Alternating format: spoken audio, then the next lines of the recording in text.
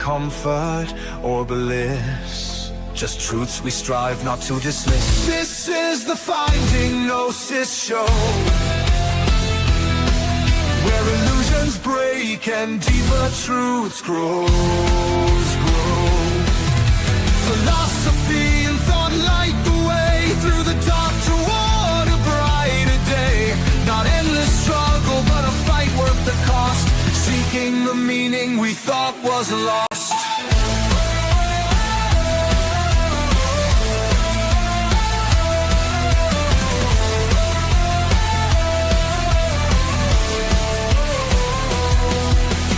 Pessimism asks, why even try? We answer with questions reaching the sky. A critique of the systems, the myths we hold, a reflection on truths both stark and bold. Depressive realism clears the haze, while hope takes root in critical gaze. We search for a path, no matter how steep, to find the truths that lay buried deep. This is the Finding Gnosis show, where illusions break and deeper truths grow.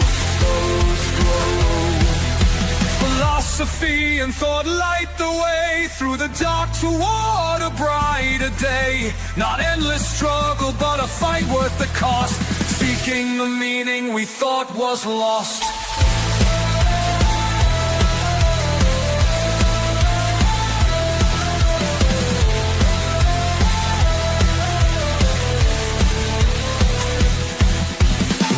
Promise ease, we don't promise rest, but a journey to uncover what's best. In cosmic indifference we still find might, to question, to change and to ignite. Welcome to Finding Gnosis, where truth takes a stand. Together we search, together we understand. Through reflection, critique and bold exploration, we strive for meaning and revelation. The journey begins, the truths will unfold. This is the Finding Gnosis show.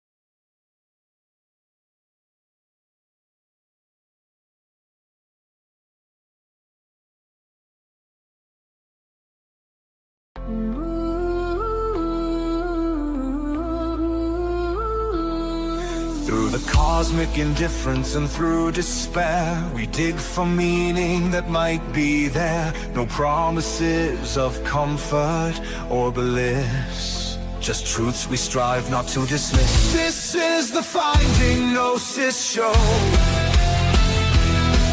where illusions break and deeper truths grow. Philosophy and thought light the way through the dark toward a brighter day. Not endless struggle, but a fight worth the cost, seeking the meaning we thought was lost.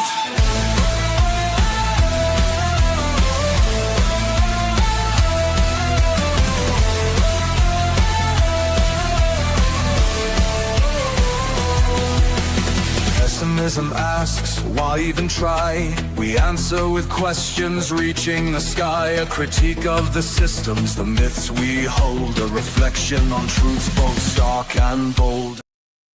Yeah. Hello to everybody who's joined. Thank you for being here, and thanks for standing by patiently whilst I messed up all the audio, and yeah, just figuring it out as I go forth, you know. Real-time development. We got Seb and Jungo the Jungian. Hello to you both. Yeah, hello.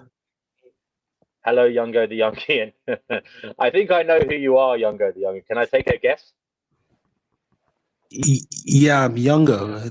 I mean, you can guess younger. Yeah, that's who I am. Okay, no problem. It's okay. Yeah, I think you were on this stream in a previous incarnation, and I think you're a frequenter of TP's stream. Well, it's good to have you with us. Yeah, it's very good to be here, Mr. Seb. And it's yeah. And Savina is a bit annoyed that Brother Marcus told me about, you know, the sound not being emitted, because she wanted silence. She didn't want to put up with my annoyance. What's wrong with you? What's wrong with your sound? I don't understand. Well, I basically had an overlay showing, and that was stopping the music from being emitted. But the thing is, I didn't know the overlay was there. I thought as soon as I clicked on the media asset, as soon as I showed the music video, the overlay would disappear, but clearly not, because that's obviously what an overlay is. An overlay is something that overlays everything else. Duh. Yeah.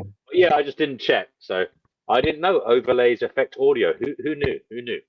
Hey, so anyway, today we will talk about Jungian theory, or analytical psychology, psychotherapy, psychology. Is there anything do you know much about it, Jungo the Jungian? Yeah, no, that's actually why I named myself that, because I know nothing. Like, I actually wanted to learn what it means. That's why I actually came, because it was like a different you know, I haven't been on these streams for a while, but it was like a different title and I hadn't heard of it before. So that's actually why I wanted to come, just because I don't know anything about what it means. So no, I don't know. Yeah, I mean, I know a bare minimum, a rudimentary amount. So I was hoping that we could all learn together, you know. I mean, I know. Oh yeah. I could pull words out of my ass like archetypes and, you know, introversion, extroversion. I mean, he came up with those terms in terms of personality. I think he said there's like two different types of personality: introverts and extroverts. And he talked about the subconscious mind having an effect on the conscious mind, and he talked about this. Wait, did he say that, like, when he says two types of person, does he mean that like two types of person are naturally like when he's talking about how they naturally are, it's like at the root? Okay, because I was always under the impression that, like, you know, introversion and extroversion. I mean, like, maybe I'm wrong here. Of course, some people are naturally introverted, and obviously a lot of people are. But I had the impression that, you know, it's dependent on different situations, and like maybe different situations you might have had in your previous life. Like, you might have gone from introvert to extrovert. I don't know. I don't think it's like a concrete thing. I mean, I like to think I'm an ambivert. I like to think I go in and out of extroversion, introversion, dependent on my mood, but also dependent on circumstances, as you said, who I'm around. And you know, and I think one of the things that's as humans, there's a time and a place for both, you know, and sometimes you will learn that you know, talking isn't necessarily a good thing. I mean, it's something I should probably learn when it's someone else should perhaps be doing the talking. You know, maybe you should sit back and learn from others sometimes. You know, listening is a very underrated skill. It's a very important thing to be an active listener, to actually listen to what others are saying, to wait your turn to speak, and to just to take in exactly what others are saying.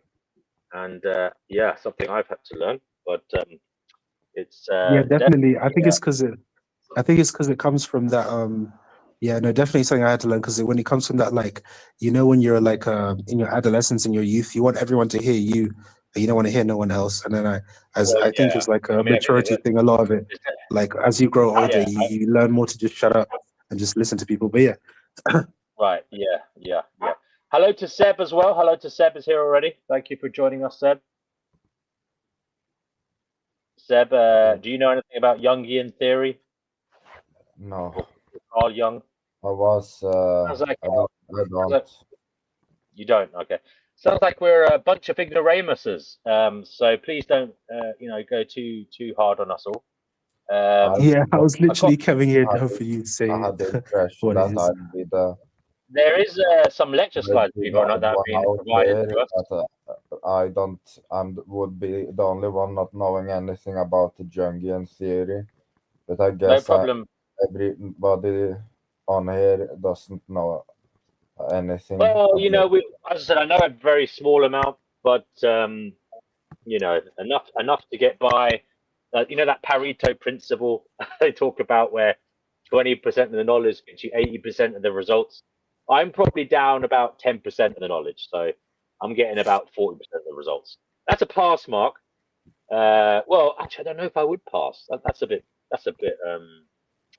Yeah, no, I don't think I would achieve a pass mark if there was an exam put in front of me. No, I don't think I would. I have to step back from that.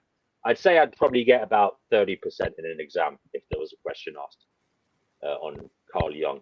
Yeah, if there was an hour-long examination of different things about him and his thoughts. So yeah, I'd fail. What about so you guys would fail the exam as well at this at this Yeah, point? I would. Okay, all right. I, Well, I would fail. none of us are claiming to be Jungian therapists or Jungian practitioners. I'm just interested in it because a lot of people talk about it. A lot of people talk about the shadow, integration of the shadow, integrating the self, individuation, becoming who you're meant to be, not running away So from your this darkness, but rather this young bringing it guy, he to was light. like a. Oh wait, let me just wait. Yeah, sorry. He was a student of Sigmund Freud, but and then he kind of developed his own kind of theories, kind of linked, but also rebelling against Freud in some ways. Because Freud, I believe, was very almost kind of deterministic in a way. He believed he was kind of coming at it from a kind of very pragmatic, practical perspective, and it wasn't any woo-woo. But Carl Jung seemed to dive, headfirst into woo-woo land and pulled out all these things that aren't provable, but yet he wrote very well about them. Like archetypes, like the collective unconscious. So Carl Jung believed that there's this collective unconscious that we're all connected to, and somehow we're shaped by it. Like it gives us modes of thinking. It gives us ways of understanding the world, and identifying things within this world. It even shapes our personality to some degree. And so he believed in there's powers beyond what you see. There's things behind the veil, Carl Jung. Whereas Freud was very much, I would say, in my view, a pragmatist. He believed in everything had a kind of material cause and also a cause from one's life experience only. So your psychology was shaped by your experience in this world and solely of this material world, and not by some kind of collective subconscious or unconscious subconscious, sorry, mystical place that is not tangible. So yeah, I'm sorry. I think I said unconscious. I meant subconscious. We've got to get the words right. Anyway, thanks to Hina Khalid for this these lecture slides. I haven't read them yet, so I thought no, we could go through them. Hopefully, there's not. Hopefully, the words aren't too big, as they say. All right. Well, we'll go on. Carl Gustav Jung was born on July the 26th, 1875, in the small Swiss village of Kessaville. His father was Paul Jung, a country person, and his mother was Emile Preiswerk Jung. He was surrounded by a fairly well-educated extended family, including quite a few clergymen and some eccentrics as well. Okay, so it's interesting to hear about his own development. I mean, apparently a lot of his work is basically almost you could link it to, biographically. It's him trying to make sense of himself. But then again, I suppose isn't that what we're all trying to do? The elder Jung started Carl on Latin when he was 6 years old, beginning a long interest in language and literature, especially ancient literature. Besides most modern Western European languages, Jung could read several ancient ones, including Sanskrit, the language of the original Hindu holy books. Wow, he obviously had a marvelous mind. What a gifted individual to be able to, read all those languages. But then again, he was obviously surrounded by and developed by a good environment as a youngster, and that's what matters, really, isn't it? I mean, young brains are remarkable things, sponges soaking up lots of information. So it is about what you put in there, and unfortunately, a lot of us have had our heads filled with crap, and we spend a lot of our life trying to, get rid of the crap. But anyway, some people are lucky, and it seems Carl Gustav Jung was lucky, at least in some regards, in his early development. Carl was a rather solitary adolescent who didn't care much for school, especially couldn't take competition. Okay, so he didn't like competition. He went to boarding school in Basel, Switzerland, where he found himself the object of a lot of jealous harassment, so he probably got bullied. He began to use sickness as an excuse, developing an embarrassing tendency to faint under pressure. Okay. Although his first career choice was archaeology, he went on to study medicine at the University of Basel. While working under the famous neurologist Krafft Ebing, he settled on psychiatry as his career. After graduating, he took a position at the Bergholtzi Mental Hospital in Zurich under Eugene Bleuler. Bleuler, or however you say that, sorry to all the Bleulers out there. An expert and the namer of schizophrenia. Okay, so his mentor was the person who came up with the name schizophrenia. Okay, in 1903 he married Emma Rausenbusk. He also taught classes at the University of Zurich and had a private practice and invented word association at this time. Word association. Okay, I mean, word association isn't that when you like say a word and then the next person names another word associated with it? There's meant to be some link. I mean, I don't quite know what they mean by that. I'm going to look that up. Right, is there anything you want to say at this juncture about his life, his early life, these biographical details? I just wanted to, I mean, like, I don't know, but if it, because it was just interesting that he so he changed his name when he got the job at the hospital, right? No. Oh, That sorry, was sorry, that, sorry. that was his mentor. My That was bad. his mentor. Oh, that was his mentor. My bad. Yeah. Okay. I mean, nothing really too special here. It's just like I mean, yeah, obviously a bit of trouble, but yeah, like with regular life. So yeah, no, I'm just trying to see what he said that was so interesting. So I'll just wait. If you just bear with me, I'm just looking up what is word association by Jung. Okay. Yeah. Sure. I think it's something to draw out your kind of it's like your complexes or your shadow, trying to see what words do to you, what thoughts they come out. But let's see what I can find online here. By the way, feel free to be my Googlers as well. I do need a Googler. So I know Seb doesn't like doing that, but if you could do that, I would be grateful. At times, sorry. What do you want me to What do at that? I don't understand. What do you if say, you could sorry? look up what is word association? Word association. All right, I'm just gonna look it up right now.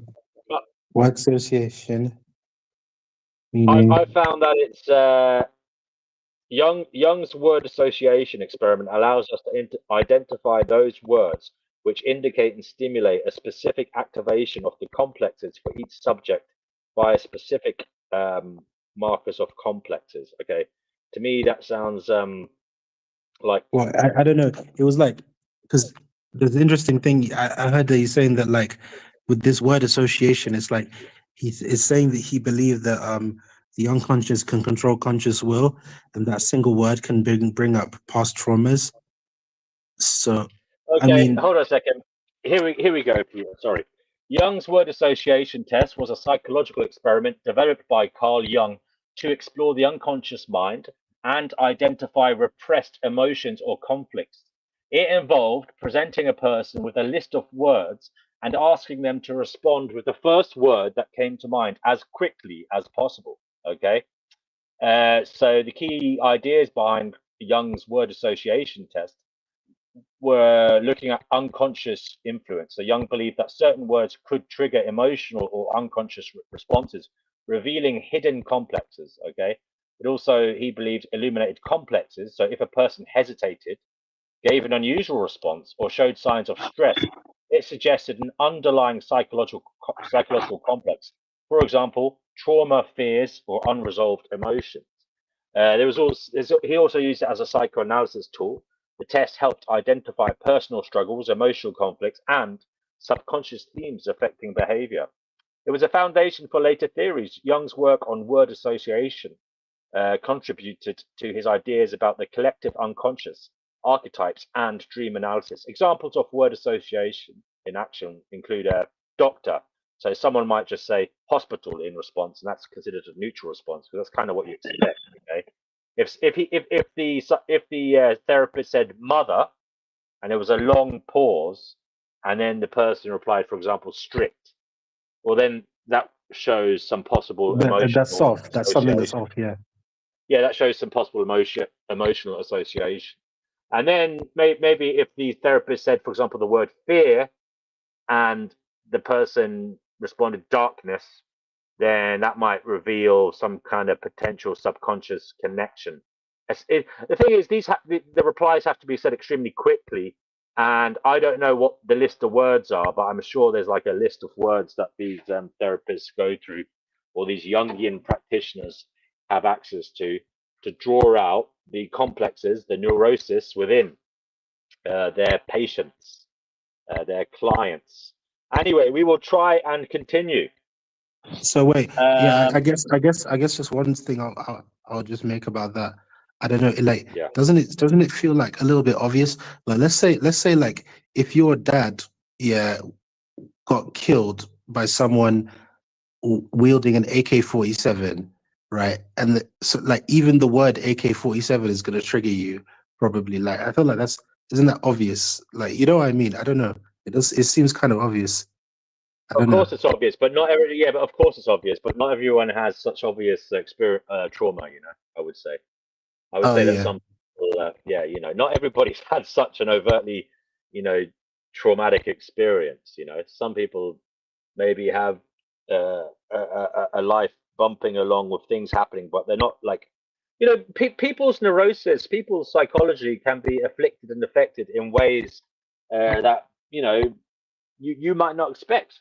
People can be scared, horrified of things that you would find unremarkable. And that's just human nature. Human nature is like that. We don't know why that is, but these therapists, I'm sure, try to delve into why. I mean, Obviously, yeah, that some explains that. therapists Like, would sorry, some therapists would say there's no point in asking why. You just have to deal with what is and try and create a better life now. But this therapy is of the mindset of looking back, looking within, and trying to question things. But sometimes that's a very dangerous thing because it is pulling things out of the ether, and you can't quite be sure sometimes whether it's right or not. But look, we'll try and get into this, Peter. So please don't talk too much. We'll get through the slides at least, and a little bit of chit chat. But then we'll maybe have a deeper chat afterwards. Is that all right? Yeah, that's cool. We can continue. Okay. So let me. Where was I? I said something about word association. Okay. I So mean, he you was finished a the slide, so yeah. Oh, yeah, no, I haven't. He was Jung was a long-time admirer of Freud. Okay, he met him in Vienna in 1907. Okay, so he wasn't a student of Freud. I got that wrong. I thought it was like a Nietzsche kind of student of Schopenhauer kind of thing. But anyway, he was influenced by Freud because Freud was one of the mainstream, headliners of psychology at the time, obviously. So he was influenced by him. And he reacted to him in some ways. The story goes that after they met, Freud cancelled all his appointments for the day, and that they talked for 13 hours straight. Such was the impact of the meeting of these two great minds. Freud eventually came to see Jung as the crown prince of psychoanalysis and his heir apparent. Okay. Oh, sorry. 1 second. I have to go on to the next slide. Oh, there we go. But yeah, Jung had never been entirely sold on Freud's theory. Their relationship began to cool in 1909 during a trip to America. They were entertaining themselves by analyzing each other's dreams. More fun, apparently, than a shuffleboard. Okay. When Freud seemed to show an excess of resistance to Jung's efforts at analysis. Can you be careful with the microphone? If you're not talking Jungian, can you mute it, please? Okay. Freud finally said that they'd have to stop because he was afraid he would lose his authority. Jung felt rather insulted. World War I was a painful period of self-examination for Jung. It was, however, also the beginning of one of the most interesting theories of personality the world has ever seen. After the war, Jung traveled widely, visiting, for example, tribal people in Africa, America, and India. He retired in 1946 and began to retreat from public attention after his wife died in 1955. He died on June the 6th, 1961 in Zurich. Okay. So the theory, Jung's theory divides the psyche into three parts. The first is the ego, okay, which Jung identifies with the conscious mind, okay. Closely related is the personal unconscious, okay, which includes anything which is not presently conscious but can be, okay, something that's within your cranium, obviously. The personal unconscious is like most people's understanding of the unconscious, in that it includes both memories that are easily brought to mind and those that have been suppressed for some reason. But it does not include the instincts that Freud would have it include. Okay.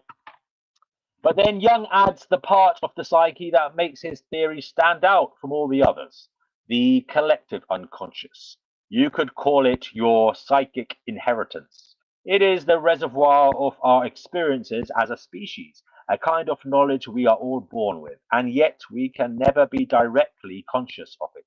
It influences all of our experiences and behaviors, most especially the emotional ones, but we only know about it indirectly by looking at those influences.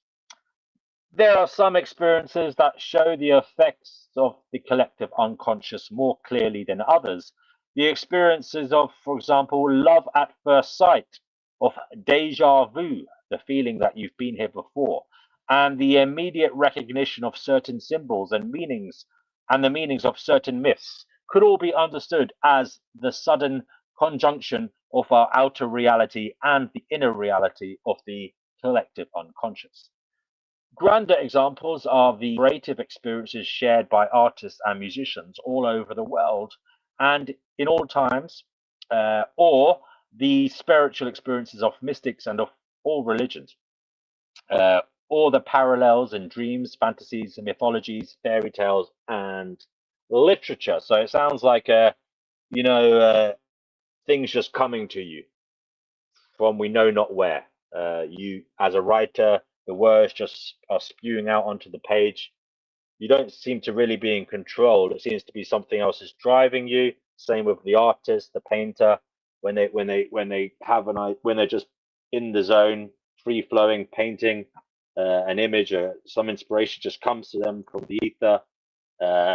Same with well, I can understand he might think that is coming from somewhere else, but when they say your experiences of love at first sight, or I mean, I don't quite see how that relates to the collective unconscious, or even deja vu, the feeling that you've been here before. I mean, well, yes, I suppose that you could say that could be connected to a collective unconscious. Something is telling you you've experienced this before, and that something that's telling you is not ultimately just yours. It's the collective unconscious, apparently. By the way, I'm not sold on any of this. Well, some of it I am, but not the collective unconscious, not the big bit. A nice example that has been greatly discussed recently is the near-death experience. Oh, Tanel, if he was here, would be very, very excited. It seems that many people of many different cultural backgrounds find that they have very similar recollections when they are brought back from a close encounter with death. They speak of leaving their bodies, seeing their bodies and the events surrounding them clearly, of being pulled through a long tunnel towards a bright light, of seeing deceased relatives or religious figures waiting for them, and of their disappointment at having to leave this happy scene to return to their bodies. Perhaps we are all built to experience death in this fashion. Now, the soul trap people would say that those deceased relatives or religious figures waiting for us, beckoning us onwards after we die, are not real. They are demonic entities trying to seduce you into coming back to Earth. And the white light is actually maybe the maternity clinic or the labor ward of another vagina pushing you out into this world again. But fuck knows. I don't know what's going on. But anyway, we'll try and find out. Archetypes. The contents of the collective unconscious are called archetypes. Jung also called them dominants, imagos, I don't know, imagos. I'd say imagos. Mythological or primordial images, and a few other names. But archetypes seem to have won out over these other names. An archetype is an unlearned tendency to experience things in a certain way. The archetype has no form of its own, but it acts as an organizing principle on the things we see or do. It works the way instincts work in Freud's theory. At first, the baby just wants something to eat without knowing what it wants. It has a rather indefinite yearning, which nevertheless can be satisfied by some things and not others. Later, with experience, the child begins to yearn for something more specific when it is hungry: a bottle, a cookie, a broiled lobster, hopefully not, a slice of New York style pizza, hopefully vegan style. The archetype is like a black hole in space. You only know it's there by how it draws matter and light into itself, or to itself. Okay, if you say so. Okay, so we'll go on here. I just want to say, he seemed to put a lot of emphasis on archetypes, obviously, and that they're kind of compelling us to behave in this way or think in this way or that. And that it's this collective unconscious that is shaping our thoughts and behaviors. But I think there is an element of genetic memory in us. Not necessarily memory, maybe that's the wrong word. But for example, when you see I don't know how many of you experience this, but when you see a rope or a bit of wire that's kind of in a wavy kind of formation on the ground, or somewhere as you're walking along, I notice personally that my eyes kind of notice it very quickly, and I've read that this is because we have within us a kind of tendency to spot things that look like snakes. Okay, because obviously snakes are very dangerous, especially to our ancestors that were very small mammalian creatures running around on the forest floor. Well, a snake was, a very dangerous thing indeed. Uh, so, yeah, we developed a kind of, I would say, a reflexive action with some kind of genetic basis, in my view, to recoil or be startled by things that look like snakes. And I don't see this as too remarkable. I see it as being like any uh, reflexive thing or thing not within our control. I think that the brain can cause these things to happen uh, from a kind of materialist stream of causation, rather than some kind of woo-woo connection to a collective unconscious telling us to do it. That's just my opinion. Anyway, Jung talks about mother archetypes. The mother archetype is a particularly good example of archetypes. All of our ancestors had mothers. Okay, we have evolved in an environment that included a mother or mother substitute. We would never have survived without our connection with a nurturing one during our times as helpless infants. It stands to reason that we are built in a way that reflects the evolutionary environment. We come into this world ready to want mother, to seek her, to recognize her, to deal with her. Okay, again, I'm not sold on this. I mean, you come into this world and the responsible adult is noticing you, and they notice that you're crying, and I don't know if there's much thought going on, whether it's subconscious or conscious, in terms of like recognizing archetypes or being influenced by archetypes. I think it's just a biological being, um, being caught, being driven to do things by its underlying biology. So it's been driven to cry. It's been driven to wail out for food, um, because its biological nature is causing that to happen. But anyway, so the mother archetype is our built-in ability to recognize a certain relationship, that of mothering. Jung says that this is rather abstract, and we are likely to project the archetype out into the world and onto a particular person, usually our own mothers. Even when an archetype doesn't have a particular real person available, we tend to personify the archetype. That is, turn it into a mythological storybook character. This character symbolizes the archetype. Hello to Sepazuzu and T Firmament Portal Schismatic as well.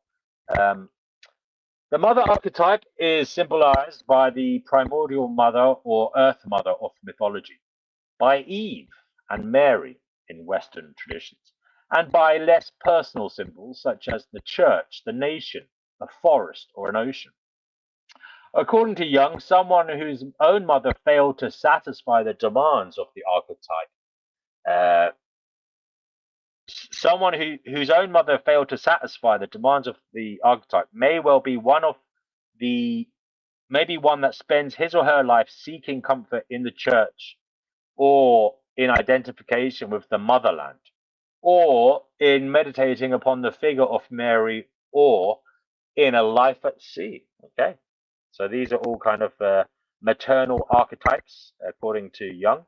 And if your mummy didn't give you enough cuddles, well, apparently you might seek comfort in churches, identifying with the motherland, so some form of patriotism or yearning for, Africa or Europe or wherever it is you feel is your motherland, or meditating upon the figure of the Virgin Mary, or life at sea. Interestingly, so all those pirates didn't get enough cuddles, or maybe they weren't breastfed. Maybe maybe the pirates' mothers didn't give them enough of the mammal gland secretions. Anyway, we'll go on here. Mana. Okay, you must understand that these archetypes are not really biological things, like Freud's instincts. They are more spiritual demands. For example, if you dreamt about long things, Freud might suggest these things represent the phallus and ultimately sex, but Jung might have a very different interpretation. Even dreaming quite specifically about a penis might not have much to do with some unfulfilled need for sex. Okay, so it's about the metaphor of what you're dreaming about. I mean, I've heard this before, that what you dream about isn't, always overtly connected to what you actually dreamed about. It's something else that's causing the dream, perhaps. It is curious that in primitive societies, phallic symbols do not usually refer to sex at all. They usually symbolize mana, or spiritual power. These symbols would be displayed on occasions when the spirits are being called upon to increase the yield of corn or fish, or to heal someone. The connection between the penis and strength, between semen and the seed, between fertilization and fertility are understood by most cultures. Okay. The shadow, sex and life instincts in general are of course represented somewhere in Jung's system. They are part of an archetype called the shadow. Okay. It derives from our pre-human animal past, when our concerns were limited to survival and reproduction, and when we weren't self-conscious. It is the dark side of the ego, and the evil that we are capable of is often stored there. Actually, the shadow is amoral, neither good nor bad, just like animals. An animal is capable of tender care for its young and vicious killing for food, but it doesn't choose to do either. It just does what it does. It is innocent. But from our human perspective, the animal world looks rather brutal, inhuman. So the shadow becomes something of a garbage can for the parts of ourselves that we can't quite admit to. Okay. Symbols of the shadow include the snake, as in the snake in the Garden of Eden, the dragon, monsters, and demons. It often guards the entrance to a cave or a pool of water, which is the collective unconscious. Next time you dream about wrestling with the devil, it may only be yourself you are wrestling. Okay. Now it's interesting that they mentioned dragons here. Dragons are strange indeed because dragons have never existed, but mythologically they are they've been drawn and talked about in lots of cultures all over the world. And I read before, a bit related to what I was talking about earlier, and it's something I can kind of vibe with. Just like we recoil when we see something that is reminiscent of a snake on the ground, like a bit of coiled up rope or a wavy bit of wire. It may be that there is some kind of legacy, biological in its effect, making us, being mammals, think of lizards or dinosaurs, because there were mammals around during the time of dinosaurs. And maybe somehow or other, our brains have a genetic memory or tendency to see or think about monstrous lizards or dinosaurs as scary, dangerous, to be avoided. Maybe that's why these dinosaur monsters crop up in our artwork, in our mythology, despite the dragons, never having existed. Maybe they are some kind of linkage, biologically speaking, to our past. Something that has been imprinted within us, something that our body, our biology is telling us is dangerous to avoid. And maybe that's why these dragons pop up around the world. That's just what I think anyway. Okay. The persona. The persona represents your public image. It's obviously related to the word person and personality. It comes from a Latin word for mask. So the persona is the mask you put on before you show yourself to the outside world. Although it begins as an archetype, by the time we are finished realizing it, it is the part of us most distant from the collective unconscious. Okay, so we are all apparently archetypes. We are different. Our personalities cause us to become, certain stereotypes. I suppose is another word. Certain forms, and those forms are actually, although they come from the collective subconscious or unconscious, sorry, apparently, that we are also disconnected from. Although they're beginning as an archetype, by the time we are finished, is the part of us most distant from the collective unconscious.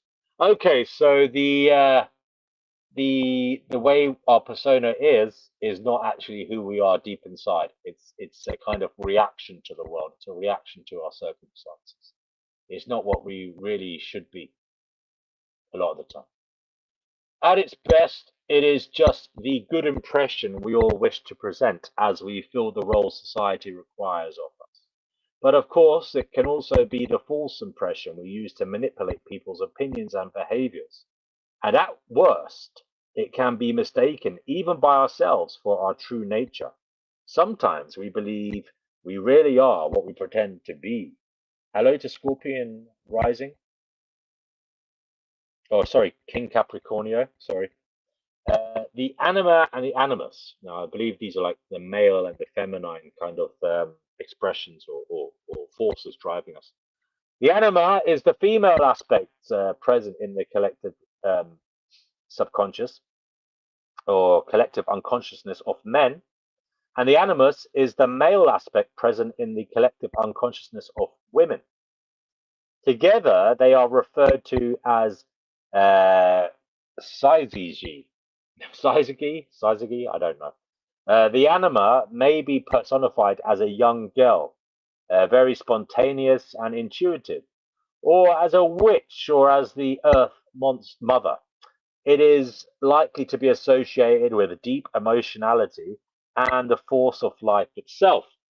The animus may be personified as a wise old man, a sorcerer, or often a number of males, and tends to be logical, often rationalistic, even argumentative. Hello, Jay. The anima or the animus is the archetype through which you communicate with the collective unconscious generally, and it is important to get in touch with it. It is also the archetype that is responsible for much of our love life. We are, as an ancient Greek myth suggests, always looking for our other half, the half that the gods took from us. In members of the opposite sex, when we fall in love at first sight, then we have found someone that fills our anima or animus archetype. I'm kind of I'll have to look into this later, but are they suggesting that the anima or the animus is the kind of go-between of us and the collective unconsciousness? So as a man, you'd have a female linkage going out there and to bring information back to you, and as a woman, you'd have a male. Is that what they're saying? Because it says here, the anima or the animus is the archetype through which you communicate with the collective unconscious generally. Okay, that's what it seems to be saying.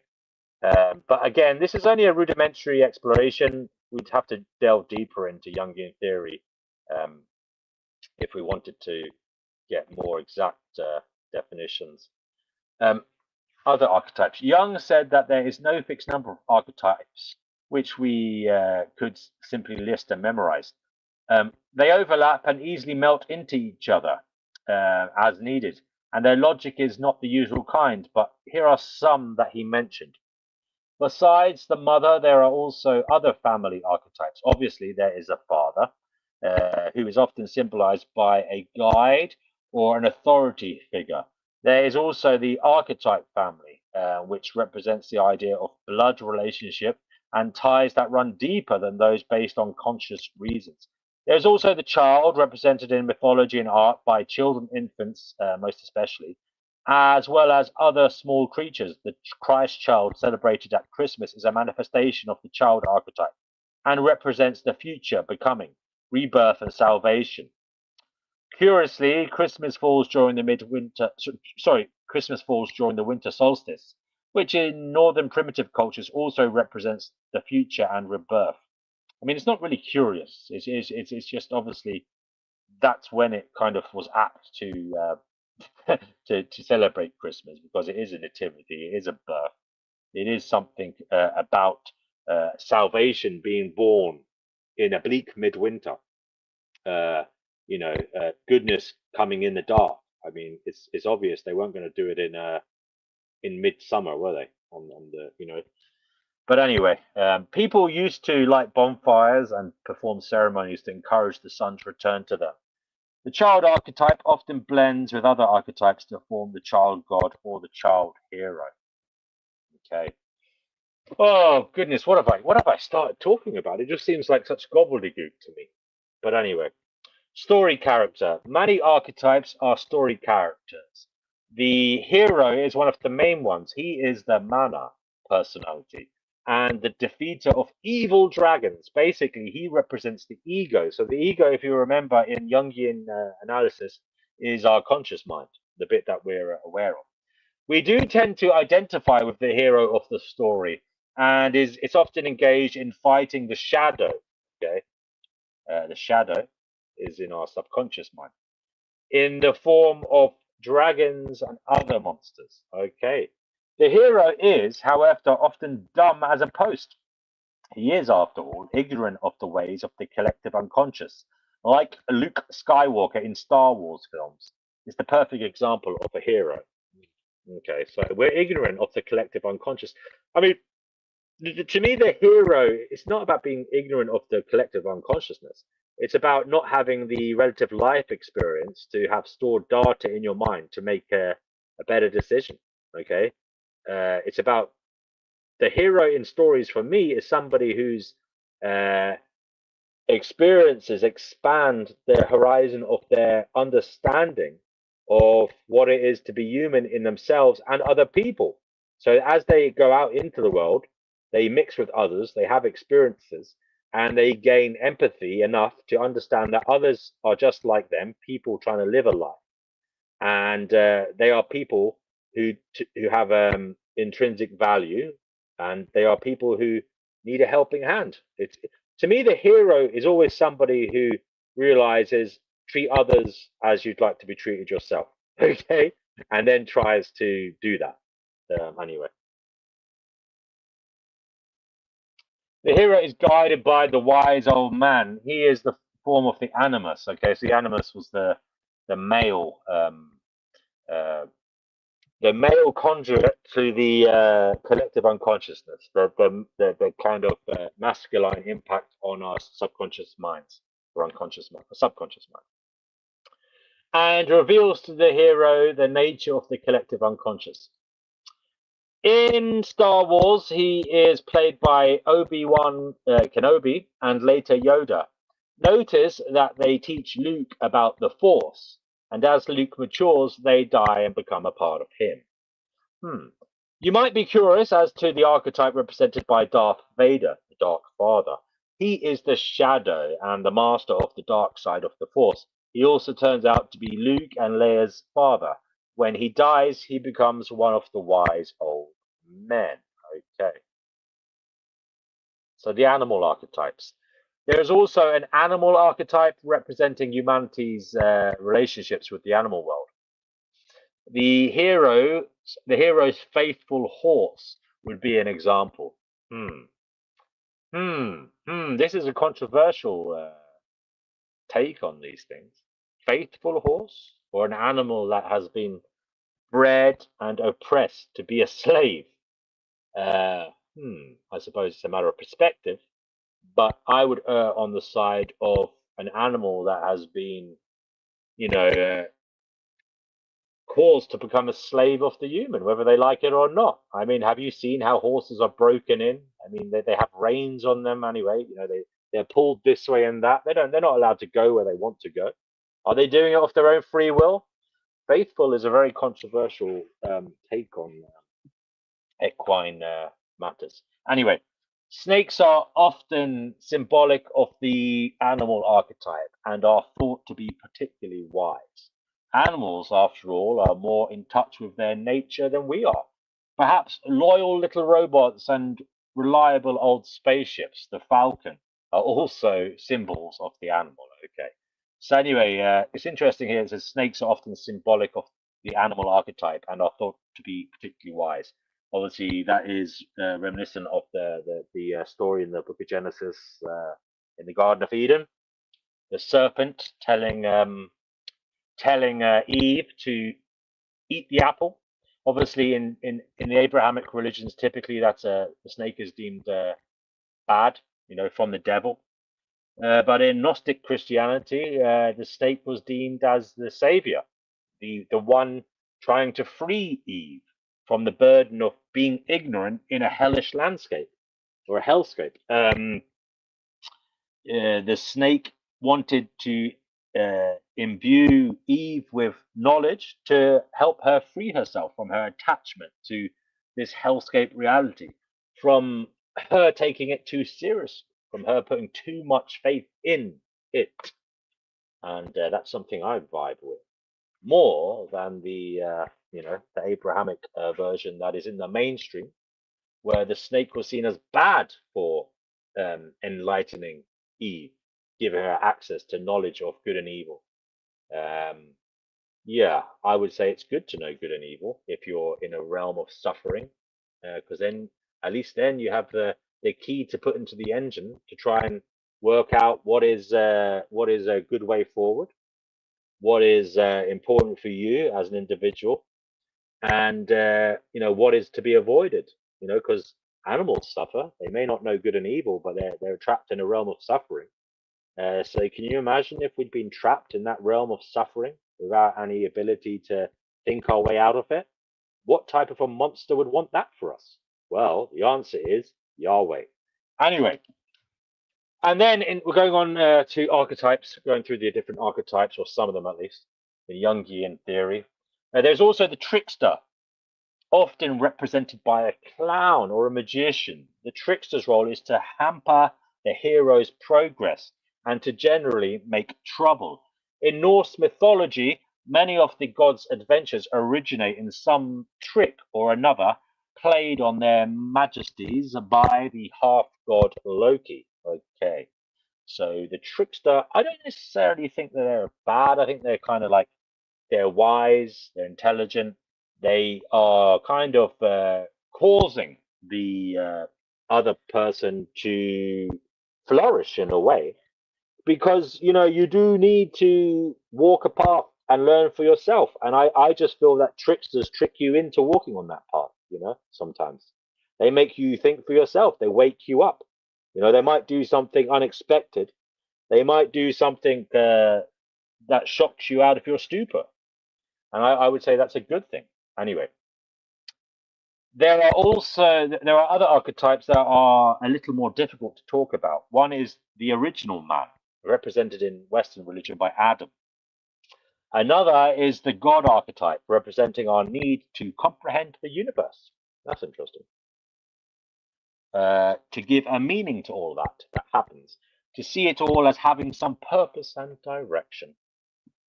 Okay, just as Jung himself seems guilty of. The hermaphrodite. Okay, the hermaphrodite is another archetype, both male and female, and represents the connection of opposites, an important idea in Jung's theory. In some religious art, Jesus is presented as a rather feminine man. Likewise, in China, the character Guan Yin began as a male saint, the Bodhisattva Avalokiteshvara, but was portrayed in such a feminine manner that he is more often thought of as the female goddess of compassion. Okay. The most important archetype of all is the self. Okay, so the self is an archetype that is in the collective unconscious or subconscious.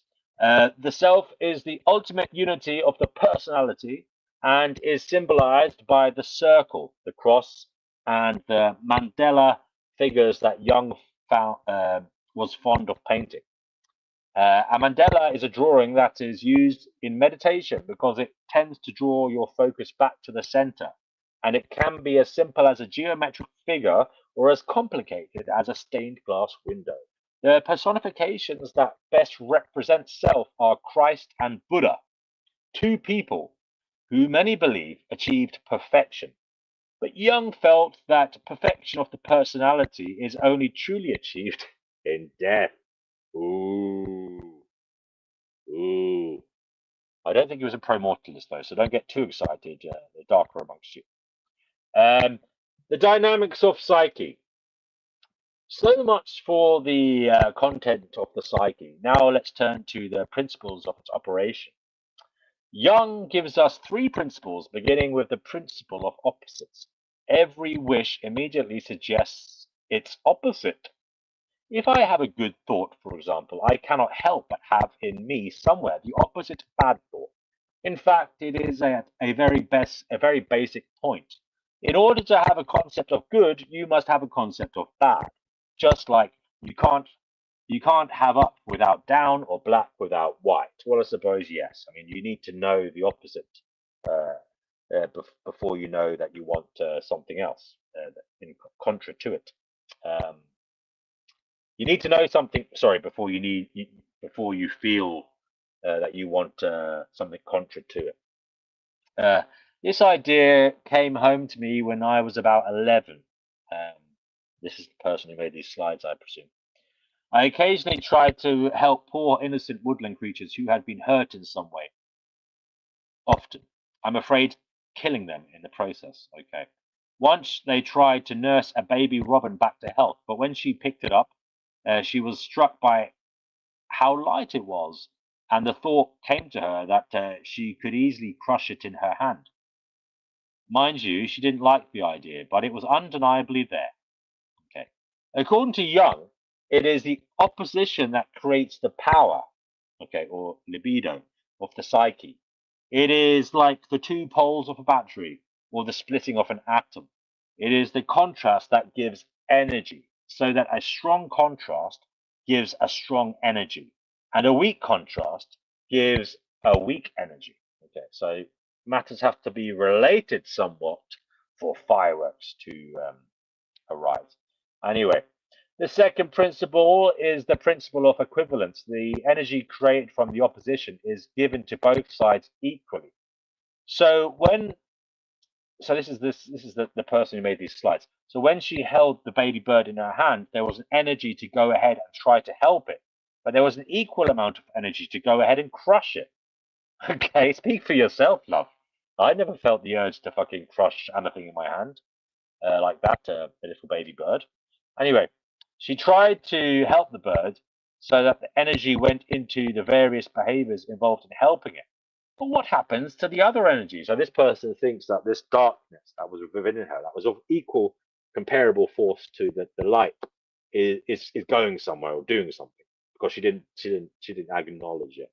Okay, this is what she's thinking, and this is what Jung was saying.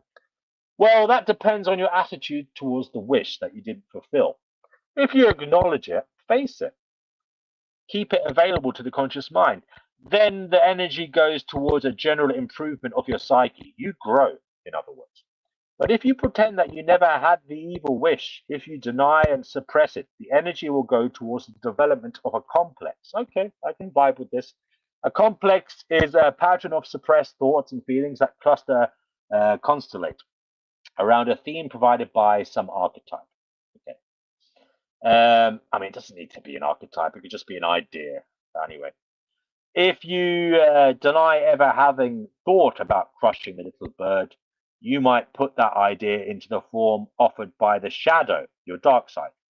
Or if a man denies his emotional side, his emotionality might find its way into the anima archetype, and so on.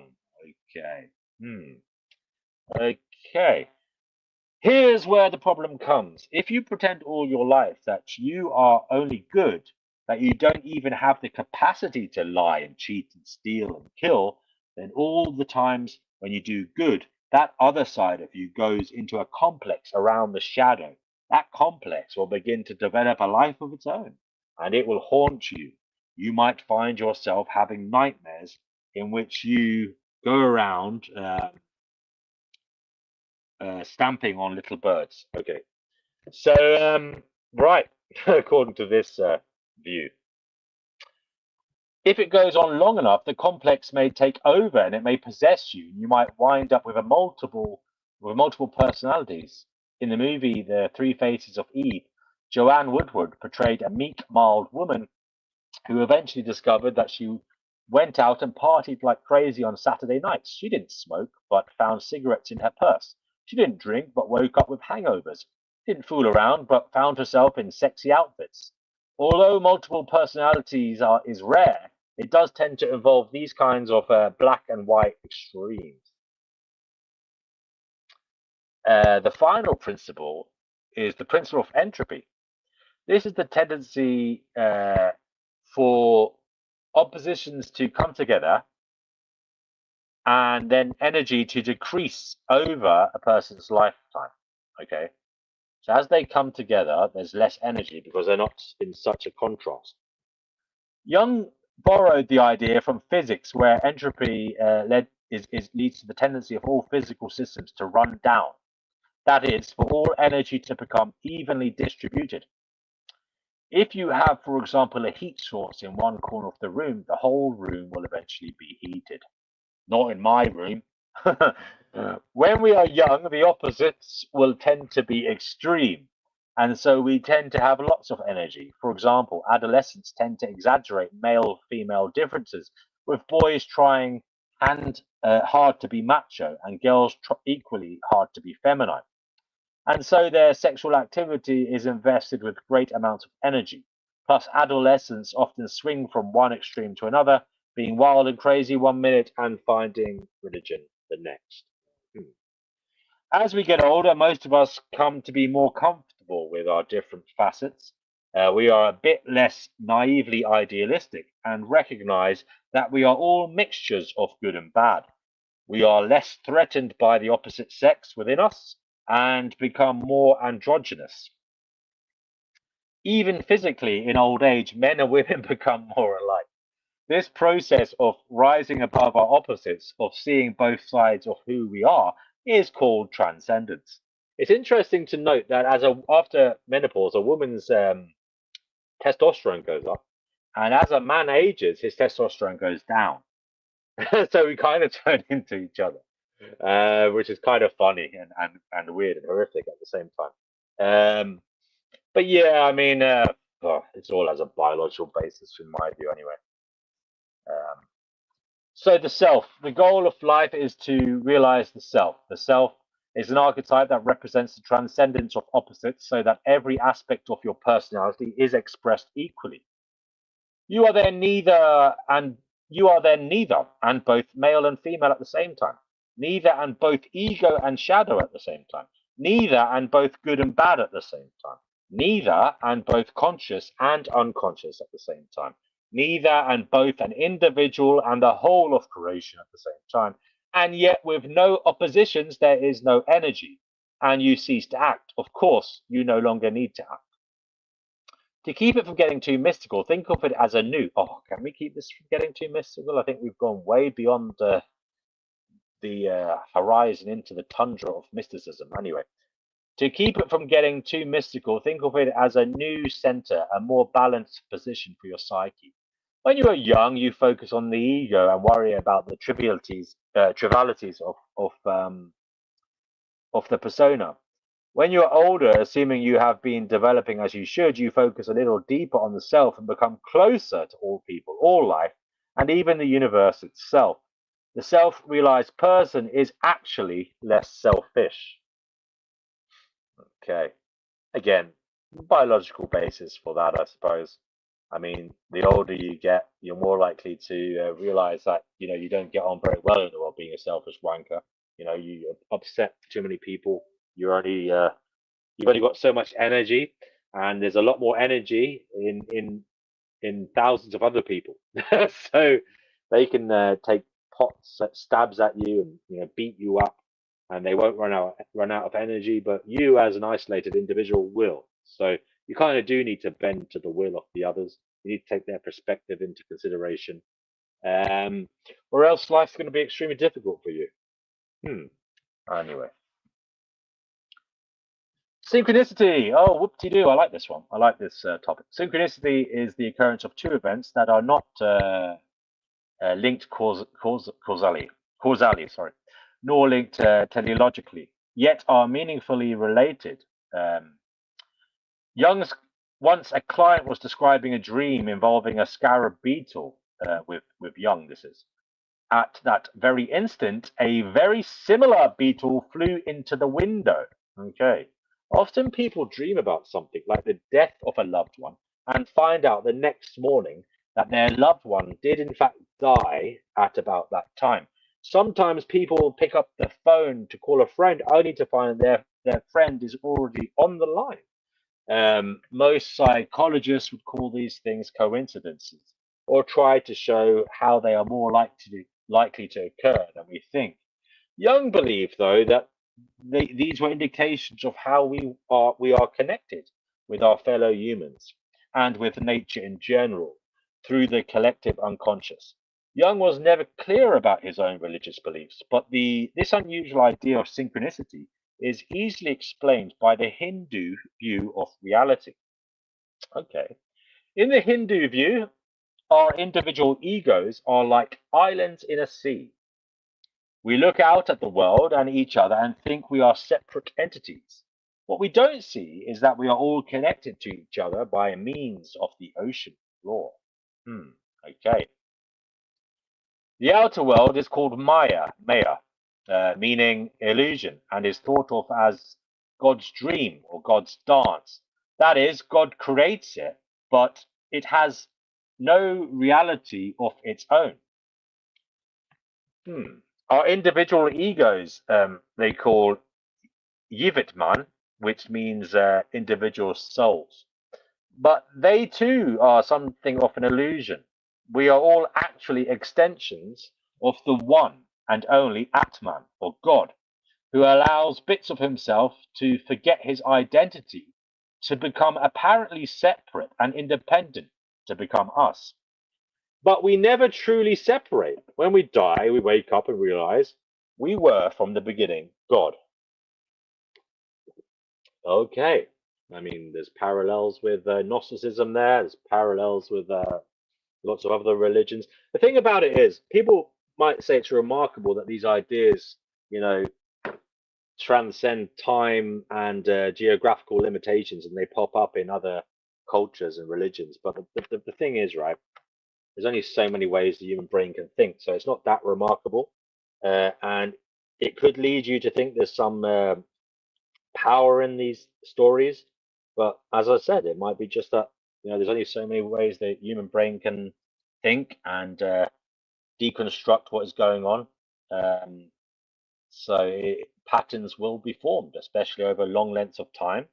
And those patterns will more often not have similar background, similar structure, similar outcomes in terms of belief. And it's not that remarkable. I mean, the other side to it is we all came from the one people in Africa. We all walked out around this planet, and we all took with us, obviously, the mores and values of that original collation of Homo sapiens. That's what we came from. And if we were coming from that starting point, then we probably brought with us cultures and stories as we traversed the earth. And those stories might have evolved or changed here and there, but at their basis is still the same, perhaps, in many ways, because our original common ancestors told a story that they all came from. Anyway, where was I? Okay, when we dream or meditate, if you can meditate, we sink into our personal unconscious, coming closer and closer to our true selves. the collective unconscious. It is in states like this that we are especially open to communications from other egos. Synchronicity makes Jung's theory one of the rare ones that is not only compatible with psychological phenomena, but actually tries. I don't know. It says actually tries to, and then I don't know. It doesn't seem to continue. Anyway, sorry about that. We're left with a cliff edge of ignorance, so you'll have to make that bit up for yourselves because the slide continues on as if it never occurred. Okay, introversion versus extroversion. Okay.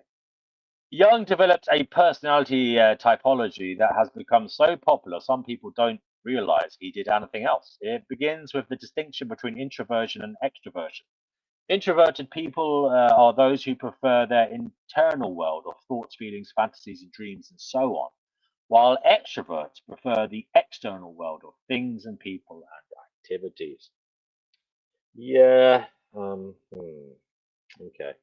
I mean, I have my views on this. I mean, I think that some of this is like our animal nature that we evolved to be seen, you know, and maybe as youngsters, some of us become extroverted, or maybe we're all trying to be extroverted, but something stops some of us from speaking out. Maybe it's society around us. Maybe we're bullied or belittled by others, or maybe there's just some other dominant personalities that are taking up all the airspace around us. So we never get to flourish as an extrovert. We never get to be heard, and we don't develop and learn to be heard. Whereas other people who do have that development continue in that vein. That's just my view on it. That it makes sense from an evolutionary perspective to be heard if you're strong and able, because that gets you. People will listen to you and be attracted to you because they'll see you talking, and therefore your genes are more likely to proliferate. If, however, you are an introvert wallowing at the side and not being heard, well, your life is going to have to take on a different path to get attention from others to ensure your genes are replicated in the future. And I would say there are pros and cons to that, because as an introvert, you can develop, you can observe and learn from watching others, and you can develop a very intricate and detailed plan of action for your life, because you're not so consumed by needing to please others by being out there talking, etc. So you can perhaps flourish in that way. So yeah, I don't know. Maybe they both have an evolutionary basis. It's just their damn biology again, causing us to be this or that. The words introverted and extrovert have become confused with ideas like shyness and sociability, partially because introverts tend to be shy and extroverts tend to be sociable. But Jung intended for them to refer more to whether you, the ego, more often face towards the persona and outer reality, or towards the collective unconscious and its archetypes. In that sense, the introvert is somewhat more mature than the extrovert. Okay. Our culture, of course, values the extrovert much more. And Jung warned that we tend to value our own type most. Yes, our culture tends to value extroversion, definitely. But again, I suppose that's the animal in us. The animal in us is looking to mate. It's looking for our genes to be successfully implanted in another generation. And it seems that extroverted people, by public demonstrations of their vitality, their strength, in some way or other, become attractive, and that sells. Okay, that makes us look at social media. That sells newspapers. That makes teenage girls get excited about boy bands, etc., etc. But it is very much the animal side of us being excited by that. And yes, the introverted side is obviously more intellectual, is deeper. But in an animal world, he who snooze lose, you know, and you kind of the animal in us is looking for strength and vigor, and the more apparent it is, perhaps the more attracted we'll be to it in our animal nature, because the proof is in the pudding. If something is doing something before our eyes, then perhaps we will innately we will be attracted to it, because it's showing its value. It's not something we have to work out. It's showing its value. Now, of course, intellectually, it may be of less value than the introvert's thoughts, but who said this world was anything about being an intellectual? I don't know. Sorry to disappoint you, but you don't have to be a great intellectual to make it in this world, in case you haven't noticed. Okay, we now find the introvert or extrovert dimension in several theories, notably Hans Eysenck's theories, although often hidden under alternative names such as sociability and surgency. Surgency. Okay, we'll continue. I haven't heard of surgency, but I'd have to look that up. Seb is here. Seb, have you got anything to add at this juncture? Can you do a little bit talking? I'm just going to pop to the other room and you can give it to guys. If anybody wants to come on here, please do. And we have a quote here from Christian Thompson who says, "Humankind has not woven the web of life. We are but one thread within it. Whatever we do to the web, we do to ourselves. All things are bound together. All things connect." And that's from Chief Seattle. Thank you for that. Zeb, would you like to entertain the masses whilst I pop to the other room and come back in a very brief moment? Yeah, I guess first of all, I'd like to say that I have no idea what's going on. I didn't pay attention to any of what was said at all during the stream. Normally, I pay attention to stuff, but this stream is the exception. I am unfamiliar with Jung, but I know Jung made like certain psychotherapies of the past. The Jung is kind of similar to Freud in that regard. I guess what one can say about it is that the psychotherapy of the past sort of paved the way to a lot of psychology, and they were right about something, but ultimately it's very outdated. I guess, like ultimately, especially Jung's idea, which is rooted in seems like spirituality rather than something that has proven to be real, such as the collective consciousness. Such ideas were inspired by Eastern modes of thoughts, I guess from Hinduism or stuff like that, if I remember correctly.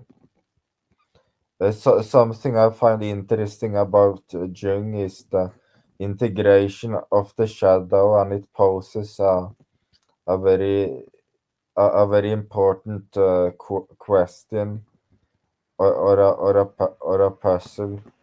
It's true that a person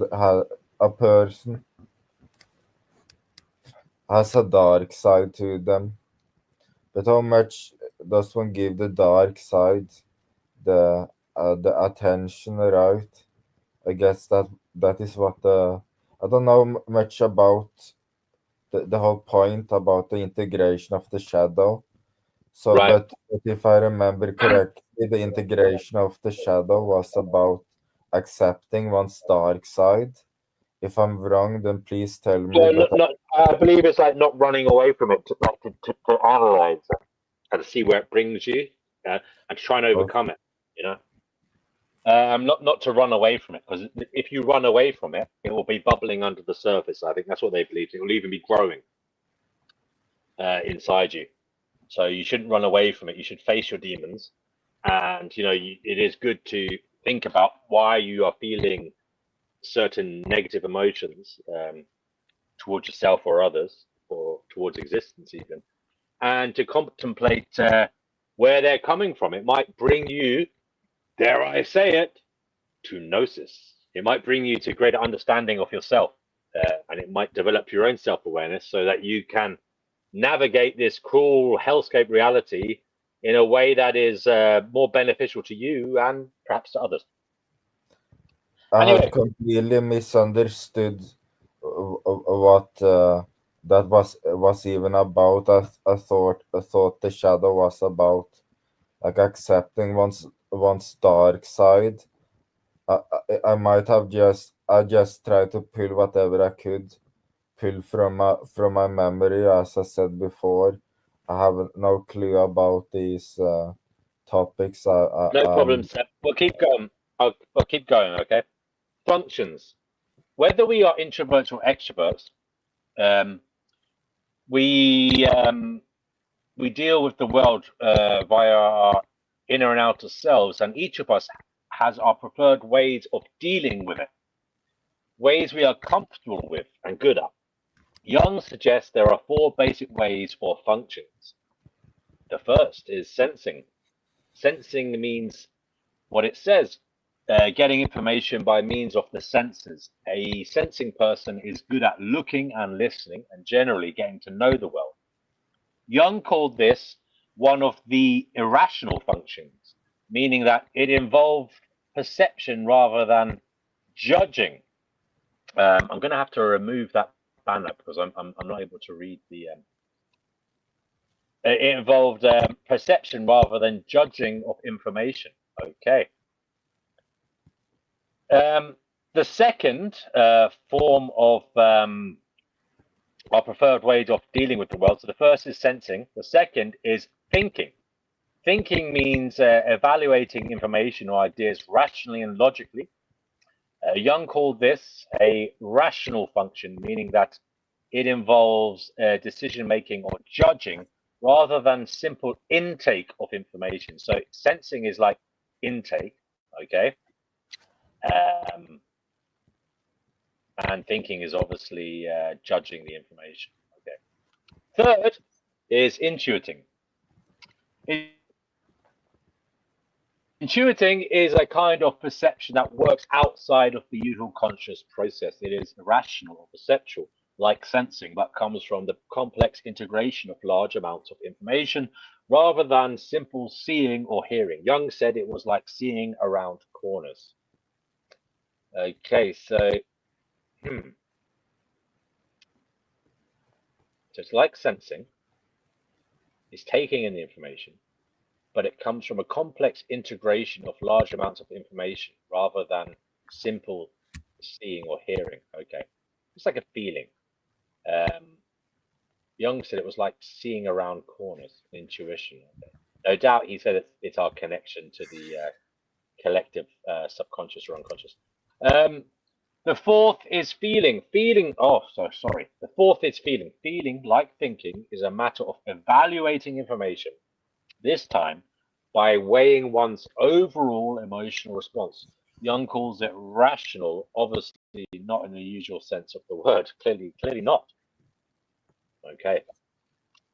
We have all these functions. We just have them in different proportions. You might say each of us has a superior function, which we prefer and which is best developed in us. A secondary function, which we are aware of and use in support of our superior function. A tertiary function, which is only slightly less developed, but not terribly conscious. And an inferior function, which is poorly developed and so unconscious that we might deny its existence in ourselves. Most of us develop only 1 or 2 of these functions, but our goal should be to develop all 4. Once again, Jung sees the transcendence of opposites as the ideal. Okay. Catherine Briggs and her daughter Isabel Briggs Myers, they developed They looked at the 4 Jungian types and functions as ways of revealing a person's personality, and they decided to develop a paper and pencil test. It came to be called the Myers-Briggs Type Indicator, and is one of the most popular and most studied tests around. I mean, I've done one of those in the past. You know, when I was in different corporations, they like to do these types of things to see what type of personality you have, and to see where you'd best slot in which department, etc., to see if you're suited to the role, etc. They love all that shit. Anyway, on the basis of your answers on about 125 questions, you are placed in one of 16 types. Seb, can you mute yourself? On the basis of your answers on about 125 questions, you are placed in one of 16 types, with the understanding that some people might find themselves somewhere between 2 or 3 types. What type you are says quite a lot about you, your likes and dislikes, your likely career choices, your compatibility with others, and so on. People tend to like it quite a bit. It has the unusual quality amongst personality tests of not being too judgmental. None of the types is terribly negative, nor are any overly positive. Rather than assessing how crazy you are, the Myers-Briggs test simply opens up your personality for exploration. So they say. And King of Capricornio says he's an INFJ. Okay. Have any of you done the Myers-Briggs test? Okay, the test has 4 scales. Extroversion, introversion are the most important. Test researchers have found that about 75% of people are extroverted. The next one is sensing or intuiting. That's S or N, with about 75% of the population being sensing. The next is thinking or feeling. Although these are distributed evenly throughout the population, researchers have found that 2/3 of men are thinkers, while 2/3 of women are feelers. This might seem like stereotyping, but keep in mind that feeling and thinking are both valued equally by Jungians, and that 1/3 of men are feelers and 1/3 of women are thinkers. Note, though, that society does value thinking and feeling differently, and that feeling men and thinking women often have difficulties dealing with people's stereotyped expectations. Yes. The last is judging and perceiving. Not one of Jung's original dimensions, Myers and Briggs included this one in order to help determine which of the person's functions is superior. Generally, judging people are more careful, perhaps inhibited in their lives.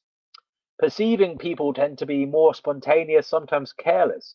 If you are an extrovert and a J, okay, you are a thinker or feeler, which is stronger. Extroverted and P means you are a sensor or intuitor.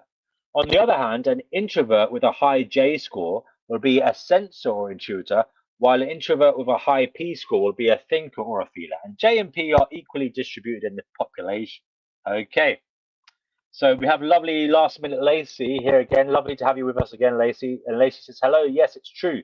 Just like the left and right brains, red and blue, heart and mind. Masculine is intellect and feminine is feeling. And they are both obviously very important in this realm. You know, it's very important to have elements of both in how you navigate this world. When you're navigating this world, it's important to be aware of how it makes you feel and how it makes others feel. And also it's important to be intellectually attached to this reality so that you can make good decisions to get the most beneficial outcome in this situation that we all find ourselves in, this dire hellscape reality where suffering abounds. And Sorry. Go ahead, Seb, go ahead. Anybody else want to come on here and do some reading, please do. I like, something I like about what Jung did here is, I guess he found thinking and feeling equally valuable, it's a sort of pragmatic mindset, I suppose, as long as a form of cognition gets the job done, then it doesn't really matter if it's through using the senses or thinking. Like if one just gets something done, one ultimately gets it done. That's I right. think that is. Okay. I think. Is it true that Jung was? Is that must have been why Jung valued those equally, or Possibly, maybe yeah. that. Possibly, brother, yeah. So we are on slide. Let's just have a look how we're progressing. We're on slide number 36 on the screen in front of me, and apparently there are 46 slides. So I've only got 10 more. So yeah, I mean they've been okay. Thank you to the person who handed them in. Okay, so then we've got the different types here. Okay, scale identification. Each type is identified by 4 letters, such as E, N, F, J. These are proven so popular you can even find them on people's license plates. Yeah, and they say like I think there's some dating sites now that use this as a way of matching people. You know, so Can I it's good to be. comment on something quickly? Of course. I like to say that people's self-assessment in their personality type often stems from confirmation bias, and which is a very powerful bias, which has a vast influence not over individuals but also institutions and the way things are run. That's also what astrology and tends to prey on too, or not prey on. Maybe that's too harsh, but maybe they don't prey. They don't do it intentionally, but I shouldn't say prey on. Okay, guys, I'm not going to read out the Myers-Briggs identification scale because you know you can look that up yourselves. We've all heard about that, but so I want to get back to the Jung. I mean, this comes from the Jungian stuff, but it's just showing how we're made up of 4 different parts. Anyway, let's keep going. Quite a few people find that Jung has a great deal to say to them. And these include writers, artists, musicians, filmmakers, theologians, clergy of all denominations, students of mythology, and of course, some psychologists. Examples that come to mind are the mythologist Joseph Campbell, filmmaker George Lucas, and the science fiction author Ursula K. Le Guin. Anyone interested in creativity, spirituality, psychic phenomena, the universal, and so on will find in Jung a kindred spirit. But scientists, including most psychologists, have a lot of trouble with Jung. Not only does he fully support the teleological view, as do most personality theorists, but he goes a step further and talks about the mystical interconnectedness of synchronicity. Not only does he postulate an unconscious where things are not easily available to the empirical eye, but he postulates a collective unconscious that never has been and never will be conscious. In fact, Jung takes an approach that is essentially the reverse of mainstream's reductionism. Jung begins with the highest levels, even spiritualism, and derives the lower levels of psychology and physiology from them. In many ways, Seb, this Jungian theory stuff is reminding me of morphic fields. You know, do you remember when we were talking about morphic fields some time ago? Yeah, I think it's due to a lot of spirituality tends to have similarities due to That's true. people's very similar, if not identical, motives for Right. their beliefs. Yeah. Right, you are, sir. And even psychologists who applaud his teleology and anti-reductionist position may not be comfortable with him Like Freud, Jung tries to bring everything into his system. Okay. He's like the Hegel of fucking psychology. He has little room for chance, accident, or circumstances. Personality and life in general seems over-explained in Jung's theory. I have found that his theory sometimes attracts students who have difficulty dealing with reality. When the world, especially the social world, becomes too difficult, some people retreat into fantasy. Yes. Some, for example, become couch potatoes, but others turn to complex ideologies that pretend to explain everything. Uh-oh.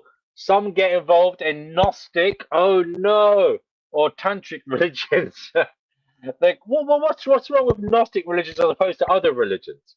The kind that present intricate rosters of angels and demons and heavens and hells and endlessly discuss symbols. Okay. Some go to Jung. There's nothing intrinsically wrong with this, but for someone who is out of touch with reality, this is hardly going to help. I would agree with that though. If you are kind of like out of touch with reality in some way, you're not intellectually uh, you're not educated to a level where you can discern this from that, or you're perhaps you've got some low level psychosis going on or something. Yeah, maybe this Jungian stuff isn't exactly the most helpful, but I don't know. These criticisms do not cut the foundation out from under Jung's theory, but they do suggest that some careful consideration is in order. On the plus side, there is the Myers-Briggs and other tests based on Jung's personality types and functions, because they do not place people on dimensions that run from good to bad. They are much less threatening. They encourage people to become aware of themselves. Last Minute Lacy steps in at this moment and says, what is reality anyway? The imposed reality that others impose on us. Whoa, careful on your judgments. Yeah. Yes, I agree, Lacey. By the way, sorry, this wasn't me speaking. This is the person who made these slides. The archetypes, at first glance, might seem to be Jung's strangest idea, and yet they have proven to be very useful in the analysis of myths, fairy tales, literature in general, artistic symbolism, and religious exposition. Yeah, it's someone. Last Minute Lacy, that I said their name at the beginning. I forgot Khalid something. I'm sorry, I've forgotten their name now. So basically, archetypes have proven to be useful ways to analyze stories and such, and art. They apparently capture some of the basic units of our self-expression. Many people have suggested that there are only so many stories and characters in the world, and we just keep on rearranging the details. Yeah, I think that's fair enough. This suggests that the archetypes actually do refer to some deep structures of the human mind. After all, yeah, they might do, but they don't have to do so from. It doesn't have to be the case that it's from a kind of unconscious realm, or that they exist in some ether. It could be just that our biology, interacting with the material reality, only allows for certain things to happen. That's just the way it is. There's not enough ingredients in the mix for us to bake a different cake. This suggests that the archetypes actually do refer to some deep structures of the human mind. After all, from the physiological perspective, we come into this world with a certain structure. We see a certain way, hear in a certain way, process information in a certain way, behave in a certain way, because our neurons and glands and muscles are structured in a certain way. At least one cognitive psychologist has suggested looking for the structures that correspond to Jung's archetypes. Yes, why not? Finally, Jung has opened our eyes to the differences between child development and adult development. Children clearly emphasize differentiation, separating one thing from another in their learning. What's this? Why is it this way and not that? What kinds are there? They actively seek diversity. And many people, psychologists included, have been so impressed by this that they have assumed that all learning is a matter of a differentiation, of learning more and more things. But Jung has pointed out that adults search more for integration, for the transcending of opposites. Adults search for the connections between things, how things fit together, how they interact, how they contribute to the whole. We want to make sense of it and find the meaning of it, the purpose of it. Children unravel the world. Adults try to knit it back together. Yes, well, children are told stories, and that we go out there into the world and experiment. And then as we grow, our experiments show us the chaos of existence. And then, yes, we spend a great deal of our time trying to, make it safe again, make it not so chaotic, make it as hopefully some of us had a childhood at points that was where we were safe and catered for. We tried to go back to that feeling of being in a world where things were okay. And so I think that's what we're trying to do a lot of the time as adults, trying to make everything okay. On the other hand, Jung is still attached to his Freudian roots. He emphasized the unconscious even more than Freudians do. In fact, he might be seen as the logical extension of Freud's tendency to put the causes of things into the past. Freud too talked about myths, Oedipus, for example, and how they impact on the modern psyche. Okay. On the other hand, Jung has a lot in common with the neo-Freudians, humanists, and existentialists. He believes that we were meant to progress, to move in a positive direction, and not to adapt, not just to adapt as the Freudians and behaviorists would have it. His idea of self-realization is clearly similar to self-actualization. Okay, the balancing or transcending of opposites also counterparts in other theories. Alfred Adler, Otto Rank, Andreas Engel, David Bakken, Gardner Murphy, and Rollo May all make reference to balancing two opposing tendencies. I mean, it's not surprising, okay, that we are all about balancing, because we think, we feel, and there is a dualistic nature to this reality in so many different ways. So it's not surprising that our thoughts, are taken up with trying to act as the mediator between this and that, between opposites, and trying to find a peaceful resolution going forward. Okay. So last minute Lacey says she agrees about transcending the opposites. This is what she said about heart and mind, dark and light. Yes. Okay. Okay, and where was I? So all these people make references to balancing two opposing tendencies and towards individual development, and others towards development of compassion or social interest. Rollo May talks about the psyche being composed of many daemons or little gods, such as the desire for sex, love, or power. All are positive in their place, but should anyone take over the whole personality, we would have a demonic possession or mental illness. I mean, I think it's to do with your age as well and your biological drives. As a youngster, as a child, it's all about exploring, having fun. As a teenager, you start getting interested in the opposite sex, and that's you become focused on that. As a young adult, you just can't get by with a smile, perhaps a lot of the time, to attract the opposite sex. So you become consumed with trying to prove yourself to the world, and you build your career, etc., etc. And you become competitive and all these different things.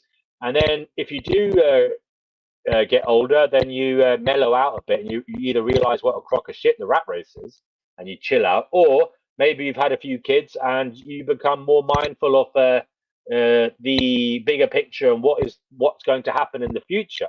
And so you start thinking about others, and you start planting a few trees, knowing that you won't see the apples perhaps fall from the branches, but someone else will, and that's what matters. So yeah. Okay, so we have D Name, who says they're not interested in balancing themselves with this realm. They want to sharply distinguish themselves from it. And last minute later says, well, you can be of the world, but you have to be both the development of the heart and mind to enter the temple. Okay. Okay. Rollo May talks about the psyche being composed of many demons. I've already read that. Finally, we owe to Jung the broadening of interpretation, whether of symptoms of dreams or free associations. While Freud developed more or less rigid, specifically sexual interpretations, Jung allowed for a rather freewheeling mythological interpretation, wherein anything could mean, well, anything. Existential analysis, in particular, has benefited from Jung's ideas.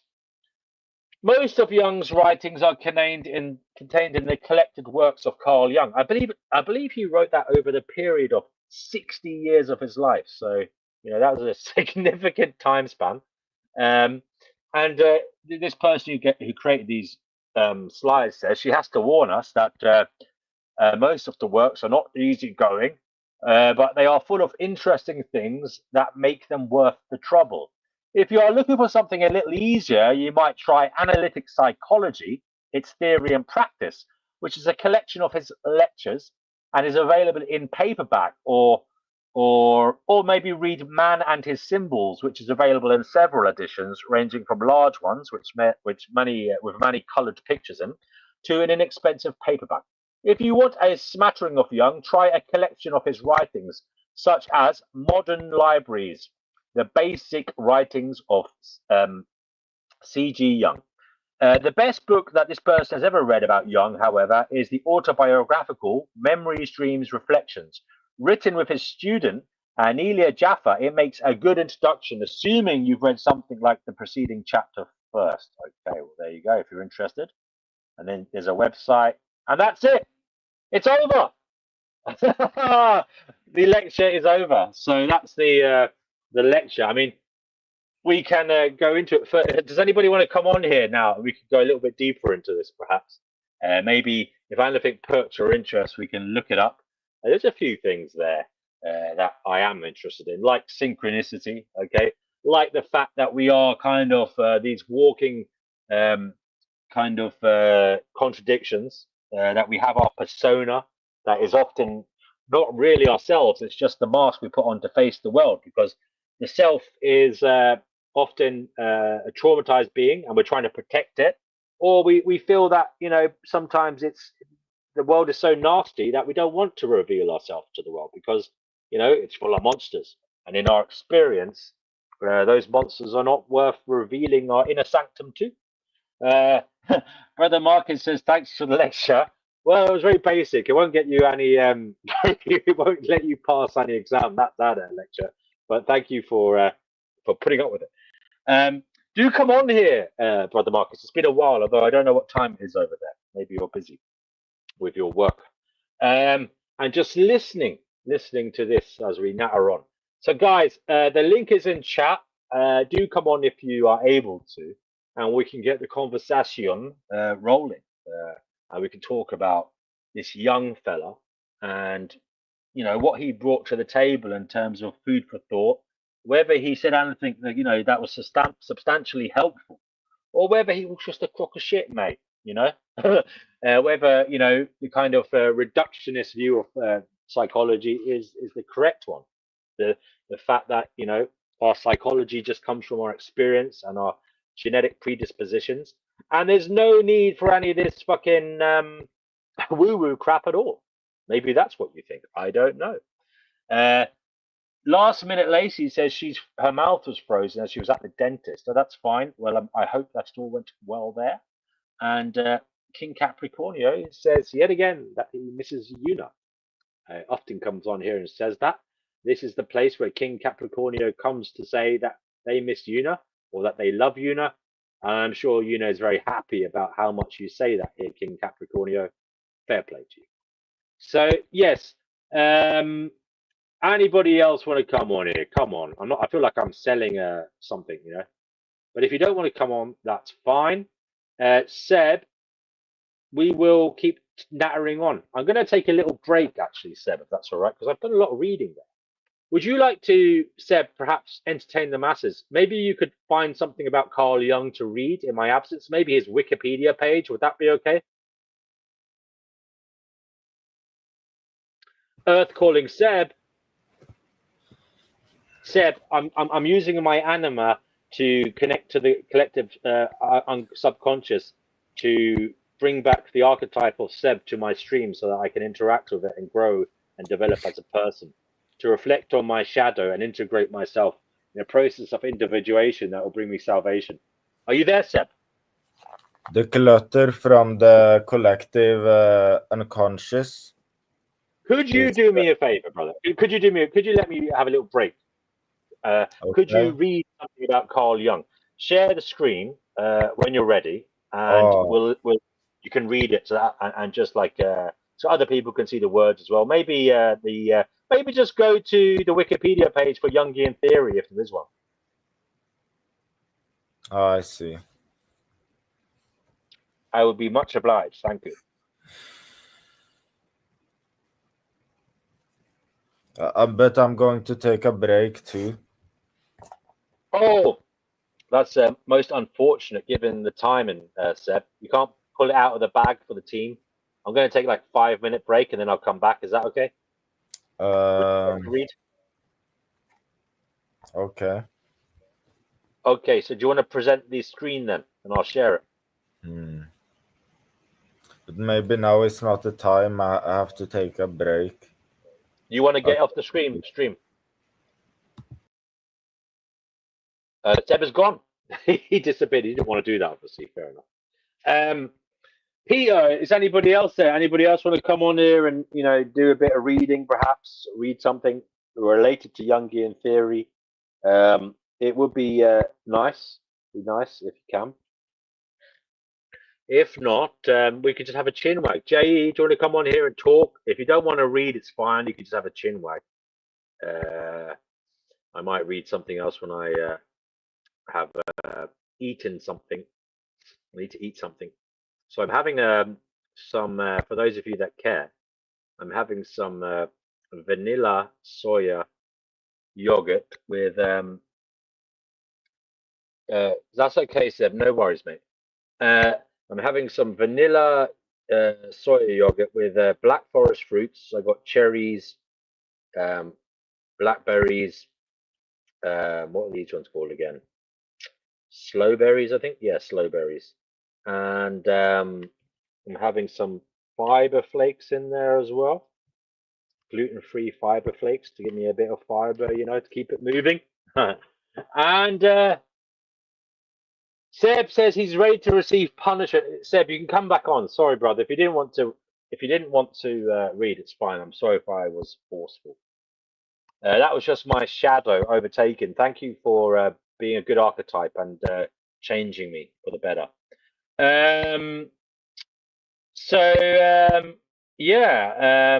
We have D Name who says, well, Seb says he's kidding. Okay. D Name says that they don't want to conform to types preconceived by others, such as heart and mind or temple. I want to individuate absolutely with no reference to dead categories. Well, I don't know if you can. I don't know if you can escape what was before in any shape, way, or form in terms of human nature, D Name. Human character. I don't think you can be something else. I think you will be what you are. And I believe that there has been people like you since time immemorial. There's nothing new under the sun, as they say in the Bible. And there's probably millions of you out there right now thinking somewhat along the same lines as you, to some greater degree or other. That's just the way it is in this weird world, is it not? I mean, there's nothing terribly weird about it. I mean, we have a shared genetic basis, and our lives are somewhat similar. So we're going to come out with similar personalities, thoughts, perspectives, aren't we? Nothing mysterious about that. You have to reach into the collective unconscious to figure that one out. Yeah, so guys, I'm kind of hanging here. So yeah, D-Name, would you like to come on here then? Tell me how you'd like to do that, and how you would like to individuate to the point where you are not related to anyone or anything that ever was before, where you have no attachment to any archaic mode of being. King Capricornio says that what he likes saying is that he is what he needs to be. Well, yes, good for you. Right. I tell you what I'll do at this juncture, seeing as there's nobody fucking coming on here, which is a bit shitty, but it's okay. We'll deal with it. I'm going to look up a Jungian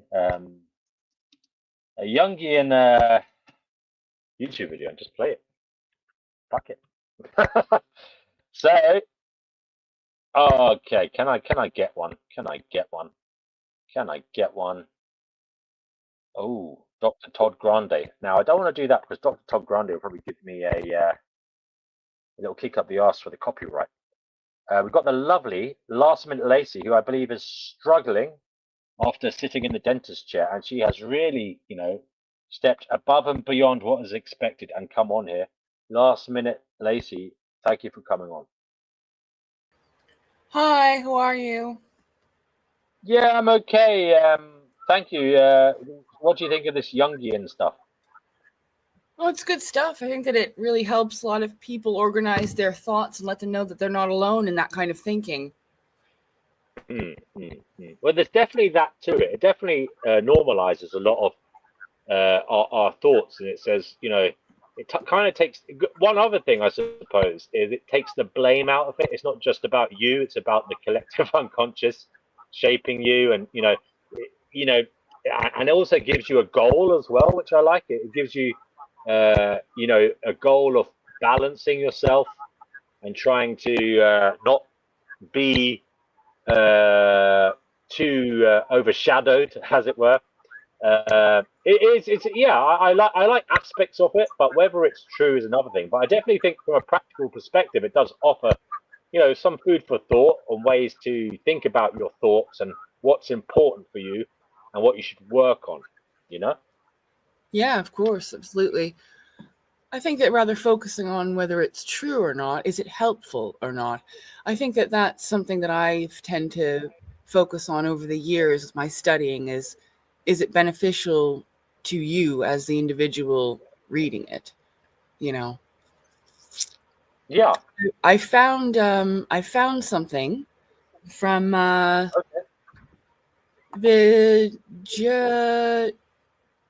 it's like a center for Jung. It's Jungian.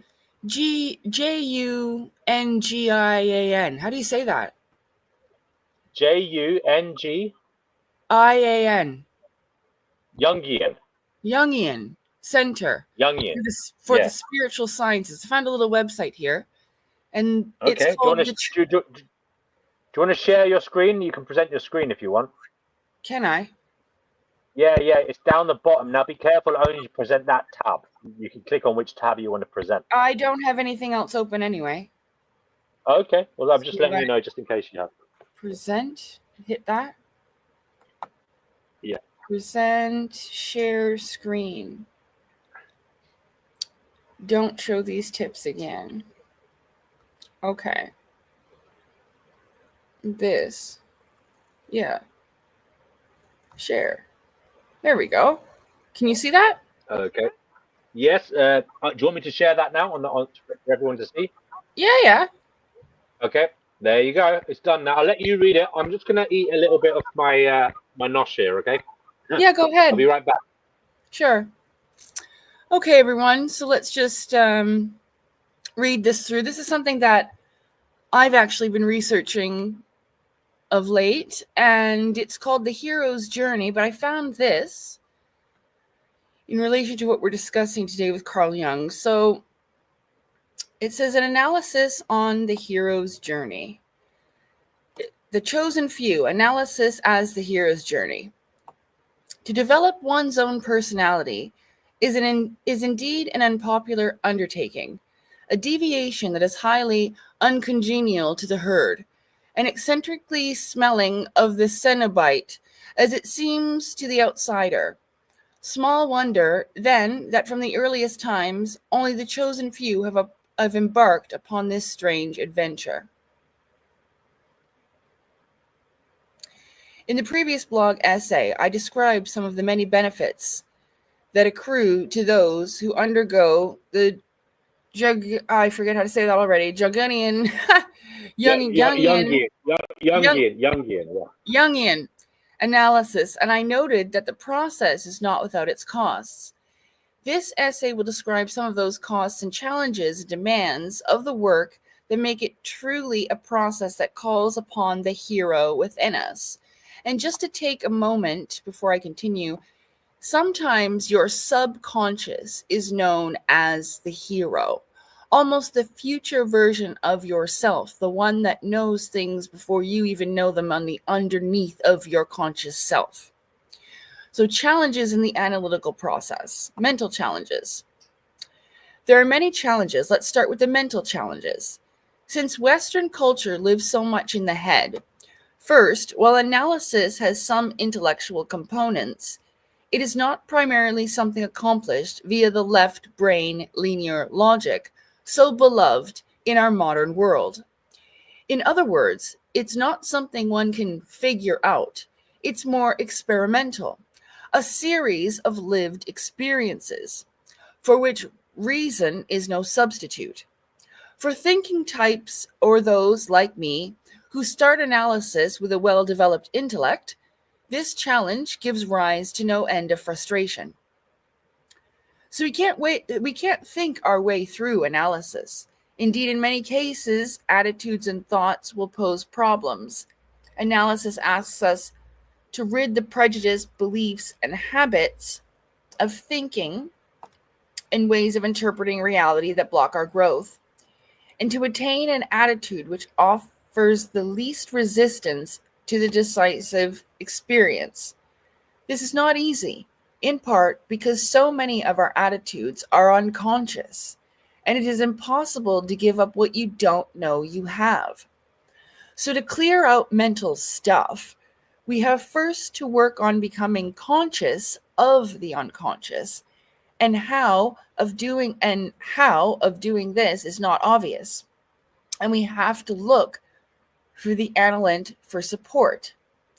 Another mental challenge involves reperception. Jung asks us, for example, to rethink our attitude around difficulties. Most of us, when given the choice, would take a pass. Let's go for what's easy. Why bother with hardships? But Jung reminds us that man needs difficulties. They are necessary for health. We have to stop playing the blame game, buck up, and regard hurdles as our goads to our growth. A third mental challenge comes from the nature of the material dealt with in analysis. Fairy tales, legends, myths, folklore, the psychology of the primitive mind, alchemy, Kabbalah, Gnosticism, astrology, numerology. Jung drew on all of these and more in developing his psychology, recognizing that these ancient wisdom systems are reflected in the dreams of modern men and women. But who studies these sort of things these days? So the analyzed started off in analysis, quickly finds him herself floundering in very strange waters. Dependent on the knowledge skill of the analyst is essential, but trust is not developed overnight, and so it can be a hard slog in the beginning, especially for those used to being in intellectual familiar terrain. Dream work also poses many mental challenges. Aside from drawing on all the strange stuff mentioned above, handling dreams requires a special knack in an intuitive understanding and a considerable knowledge of the history of symbols. Again, whatever that word is, can assume the analyst has three mental attributes. From my own experience, I know how frustrating it can be to be told this or that, yet not to be able to understand it for myself. So much to learn, so many skills to acquire.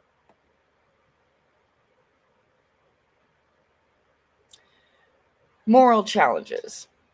Then there are the moral challenges. Analysis asks us to give up a large slice of our infantilism, something that Jung acknowledges we are never normally asked to do. We must also be willing to sacrifice our privacy to lay ourselves open to another person, and to do this voluntarily. No torture, waterboarding, or duress here. We must summon up the moral courage to overcome our considerable resistances and allow the psyche to have its way with us. All the while, we are pretty much clueless about what that means exactly or even vaguely. The process involves our stripping away all human pretenses, with the result that Jung says both the analyst and the analant, whatever that is, get under each other's skin. Then there are the moral challenges that relate to the virtues for the work. Every day we will face the banal, and it will make banal demands of our patience, for which we must not flinch. We must fulfill these demands with a humility that is hard to summon. We have to find ourselves the adaptability to stay open to change, and not just once or twice, but repeatedly. As we move through the various stages of transformation, we need empathy for ourselves, for those our lives impact, for the world as a whole. We need to summon the courage to stand against the mainstream and its materialistic denigration of intangibles like the psyche. We have to be willing to risk being regarded as crazy or odd, our interest in the inner life. We have to have sound morals, a good measure of intelligence, knowledge of the world, and canniness about humanity as we confront the most questionable and painful aspects of our own character. No wonder Jung warns that someone contemplating analysis better be strongly motivated. Spiritual challenges. Going one's own way, standing up to the mainstream culture, and in spite of it, doing your own thing gives rise to guilt. Society expects us to adapt to others. Jungian analysis calls on us instead to individuate, to develop an exclusive adaptation to our inner reality, and align our lives with what the self asks of us, rather than with what society might expect. The guilt that arises from doing this must be expiated. How? By bringing forth new values that serve our society. Jung felt that people who went into analysis had this task of service to the whole as part of their life's destiny. They were chosen for this work, challenged to conquer themselves completely, something that is seldom or never demanded of the average person. But analysis is not for the average person. It is the work of heroes.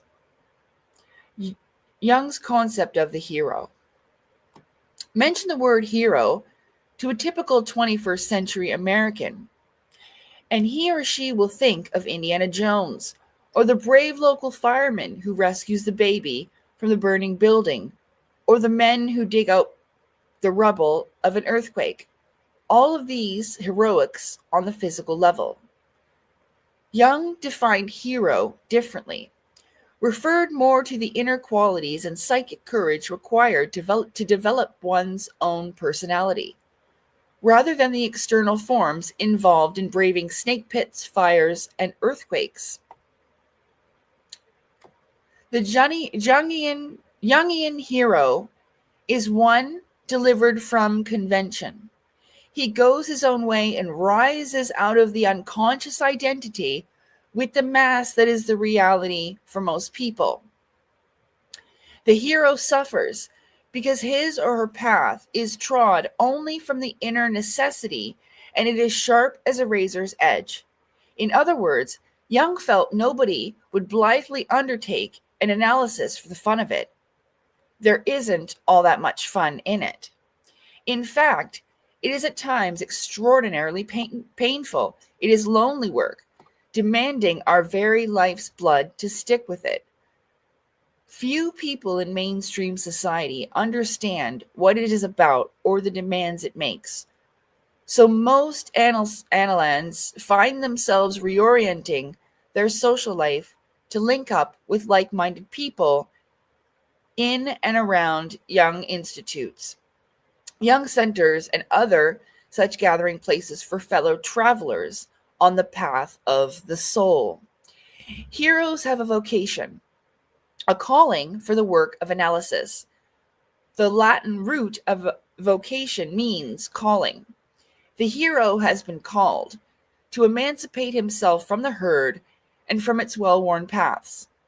Jung felt the vocation acted like a law of God from which there is no escape, and the person with a vocation had to obey the voice of the inner man. He could do nothing else.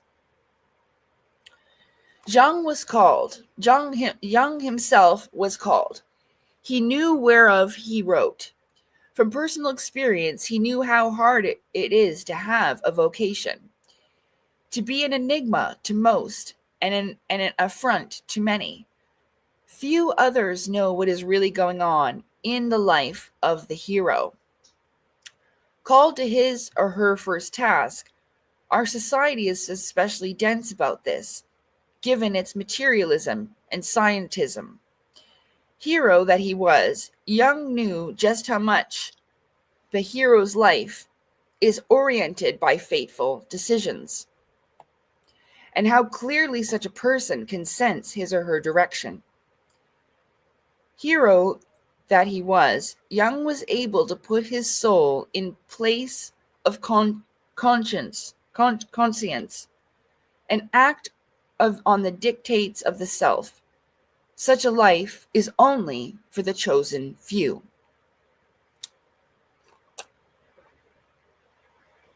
Sorry, I had Thank to drink. you. Very well read. Okay. Do you want me to keep going?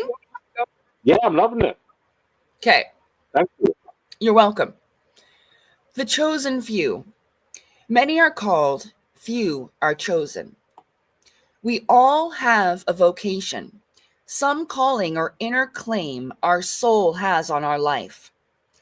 Part of following your bliss entails discovering this vocation. It is noble work, and analysis may be part of it, but maybe not. As the above indicates, analysis is not for everyone.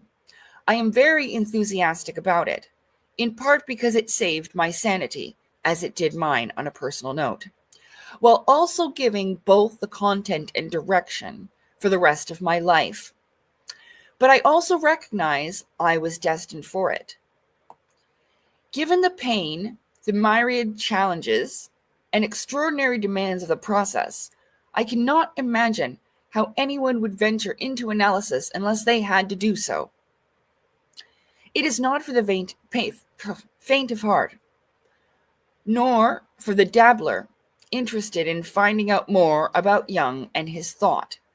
If you are such a dabbler, the various Jung societies and centers can provide you with a multitude of lectures, workshops, and courses that will satisfy your intellectual interest.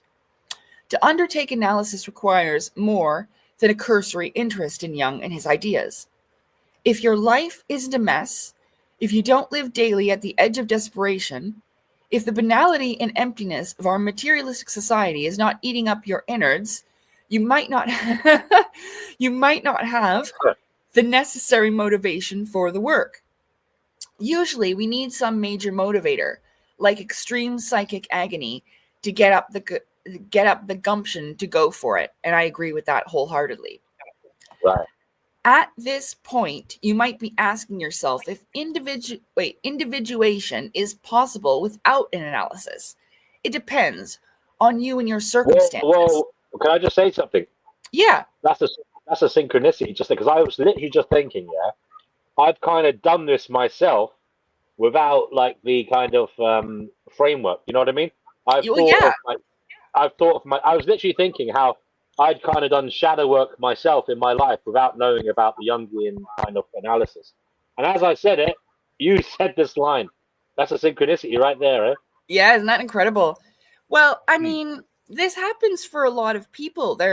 I was having things happen for me. I had no idea. I had different names for stuff that I didn't know that other people had a known term, you know? Like I've always called where we are soul school, but I've been doing that ever since I was a little kid. I didn't know other people had those same thoughts. So there are people that are being prepared for what they were meant to do in life, whether they're aware of it or not, just by the decisions and choices that they're making every day. Should I get up, take a shower, make a video, do something with my life, work on my book, or should I just sit on my ass and do nothing? We all make these choices, right? That either keep us from our destiny or lead us there. Right. Yeah. So anyway, I'll continue the article. At this point, you might be asking yourself if individuation is possible without an analysis. It depends upon you and your circumstances. Wait. No, okay, yes, I'm at the right spot. Jung felt an individual undertaking such an ambitious task would have to be. Jung felt an individual undertaking such an ambitious task would have to be an earnest and conscientious person with a trained mind and a scientific education, able to acquire sufficient knowledge through a careful study of the existing literature to apply the method to himself to a certain extent. But because individuation cannot happen in isolation, being a dialectical process, the person would not be able to progress beyond a certain point without the help of an experienced teacher. The old adage assures us, when the student is ready, the teacher appears. If you are committed to your individuation, the knowledge, the literature, the insights, and the teacher will appear. Each of us can find the hero that lives within. Trust your inner guidance, and the way will be revealed to you. Isn't that wonderful? Yeah, I was just saying that's really something quite powerful, because it does seem when you focus on something, you start seeing stuff around correlated with it. Now, I don't know if there's any woo-woo in that. It just seems like your mind is, I think it's just a matter of focus, and it's not necessarily something magical or mystical, but definitely it is worth focusing. Not enough people focus on what is important to them and what is going on in their life and what they should address. A lot of people, are just on autopilot or just going with the punches and just accepting what life throws at them without analyzing Yes, exactly. what's happening. But I think maybe that's the way they want you. They don't want you to be too aware. And I don't mean that. I think that they need people to be ignorant in this world, to buy stuff, to work in certain jobs, basically for consumerism, Absolutely. Well, what I've learned over these years is that there's three kinds of people, but you can be all three at the same time. We have creators, we have observers, and we have, you see how this works? So we have people that are creating, people that are observing the creation, and then people that are following. An observer can be both the creator and the follower, and all three can be all three at the same time. Now, when it relates to analysis, the one thing we don't have are a lot of observers in the world that are speaking out to be almost the combination. Remember I was saying about the union of heart and mind, or how red and blue makes purple? Right. If the left is red and the right is blue, we want purple. And what we don't have is a lot of purple at this time. This is what our collective conscious needs at the moment. Right. Once people go through, pardon me? We need the balance. We're too lopsided. Yes. So we need a unified heart and mind, that the two work in tandem together, not as a separate entities inside the individual. Right. When that So, comes to analysis. it is very interesting. I'll say that. I'd say I think it's got very practical. You could draw out some very practical methodology from all of this. It doesn't have to be. You don't necessarily have to believe in all of this as de facto truth. You know, anyone could benefit from challenging their thoughts, from drawing out the darkness and seeing what the hell's going on in that mind of yours. You know, or anyone can benefit from that and working on it, so that it becomes more balanced and more basically, so that your ego can address what is coming from your subconscious. You know, you have to and also that your persona isn't too far removed from your true self, so that or you're putting or that your persona isn't perhaps forcing you into positions that are contra the well-being of yourself, your inner self. You know, and all of these things deviating are very from your important. path. Deviating from your path, if you want to call it that, or you can call it just basic well-being. I mean, it could be just contra your own well-being, putting yourself, prostituting your soul, if you want to say that, or prostituting your own values for something that's not going to give you anything good back. You know, working in a shitty corporation, supporting people who are arseholes, supporting a politician who's a psychopath or a narcissist, people who don't have your back, who won't support you, who don't like people like you, who use and abuse you, who see you as a means to their ends. Okay, these are not things you should devote yourself to. Okay, you need to go within, and yes, I would agree, you need to individuate. You need to find out who the hell you are, what's important to you, what's driving you, whether any of those drivers are problematic. And the archetypes are beneficial to think about because we are all connected. What are the similarities between what is driving you, what matters to you, and what other people have been through in this world of, you know, only so many different types of stories. There are only so many different types of stories that can be told and have been told in terms of human experience. So to lose a little bit of your ego and think, you know what, other people have been through what I've been through before in some way or other. What can I learn by seeking out the archetypes that are affecting me? Do you understand what I mean? Yeah, I do. I think so. In history, in literature, in philosophy. Go ahead, sorry.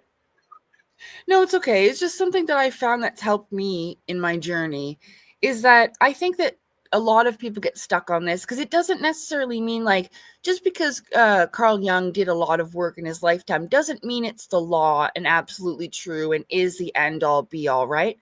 So what I found helpful is because, I mean, I think that our ego comes into play with that as well. And it will, the ego will prevent us from absorbing that beneficial information based upon our preconceived notions about a person. You know what I mean? Or because one or two things don't seem to resonate with us. So then we'll disregard the whole thing. So what I found is it's okay for it not to be just one thing. Like, well, it's not just one answer, it's many. Just like there's not one of us, there are many of us. So I think that for us to have a full understanding of the collective conscious and our subconscious as individuals, but as a whole, ouch. It's important for us to realize about the inner reflecting to the outer. But I've just totally lost my train of thought because I bit my lip really hard. Oh, sorry to hear that. Is it still numb from the dentist? Yes, all on my left side, to my eyeball and my earlobe. Yeah, that's really annoying. I haven't had that for many years, but I remember having it before. It's really annoying. My filling fell out. Marcus, oh no. I had a filling actually back in, I think it was December. Had a filling for years, but it's actually a replacement filling. So it was a filling I'd got maybe 10, 15 years ago. And basically they had to replace it because they said bits of it were falling out or whatever. It was, I think it was an old mercury filling I had or something. Or it could have, I still have a few mercury fillings from when I was very young, like a teenager. Yeah.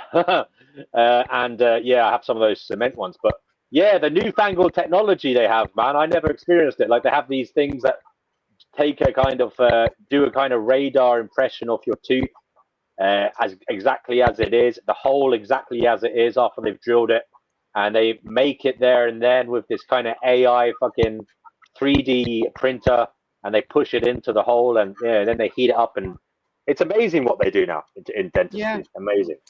Yeah, it was really quick and easy. Yeah, I thought it was brilliant, and it really made me have some hope for just general medicine. Like we are going to some amazing places, so you know it's not all bad. Brother Marcus says, random question for D&W. How did you go from wanting to do 4 streams a month to 3 streams a week? Or am I misremembering? No, I mean, that was the initial thing was to do 4 streams a month, actually, I think it was. Basically on set topics. Now, the thing is, what happened was in January, I didn't get going. So I think it was in the last week, I suddenly pulled my finger out and said, oh, damn. I said I'd do 4 streams. So I ended up doing 4 streams in a week. Okay. And what happened then was, it was the last week in January. I did all of January streams in the last week. I realized actually this isn't too bad. It's not as bad as I thought it was in terms of like energy zapping. So I thought, why not just do 3 streams a week then, if I can handle it, you know, in the evenings. Late, like 9 o'clock, start earlier and go to bed earlier, you know. It's as long as I'm not staying up too late, I can handle it, you know. So yeah, that's why it was just it just randomly occurred because basically because of my ineptitude and laziness in January, and also I had a lot of stuff going on in January where I wasn't at home, so I couldn't actually get to do the streams. But it's just circumstances led it to be so that it was revealed that I can manage to do more than one stream a week, and so yeah, at the moment we still have the topics I dedicated to. In the kind of agenda that I set out for the streams, and I will do those 4 every month, and then the other streams we'll just do random ones like this, and as and when something crops up, if you want to, maybe people can suggest things, we might take that into consideration to do a stream on something if someone's interested in something, just so we can all learn and go forth together, learning what the hell's going on, trying to figure everything out. So yeah, that's it, Brother Marcus. Thank you for the question. D-Name says, the problem is that the model is not dialectical. I don't think we have a properly dialectical model of the mind. I think there's many mysteries of the mind that we haven't figured out. Yes, or of the psyche. Yeah. Thank you, Capricornio. And D-Name says, the idea that each of us is a monolithic individual is relatively new. An interesting book on this is The Others Within Us by Falconer. Warning, there's woo. Well, yeah, I mean, it is, yeah, it's kind of, oh, I got a shiver there reading that title, The Others Within Us. It's quite creepy sounding. But yeah, there is literally others within us, whether we like it or not. I mean, we all come from common ancestry. We come from genetics of other people with different people who had different drives, and we also come from cultures that have impressioned on us beliefs and impressions about this reality. None of us is no man is an island. We are made up of what was before, and it is shaping us even now. People who died thousands of years ago are still causing us now to have certain thoughts one way or another, which is very interesting. Do you not think so too, Lacey?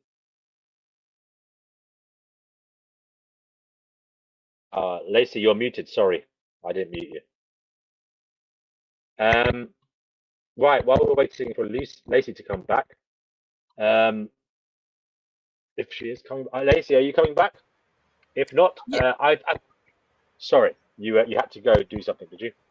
Yeah, my lasagna's done. Oh, lasagna. Well, you have a friend in D Prophet. He loves lasagna. Yeah. So if you have to go eat your lasagna, I'll understand. No hard feelings, but I do think it was fantastic of you to come on here. But if you want to hang around, then please do. And you are free to mute yourself and talk when you want to. I don't even mind if you talk with your mouth full. Also, anybody else who wants to come on here, please do. Would you like me to play a video? I've got a video by Dr. Grande. I mean, I like Dr. Grande's channel. Have you ever watched Dr. Todd Grande's channel?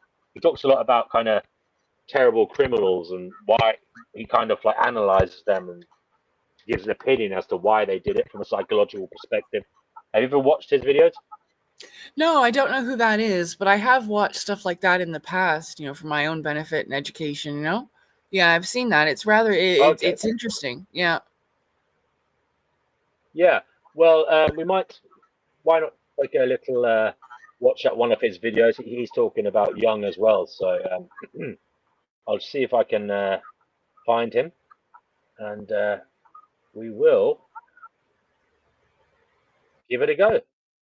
Now, this should be playing right Hello, now. this is Dr. Grande. Oh, Today's no question sound is, on my end, anyway. what is Can you hear anything? analytic psychology? No. Just 1 second, please.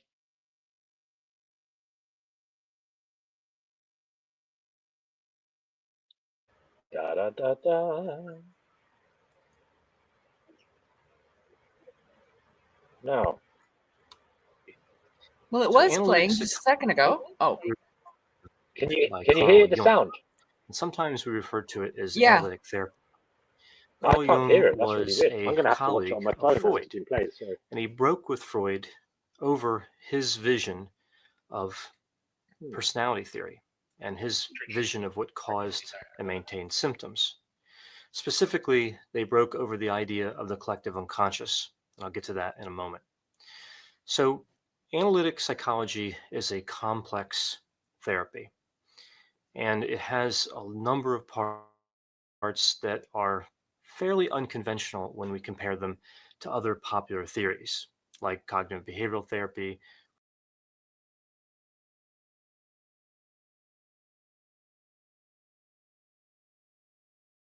Oh, sorry about that. I'll get that back 1 moment, please. There's always something, isn't there? Da da da. Da da da da da. Please bear with me while I sort this out. History. Okay, here he is.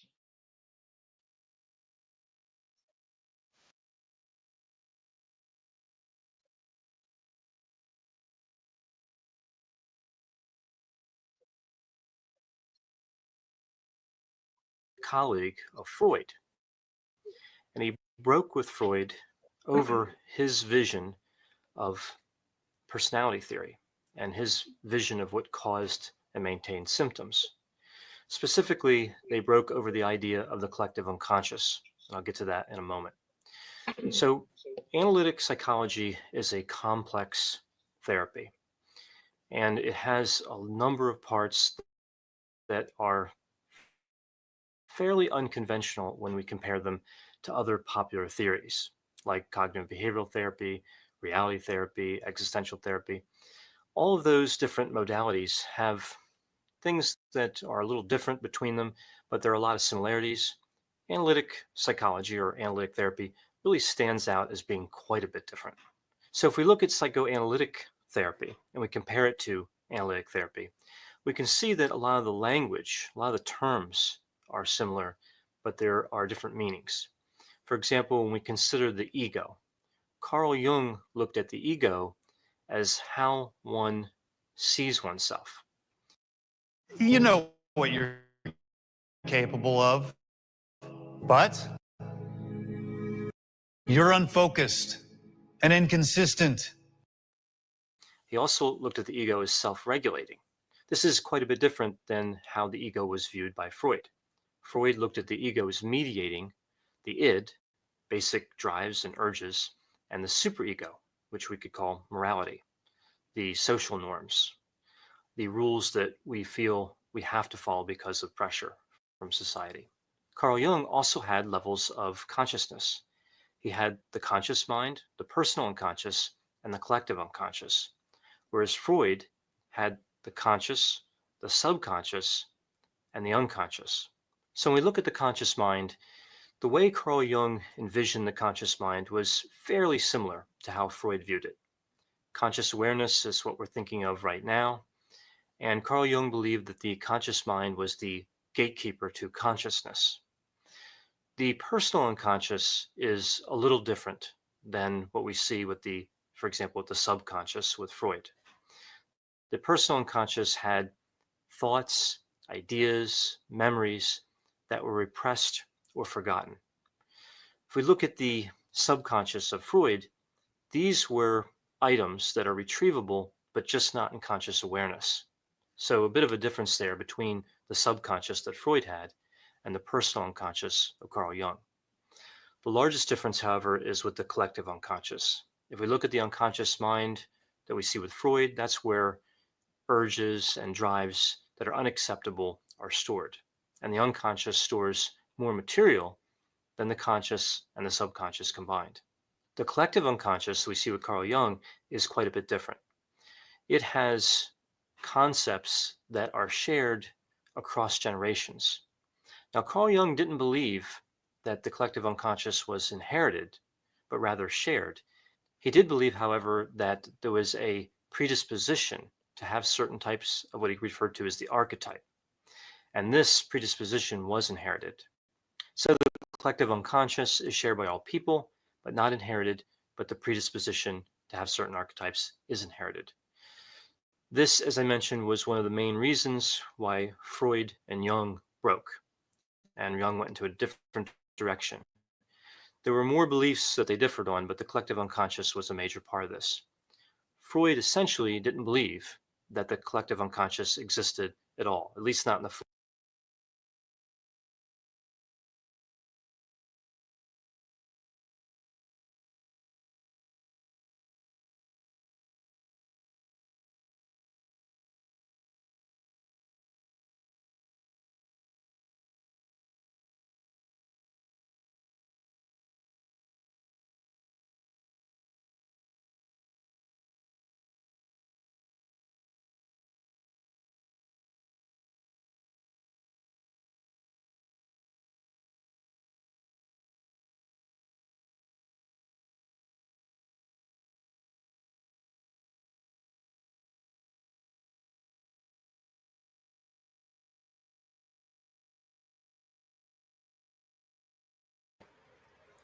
What's happened? Why has it gone quiet? Have we both left? I was in the kitchen preparing lasagna. Oh, and sorry. salad. No, I'm very sorry. I was talking. I was saying it was a good point there. I kind of I understand why Freud was so skeptical about Jung, because although Jungian makes a very well-written argument, and it is, he's a very articulate person, you can't prove any of his stuff, empirically, and it's not grounded in actual provable causation, whether we like to say it or not, And so I understand why Freud was skeptical. But having said that, I mean, Freud said a lot of strange stuff as well, which he seemed to, sorry to say this, but pull out of his arse. He was infatuated with feces and, children or infants having a dump. And he said that, like, the sensation of having a turd come out of you caused excitement in the vagus nerve, and this had a psychological effect on the individual and caused us to have all manner of sexual deviations as we aged. I mean, he had some very strange ideas. So it is kind of funny that he would in any way look down on Jung when he himself was guilty of such as well. But I suppose, at least to give Freud his due, at least his analysis was based on, although based on things you couldn't prove, they were based on things of this existence. So yeah, everyone takes a dump. Now you can prove that. Okay, you may not be able to prove that it has this linkage to our sexuality or whatever deep effect he thought it had, but you can't prove that the collective subconscious exists, unfortunately, for Jung. But anyway, it is just a little. To be honest with you, I'm just talking to break the video up a bit, because if I don't talk, I'll get a copyright strike. So there you go. I hope you don't mind. No, it's form fine. that Carl Jung did. And for the collective unconscious wasn't just another part of his theory, it was a critical part of his theory. So I mentioned before this idea of the archetype. And this is also an important element of Jungian therapy, of analytic psychology. There are actually many, many archetypes, but there are a few that are emphasized in his writings. We have the persona. This is a mask, essentially, that people put on. So it's a way they want to appear to other people. There's the anima, which is the feminine part of a male, of the male psyche, and the animus, which is a masculine part of the feminine psyche. And he also emphasized the role of the shadow and the self. The shadow contains really unacceptable drives, the darker side of personality, similar to what we see with Freud in the unconscious mind. And the self really gives meaning and purpose and cohesion to the psyche. As a matter of fact, one of the goals of Jungian therapy is to with lucid, I describe have the ego appropriately relate to the self. So the self is really the archetype of wholeness. Another goal of Jungian therapy is to take unconscious material and integrate it into the conscious mind. So this goal, very similar to what we see with Freudian therapy, with psychoanalytic therapy. So Jungian therapy is a particularly complex therapy. It does have some concrete techniques, but even some of these concrete techniques are fairly complex.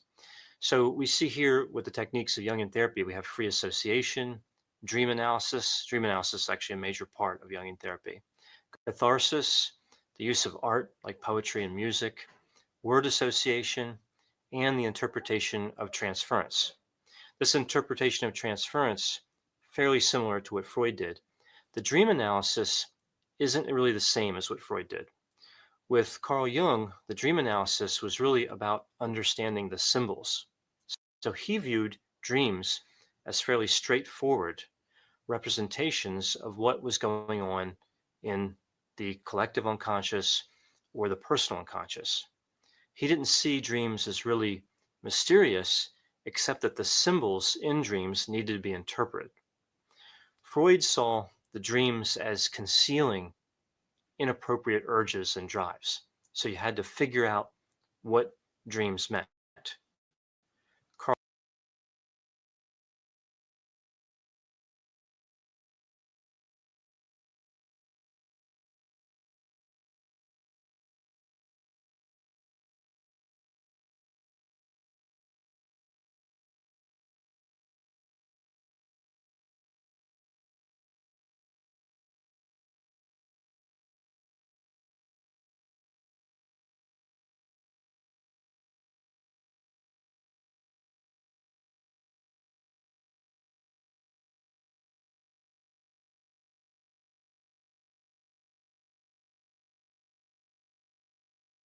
I remember. Sorry, I was talking again. Bloody hell, I was talking again, and nobody could hear me. Yeah, but anyway, dreams are very strange indeed, and both these views, in my view, are unprovable. The Jungian interpretation of dreams and the Freudian. But yeah, I mean, for me personally, dreams are an example of everything. You can have clearly what you desire and what is good for you in your dreams. You can also have what is bad for you or what is horrific to you in your dreams. Some of them, sometimes it makes sense, and sometimes it just seems like kind of this abstract horror show being played out in your mind's eye. That doesn't seem to be anything but absurd. But I suppose that's the brain for you, trying to make sense of the world as you sleep. I mean, I believe dreams are just your neurons firing on and off, trying to compartmentalize information and bring to the fore stuff perhaps that is relevant. Although I don't know enough about, maybe that's something we should research. Dreams, what the hell they are. I know, I mean, I've read about the REM cycle when they have happened, rapid eye movement cycles, and the different stages of sleep and what they are necessary for in terms of relaxation, rejuvenation, revitalization, personal development, brain growth, etc. It's all for something. So perhaps we should delve into dreams and what the hell is going on when we sleep at some point. But anyway, thanks for listening as I try to break up this video so I don't get a copy strike. Carl Jung believed you had to figure out what symbols meant. So how is Jungian therapy used today? Well, Jungian therapy is an unusual modality of therapy. I wouldn't say it's popular. I wouldn't refer to it as unpopular either. It's really in the middle somewhere. And it's one of those therapeutic modalities that's really difficult to integrate with other modalities. It can be integrated with psychodynamic therapy, probably more easily than a lot of other therapies, but still, it has some features that are so different than mainstream modalities that it's really tough to weave in. It's a clever modality. It's abstract. There's a lot of philosophy in it. It's interesting. I think for a number of clients, they can really connect with the collective unconscious, the idea of archetypes. There's a religious, spiritual, and mystical component we see with analytic psychology. There's a lot of fantasy and creativity as well involved in it. And I think that certain clients really just connect with the items, with the elements we see in analytic theory. Again, it is a clever theory, very complex. It's not really, however, for everybody. I think that because it's so abstract and philosophical, that it can be difficult to make it concrete enough to apply to mental health disorders. Yeah, I agree. I mean, I think it's interesting. It's a kind of novel approach, as it were. But I would say, in times of absolute crises, it's not the go-to therapy. It's not the go-to therapy for someone who's just been through a horrific event or something. You know what I mean? It might be useful if you want to be like if you want to do a kind of look at an inventory of what is going on inside your mind, where you're going in life, and to make some decisions, maybe as an exercise in expanding your own self-awareness. But as a therapeutic process to heal someone who's been severely traumatized, I think it's dangerous ground, because it's difficult to suggest to someone to start looking into a world of make-believe, or a world of the unseen, when you don't know what they're going to pull out of there, and you don't even know if it's true either. So yeah, I'd be very wary of using this therapy on highly traumatized people. Yeah, I think it's kind of something you could use when you're in a relatively healthy mindset and you want to analyze yourself a bit and have a bit of fun doing it. But hey, that's just my view. I agree with you. I view therapy as more useful for exploring values and figuring out purpose in life, kind of like existential theory. Not really a theory that you would use to address directly a mental health disorder like depression or anxiety, but rather a theory that we'd use to understand our meaning and purpose, our freedom and responsibility in life. Carl Jung did view pretty much all symptoms as having a useful component, even depression and anxiety, which cause a lot of suffering. He believed were there because the ego was trying to communicate with the individual. I mean, I would agree that, from a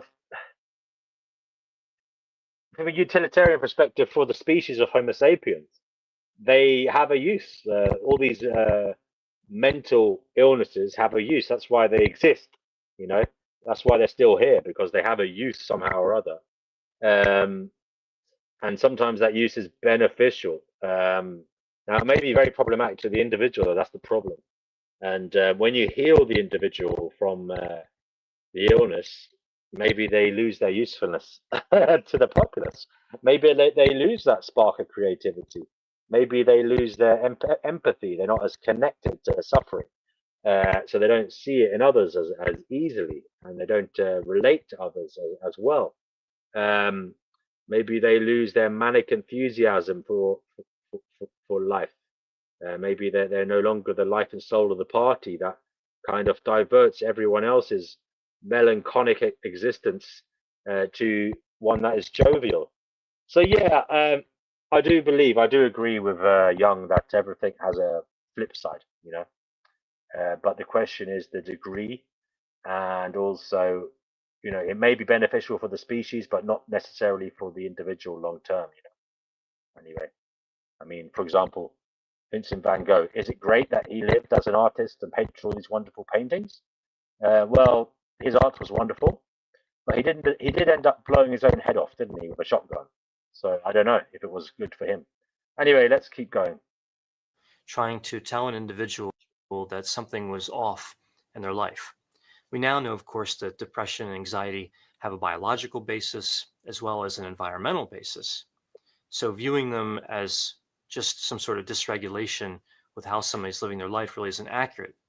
But I can see that Jung touched on areas that we could bring into therapy as we know it now.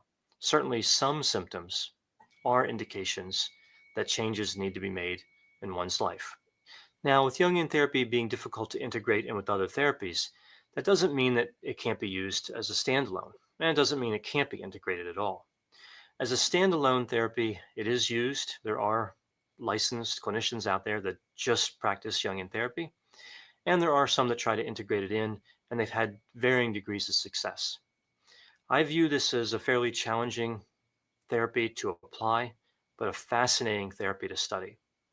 And I think that we can get a lot of information from analytic psychology that can be useful in a daily practice. It's just hard to imagine it being practiced as it was designed on a regular basis. I hope you found this description of analytic psychology to be interesting. Thank you very much. Yeah, Dr. Todd Grande there. Thank you, Dr. Todd, for letting me do that. So yeah, we've delved a little bit into Jungian theory, Jungian analysis. Obviously, you could go a hell of a lot deeper.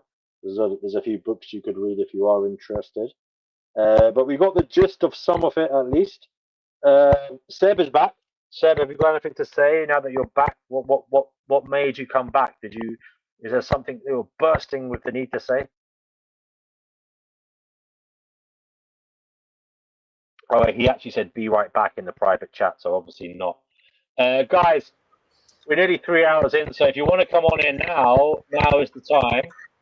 We're getting to that stage now where we're nearly in the end game, as it were. So do come on if you want to chat. Last minute, Lacey. If you are there, if you're finished your lasagna, or if you're taking a moment to sit back and savor the flavor, do feel free to let us know. Oh yeah, so Van Gogh didn't shoot himself with a shotgun. It was a revolver. Okay, thanks for that, Brother Marcus. And it was on the 27th of July, 1890. I shouldn't be laughing, but yeah, poor old Vincent. He did it when he was 37, in the bloody chest. Oh, yeah. I said he blew his head off as well, so I got that wrong as well. Yeah, do you know what? I did read this before. Funnily enough, it was on Wikipedia as well, and I remember having these same thoughts. What a horrific fucking way to go, shooting yourself in the chest. I mean, you're not going to go straight away from that, Well, do you know something? When you first said that, I heard inside of me, not like I heard a voice or anything, but I heard inside it said, people love the art, but not the artist. He was probably so depressed and lonely, unloved, and to shoot himself in the heart, he probably wanted to end his heartache. I mean, a lot of artists have gone through a lot of agony and pain, and like they express it through their art.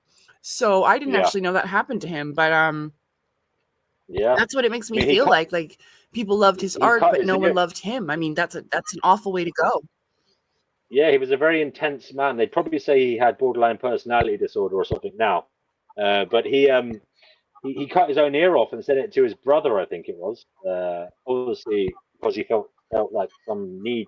I don't know why he did that, but I think it was to do with some kind of feeling of immense passion towards his brother, or he felt like his love was unrequited or whatever. I don't know. Maybe he was going just through a didn't feel heard.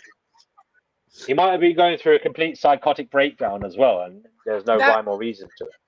Yeah, I mean that sounds like pretty extreme mental illness to cut off your own ear, but I mean it could Yeah, have been and- an expression of feeling like, I mean I'm just grasping here, but an expression like I'm going to send him my ear, then maybe he'll figure out that I want to be heard. I don't know. Well, yeah, I don't know. I do know one thing They about were I do know one different thing back about then. Vincent. Vincent van Gogh lived in London as well. Now he was a Dutchman, wasn't he? And but he did live in London for a while as a young man, and apparently London is the place that had a profound effect on his outlook, his personality, his demeanor, because he saw such suffering here. Well, it He was was depressing, yeah. absolutely he was absolutely overwhelmed by the poverty and the ill fate that a lot of people met in London at the time.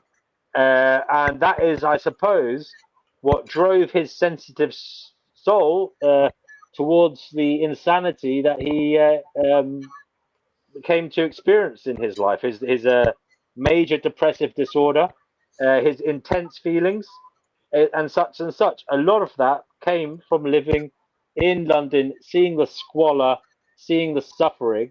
And yeah, it's not a very well known fact, but that is apparently true. I believe he lived in a place called Brixton in South London. Yeah. Wow. So there you go, a little bit of information for you. I mean- So go ahead. Oh, I was just going to say, like, I feel like that about our world today. So really not much has changed, you know? I try not to focus on it all the time, but really nothing much has changed. This world is depressing.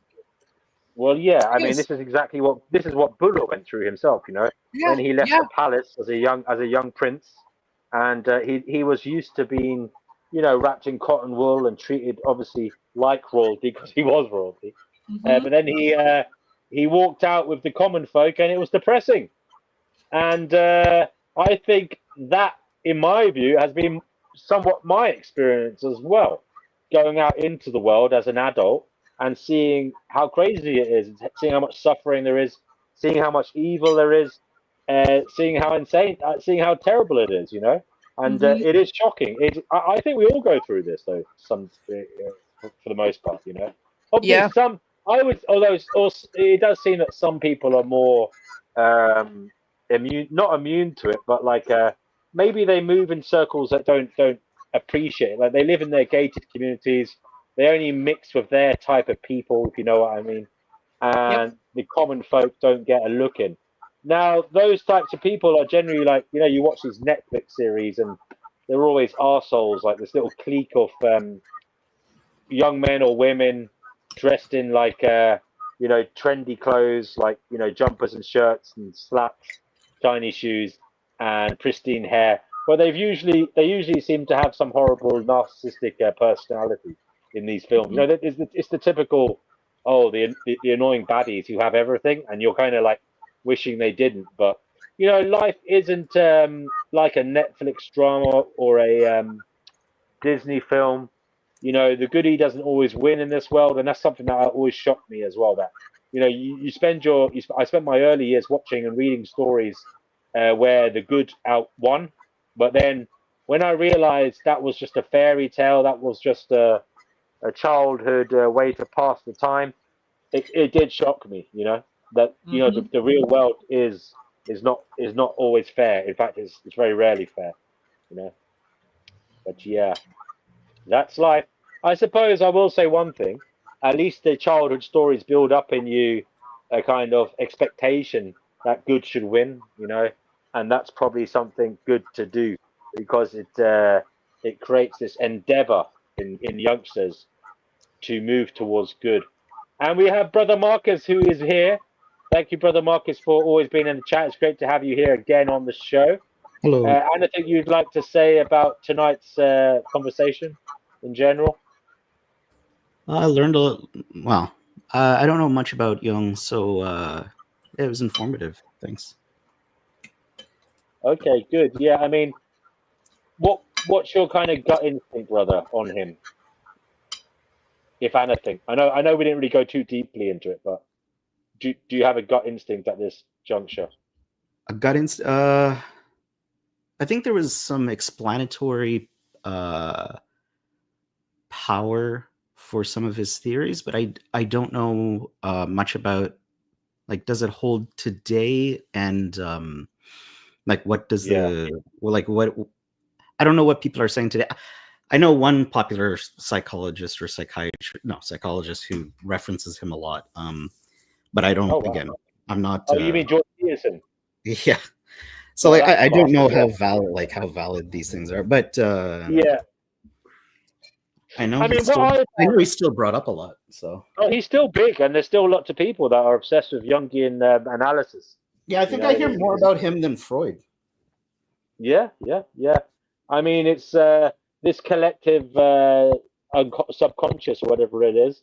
That's a very popular thing in kind of a lot of New Age religion and such, as well. What was I going to say? Well, a few things I did find useful from him were his usage of word association. I think that's quite a good tool. A list of words and just see how people react to them. It's a good tool if you want to, but you really got to trust who's doing it to you, and they've got to be competent. Now, it's very hard to trust anyone in this world, or to, if anyone is competent enough to trust with your fragility or vulnerabilities, then that's another matter. But yeah, I like the word association stuff, and I do like the synchronicity stuff. I think that's interesting. He came up with the term synchronicity, and I do think synchronicities seem to happen.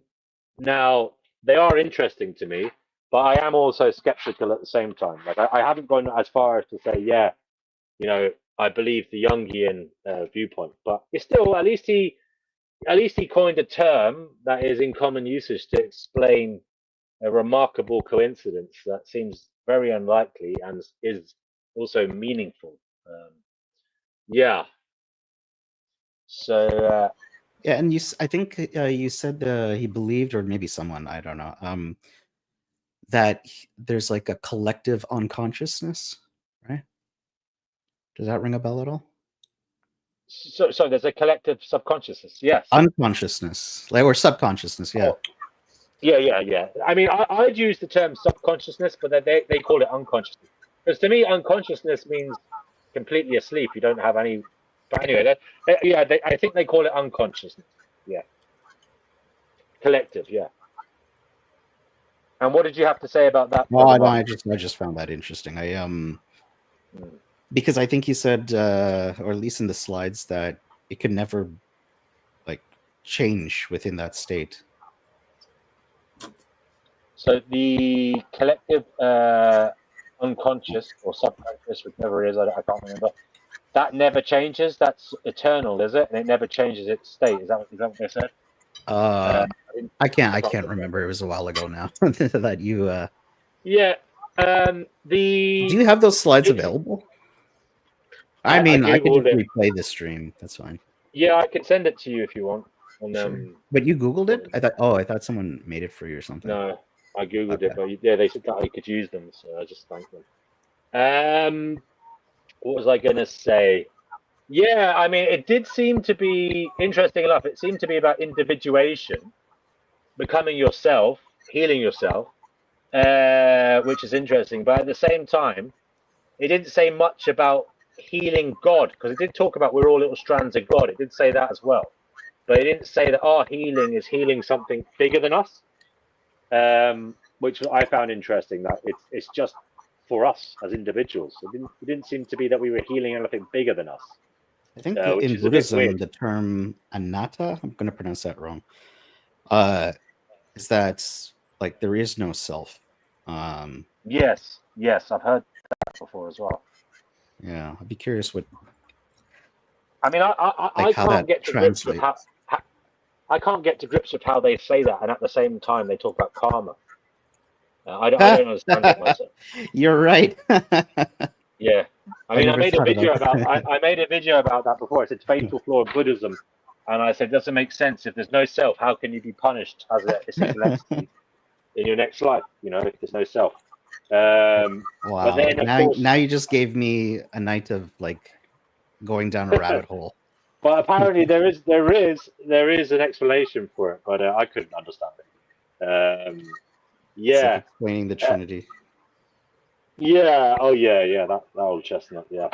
So we've got the two Canadians here. We've got Seb there as well, but Seb's away at the moment.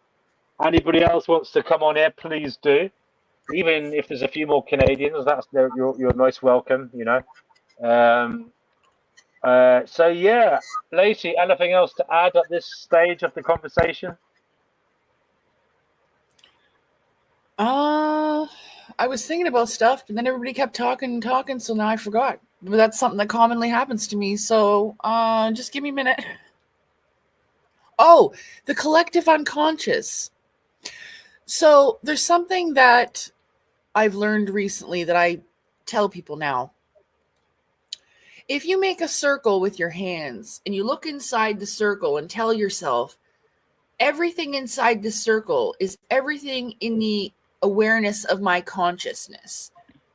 But everything outside of that circle is the collective subconscious of the things you do not know. So right now, at our point in humanity, the collective subconscious is slowly waking up to becoming the conscious inside of us. Like just the way that we're able to have these conversations right now. The fact that they've been talking about the UFOs and the aliens on the news. All of these different things. The collective subconscious is something that rises together as a collective. But it's the things that are unknown to us as a group of individuals right now. So right now we're thinking, most of us are like, okay, well, Earth is like this and we're the only beings there is, but it's slowly awakening. So that's kind of what I see as the collective unconscious, is the things that are unknown.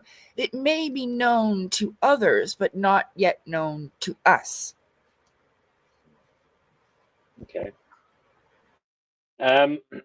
Right. I'd be interested to see the who he influenced, who Jung influenced, and who kind of rebelled against him, and what happened because of Jung. You know, in the modern day, you know, what's going on in that regard. I don't know enough about that, so it would be good to see what he caused to happen one way or another. Either people rebelling against him in psychology, or people in support of him.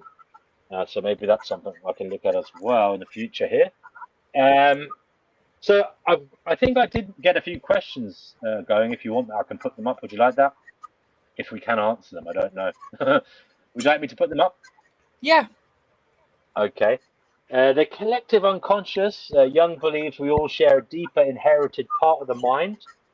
Do you think this idea is valid? Are there any examples in history or personal experience that support it? That's an interesting question. Yeah, I believe that. I think that We'll go clockwise. Yeah, we'll go clockwise. Lacey, Seb, then Brother Marcus. Yeah. No, I do. I think that maybe, in a sense, the collective unconscious is source, the source of all things, which is a part of each one of us, right? That would be a deeper inherited part of the mind. Saying almost like, what is that from the Bible? We were created in the image of God, right? It's kind of what it reminds me of. Okay. And that's the thing that links us together, our inner flame. Right. Seb, do you have anything to say on that question? Seb, you're muted. He's not there. So, Brother Marcus, what do you think of that question? Anything come to mind for you? Like the part of the mind is like by inheritance. I can see it evolutionarily, that we collectively have an inherited part of the mind that we all share, because we all have that structure, right? Yeah. But I think I'm thinking it in a physicalist point of view. Yeah, I mean, I think I'm of the same persuasion as you here, Brother Marcus. I think there is a biological explanation for it. And I think you know, in terms of the brain, you know, they've shown that brain surgeons would tell you that if you cut out different parts of the brain, it would cause us to have deficits in certain areas. And yeah, so I think it's just biology, actually. But the thing that, you know, I think is weird is the synchronicities, only because I've had them. Now, I do understand that there's a statistical likelihood of anything happening. But they do seem rather, dare I say, magical sometimes. But having said that, they also say that people who experience synchronicities a lot are kind of likely to have schizophrenia or something. You know, apparently Nah. schizophrenics have. That's what they say. I'm not saying it's true. That's what they say. They Yeah. like to say these things. Yeah. They Oh, always that like has- to they always like to apply something that's known to them so that it feels more comfortable. You know, Right. I remember what I was going to say earlier because I kept forgetting, but I remembered. Now, I know how I've said this before. I'm pretty sure about how it's useful. Like, forget about, well, not all about the person, because a lot of people will be turned off by the fact that these books that I'm about to tell you about are from David Wilcock. I read them years and years ago, but he's put out the source field investigations, the synchronicity key.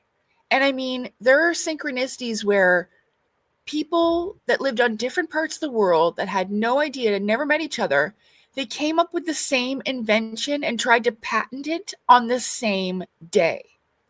There is some incredible research in David Wilcock's books that I found very helpful. And when you mentioned the synchronicities, I'm telling you, that book blew my mind. He has another one too, Awakening in the Dream. And that's a thing about the collective subconscious that we do not know. Right now, we are in a dream. When we wake up is our real life. There's another thing I just want to say before I go. I'm not actually leaving before I mute again, before I forget these things. So we have a physical life where we're walking, breathing, talking, and as I'm speaking to you using my computer right now. But we also, half of our lives are spent asleep. And I mean, I guess it comes down to the fact of whether you believe we have a spirit or a soul or not. But a lot of this has to do with our spiritual life, like literally the life of the energetic soul inside of us that comes to life and leaves the body and travels when our conscious self goes to sleep. Right. That is an interesting perspective, lovely Lacey. And I'm not saying you're wrong. I will definitely look into that and think about that. It sounds, see, a lot of people say the same thing as you, lovely Lacey. And I mean, I will say one thing: dreams. Wait, can are be you calling her fucking good. Lovely Lacey or Last Minute Lacey?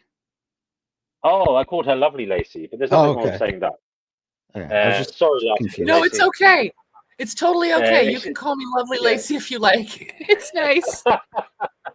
Okay, lovely Lacey. Well, yeah, I will say one thing: dreams can be very fucking weird, and I've had some dreams before that seemed so bizarre. And I'll give you that they might seem stupid to you guys, but I'll say a few of them now, right? So one of them was I dreamt that I was asleep and I was dreaming about being in this kind of industrialized area, and I was walking. It was like an industrial estate, yeah. And I was walking along the road of this industrial estate at night, and the street lights were on. And then just as I was walking along, I decided to go back the other way that I'd come from, and basically, as I did so, the lights dimmed and they went really down, and it startled me as I was walking along in my dream that it got so dark. But then I remember thinking, oh, that's probably like the council, okay, trying to save money because there's no one around at night, so they're not going to have full illumination at night. That was in my dream. That was my thought in my dream. Then I woke up, right, and I got out of bed and I went to my desk and just like tapped on my computer just to read the news. And there on the BBC website, the article that was in front of me was local authorities dim streetlights at night to save money. Now that that is weird, right? I know it's not exactly like giving me the lottery numbers, but would you agree that was a weird dream to have, and then to come and find that news article straight up when I woke up?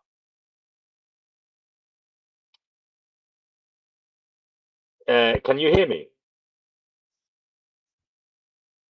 Am I talking to myself? Sorry, you're all muted. Yes, I Sorry. can hear you. I was just making a tea. That's okay. Yeah, What I did think you- that's weird. Yeah, it is a weird dream. Now, what did you think of that, Lacey? I will say one other thing though. Yeah. I ended up that was in 2015 or no 2014 that was, I think. And then in about 2020 I ended up living in a house, like in a flat in an old house divided into flats that was literally looking across the road at an industrial estate. And sometimes I walked up the industrial estate. So and that period of my life, which was 2020, so it wasn't that long ago, was kind of when I started turning around, like from a bad period. So I went through a little bit of a depressive period, and then about 2020 was when it started. My perspective started moving back to thinking a little bit better, and maybe even not just thinking a little bit better, but to be more open-minded, if you know what I mean, exploring other thoughts. And so it was kind of like a premonition in a weird kind of way. One could say that, but I'm not. Obviously, you could say that, but I can't prove it, because it literally showed me going to a industrial estate and turning around, going back the way I came. And that's kind of what I did in my own life. I kind of went back to, I gave up other people's imposements of their views on me, and I went back into myself, you know. And it was just funny that it was that a location as well. Now I could be reading too much into it. That's one dream I had. Another dream I had was I dreamt that I got I dreamt. Now I can't. This happened around the same period, 2014. I had a few of these dreams. I just awoke. I had this dream, and in the dream, all I kept hearing was the name Ruth. Yeah. And then when I woke up, I went into the hallway. There was a letter there for me. There was an important letter that I'd been waiting for, and it was signed by a lady whose first name was Ruth. No way! I didn't know this. Yeah, I didn't know this lady. Right? It could have been like it was from an organization, so it could have been anybody. You know what I mean? I never had any dealings with her. It could have been a Bill or a fucking John or James or Elizabeth. It could have been anything. It just so happened to be Ruth at that time. That's another one I had. I'm trying to remember. I had another one that was weird as well. Let me have a little think here. Guys, have you had any weird dreams while I'm trying to think of my own? I've had tons, but you know what?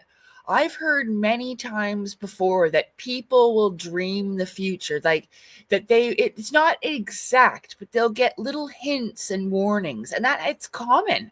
I mean, I had a dream once that I was in this house and I was in the kitchen. There was kind of like a dinner party going on. And then this woman came to the back door, and she looked young, but she was dressed really old. And she can't, no one wanted to let her in. And I was like, well, this is a get together. Like, you've got to let her in. She's come to our get together. But I go over and I let her in, and she just starts screaming and hollering in my face, like belligerently. And I can't understand what she's saying. Well, if that happened on a Monday, on Friday, my neighbor had an episode, and it was like a warning about it, because she was at my door banging, yelling things like cockroach and all kinds of crazy nonsense. But it was almost like I had what is that, prophetic? Like a prophecy dream, they call those, where you're dreaming the future, or dream clairvoyance. But the weird thing is the subconscious. The subconscious is really weird. It kind of talks to us in signs and symbols that we may remember. So I don't know what it was. Maybe it was an indication that your letter that you were anticipating would arrive, and letting you know, like, that somehow it's communicating with you to tell you like, hey, I know it's Ruth. I don't know. That's what the subconscious is. It's almost like another person inside of you. It was a weird dream. I mean, I've had dreams that were symbolic. I had a girlfriend once whose dad died shortly after we got together, right? I mean, that was traumatic. But I had a dream shortly after. So this isn't a synchronicity dream, but it was symbolic. I dreamt I walked up this road and I crossed over a river, like there was a little stream, and I crossed over a little bridge and met him on the other side and shook his hand in the dream. And it was a very vivid and real dream, man. And it was like, and then I looked it up afterwards, and they say streams and such are kind of very, very much symbolic of spiritual presence in this world. Apparently, water is very symbolic of spiritual presence for some reason, especially streams. And yeah, the crossing over of a stream, all these things. That was that's not a synchronicity stream. That was just a very powerful, vivid dream I remember. But I did have a dream the day that Bin Laden was shot dead, by the Navy SEALs. I had a dream that morning about 9/11, and they were trying to catch the who did it. And then when I woke up, I literally same thing. I turned on my computer, and the news had come out that they'd shot Bin Laden. Now that's not as amazing, I don't think, as the streetlight one, but it's still weird. Now what I put them down to, though, these ones where I have a dream that seem to be related to something that has actually happened or is happening, I actually think there could be a scientific reason for it that isn't like spiritual. So it could be, for example, some quantum physics phenomenon. It could be like I don't know, quantum entanglement or something, the fact that we are all connected as one universe, right? And that like little movements here can cause a trickle effect elsewhere. You can cause dominoes to fall and things to happen elsewhere, like the butterfly effect. And it could just be that our bodies, whether we know it or not, and I'm not saying this in a woo-woo sense, I'm saying this in a kind of in a very real pragmatic sense. We are like receptors for information and for things happening around us. And it could be just that whether we know it or not, we're intuitive to changes in things around us, like even at a very small level sometimes. And what it is patterns, impressions, even in the subatomic fabric of existence, can cause us to somehow or other, from a quantum mechanical way, sense things. Do you know what I mean? So it may not be spiritual. Well, I mean, it might be a little bit of both, right? It doesn't have to be one or the other. It could be both. Yeah. Well, yeah, it could be both, but I'm just saying it doesn't have to be. That's the strange thing, I believe. But I kind of I do weirdly like I would like to find out what this reality is all about one day. That's one of my friends said that one day. They said it's a bit of a Debbie Downer if you just die and never find out what the hell this was all about. For a lot of people, it would be nice. For a lot of people, that's nice. Yeah. Brother Marcus, have you ever? Like, I think Chickpea would appreciate. Yeah.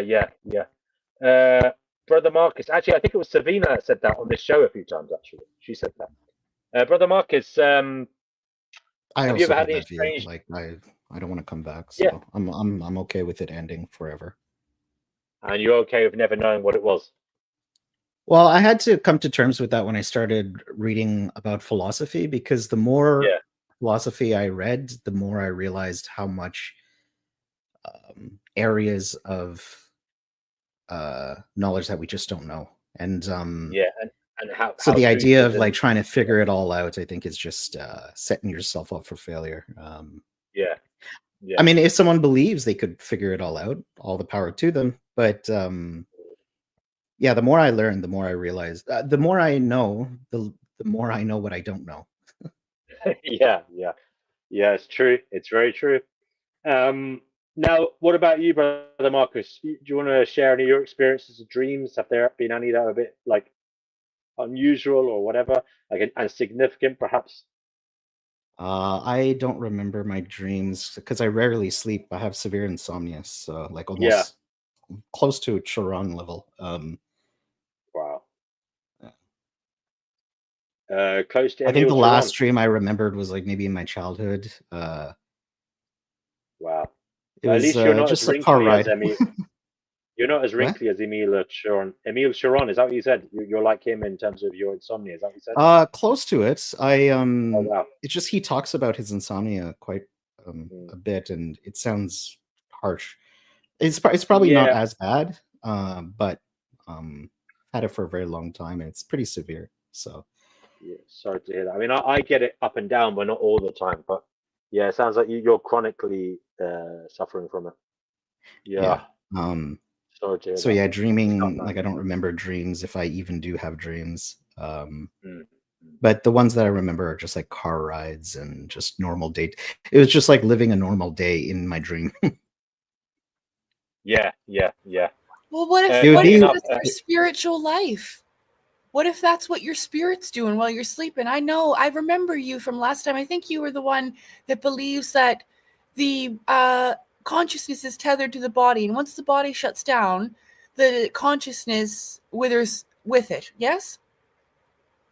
yes, yeah. Yeah. And I don't judge you for that. I would like to open up a new little You bit of said the it would world be. for you. You said my view. It's a shame that I have my view. Well, it's a little sad. Like it hurts my heart that that's all it is for you. That's all. Because there Okay. is so much more. You know what I mean? There really is. And I mean maybe that's why you aren't dreaming, because you aren't as much open to your spirit. You see? The insomnia thing is something that we should all collectively help you with. Have you tried herbal medicines and stuff like that? Oh, Because I'm this kind of seems like Divine Hazel. I've gone through many doctors and different treatments, and I've had it since the '90s, and I just kind of I live with it. well, are you just generally bothered by the world? I used to think that, but then there's been moments in my life where, because again, like since the '90s, I've had some down days and I've had some okay days. It turns out like even if it's down, if it's up, it doesn't matter where I'm at in life. It's just a continuous thing that keeps happening to me. And I fought it for many, many years, and I've seen many specialists, tried many different treatments, and I'm just like, this is just. I've come to terms with it. Like I acknowledge this is just part of me. Well, Well, I mean, we would like. Do you feel rested, Brother Marcus? With your insomnia, do you ever feel well rested? Yeah, so like I'll stay up for maybe 2-3 days and feel very, very sick, and then eventually I sleep for maybe 5 hours, or I'll get 3 hours a night. Like I'm still able to function. I'm still able to work and stuff. Like Yeah, I mean, you know what? Last minute Lacey, Brother Marcus is always on point. I've never seen him go crazy or zany or anything like that. He's always very calm not and yet. well reflected. No. But to be honest with you, if that was me and I stayed awake for 48 hours, I'd be off my nut. I don't know about you, last minute Lacey. I would be completely off my nut if I didn't get sleep for, like I say, when I say I'm an insomniac, sometimes I don't sleep, but then I'll sleep an hour or two the next day at some point, But Brother Marcus can stay awake for like 3 days and stuff like that, That's to me, that's whoa, that's like that holy shit. must be torture. Yeah. It must be, yeah, eh? Yeah. I've had times of insomnia where I'm just not tired, and it's because my mind will not stop thinking, even if like it's just in general thoughts.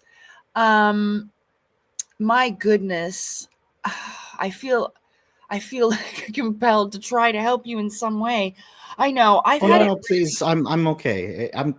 I feel like Hazel is kind of similar to how I am. It's just Hazel says I'm reading that. Yeah. I also sleep whenever it comes about, and then yeah. D-Name says they have a sympathy for you and for Hazel. They also have sleep issues as well. Sorry to hear that. But I'm not looking down at you. Sorry? No, I just told him that I wasn't looking down at him for it or anything, or like judging way. Like I genuinely want to help, you know. No, Um, yeah, I know you're not looking down at him. And are you talking about him from the spiritual perspective here, or the insomnia? I think you're talking No, about in the all spiritual. ways, even from a health perspective. I mean, that's a lot of stress on the body, and that's why he feels sick after he's up for so many days. I mean, I know the Yeah, well, feelings. he's a remarkably good-looking man. I've seen his pictures. He's shown his pictures before. He's got lovely pallor and complexion. His eyes are sparkly, so he looks younger and young and vibrant. So he hasn't got any worries there. Yeah, but It's that just that doesn't indicate inner suffering, because a lot of people have looked I at me in know, my life and thought that everything was fine, and it wasn't. You know what I'm saying? And I'm not trying to make assumptions yeah, about you, brother Marcus. Like, I think that I have a tendency to reflect on my own experiences and help people based on the knowledge that I've acquired through getting through certain things. So I'm sorry for being like assumptuous or making you feel uncomfortable, but I just I want to say that do you love yourself? Yes, I do. Okay. Hello. Well, Divine Hazel says it's not anything anyone can help her with. We are okay. It's just our thing. There you go. Yeah, I just see it as just yeah, it's our thing, and there are other aspects of my life that I'm trying to improve, and this is just like a low. It's just Well, I like mean, when I say I have Brother insomnia, Marcus, it's just if like it saying I does, have a yeah. cold or something. Yeah. yeah. Well, I really hope you So- find peace with it soon. You can get some sleep, you guys. And the lady, Divine Alchemist, was her name? Like Hazel. Divine Hazel. Yeah. Yeah. Oh, that's awful. I've never actually. I've Wow, always slept you know what though? peacefully. The care for others, your maternal instincts, your desire to help others is really apparent. Last minute Lacey, it is nice. It Yeah, is nice that you feel that way. that is true. Yeah. Yeah. Oh, So we've well, got Basti and I Bash. think I think that's Tapazuzu, right? Yes. See. Yes, it is me. Yes. Hello, brother Basti Marcus. and Hello. Bash, welcome. Hello, You. Sebastian. How you doing? How you Well, doing? Yes. So is there I anything you'd like believe. to say? Huh? Is there anything you'd like to say on what we've been talking about tonight? No, not much. I see you guys are talking about just to backtrack on the original prompt, you were talking about the Jungian theory of archetypes and the unconscious. I always found Jung to be very interesting, along with Freud. Yeah, but I would say if I had to choose between the two, I would like Jung a bit more. He's more into like the religiosity of things. The Right. religion side of things, which I found interesting, and stuff What are like that. some Yeah. What are Huh? some concepts of Jung that you find interesting? Oh, the unconscious, the collective unconscious, like, everything that's like, a cultural or religious or symbolic symbol is all part of this one, pool of like thoughts that's all shared by humanity. And like the idea of a shadow, like we all have a deep inner selves that, can come out in our most, in the words of Friedrich Nietzsche, our most Dionysian, there's Apollyon, and then there's Dionysian, there's order, and then there's chaos, definitely, like, we all have a sense of intuition that's bound to be both chaotic and orderly, Jung was influenced by Nietzsche in that regard, and Jung was also influenced by Schopenhauer as well. Wait, which one was Yeah, I mean, influenced by sorry, Schopenhauer? go ahead. No. Jung was both influenced by Schopenhauer and Friedrich Nietzsche. Oh, okay, gotcha. Yes, he said Schopenhauer was one of the first Schopenhauer was one of the first philosophers to ever address, the inherent suffering that is the world. All right, finding Gnosis. We'll be right back. Okay. Yeah, he's one of the first persons to ever address. Jung said that Schopenhauer was like the first bona fide philosopher to ever address the inherent sufferings of the world. Yes. Interesting. To acknowledge it. Yes. Yeah. Yeah, Schopenhauer was a big. Oh, sorry. No, go ahead.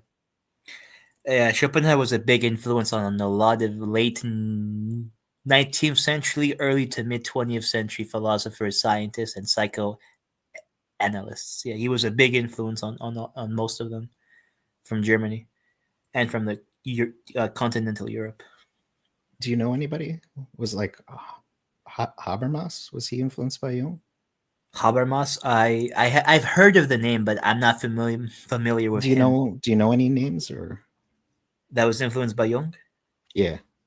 I think Carl Rogers, the American psychoanalyst, was influenced by Carl Jung. Carl Rogers and Rollo May is another psychoanalyst. Cool. Yeah, they were both American psychoanalysts, and they were influenced by Jung. I think even Frankl, the guy who wrote A Man's Searches of Meaning, was of course obviously influenced by Jung, as long as of course he was influenced by Stoicism. Yeah, because he used the word logos that was taken from the Stoics, which was in turn used by Plato. Yeah, he came up with logos therapy, I believe. Yes, that was him. Mm. And Carl Rogers is considered one of the most foremost American psychologists ever of the past 40 years. Yes, he's known for humanistic psychology and person-centered psychotherapy. Yes, Carl Rogers.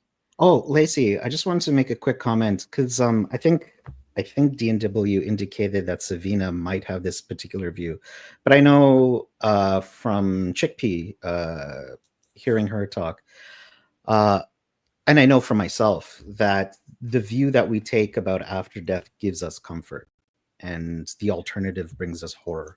So, I think it's different strokes for different folks, kind of thing. Yeah, absolutely. Like, if I can speak, I'm not sure what happens after death, but like, I don't think about death because I don't know what goes beyond that. So like, I worry about the present. Like I know my life is very short and very temporary. Like there's clams that's gonna live longer than me. So like, I try to fill things in my life instead of worrying about, what's after life. Memento mori. Yeah, there you go. Hmm. Remember you must die one day, so you have to fill your life with things now instead of focusing on like I'm into metaphysics too, but like one thing I don't worry about, one thing I don't pay too much attention to is death, because in Eastern religions they don't really talk about death too much. They always talk about what's the present. The time is always changing, and death is always changing as well. So yeah, it's more abstract. I definitely understand what you mean. And I personally feel, and I'm not trying to make anybody feel sad that they had because no one has a perfect life, but I think because my life was so sad and I spent so much time being sad that I wanted life to be over. So I was always thinking about what comes after. I mean, even though that's kind of a sad motivation, it's really in the end giving me something to live for. Now I do want to make the most of my life because I know what will come after.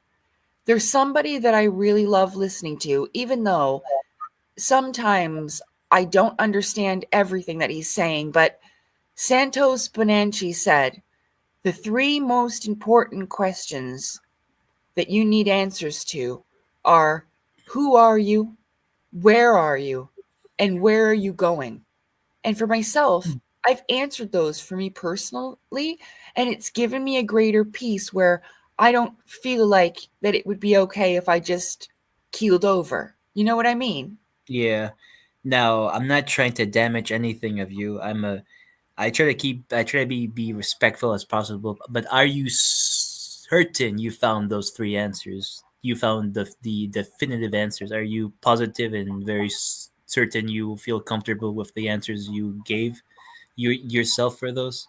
Because what I've known from my life is, and what my parents have told me, they still don't know what they're doing, and they're going to be in their they're in their late 50s, early 60s, and they still don't really know what they're doing. My dad the other day just told me that, so yeah, I'm not trying to discourage you, but I know. Okay. I know. If you were even to ask me this question a year ago, I would be unsure.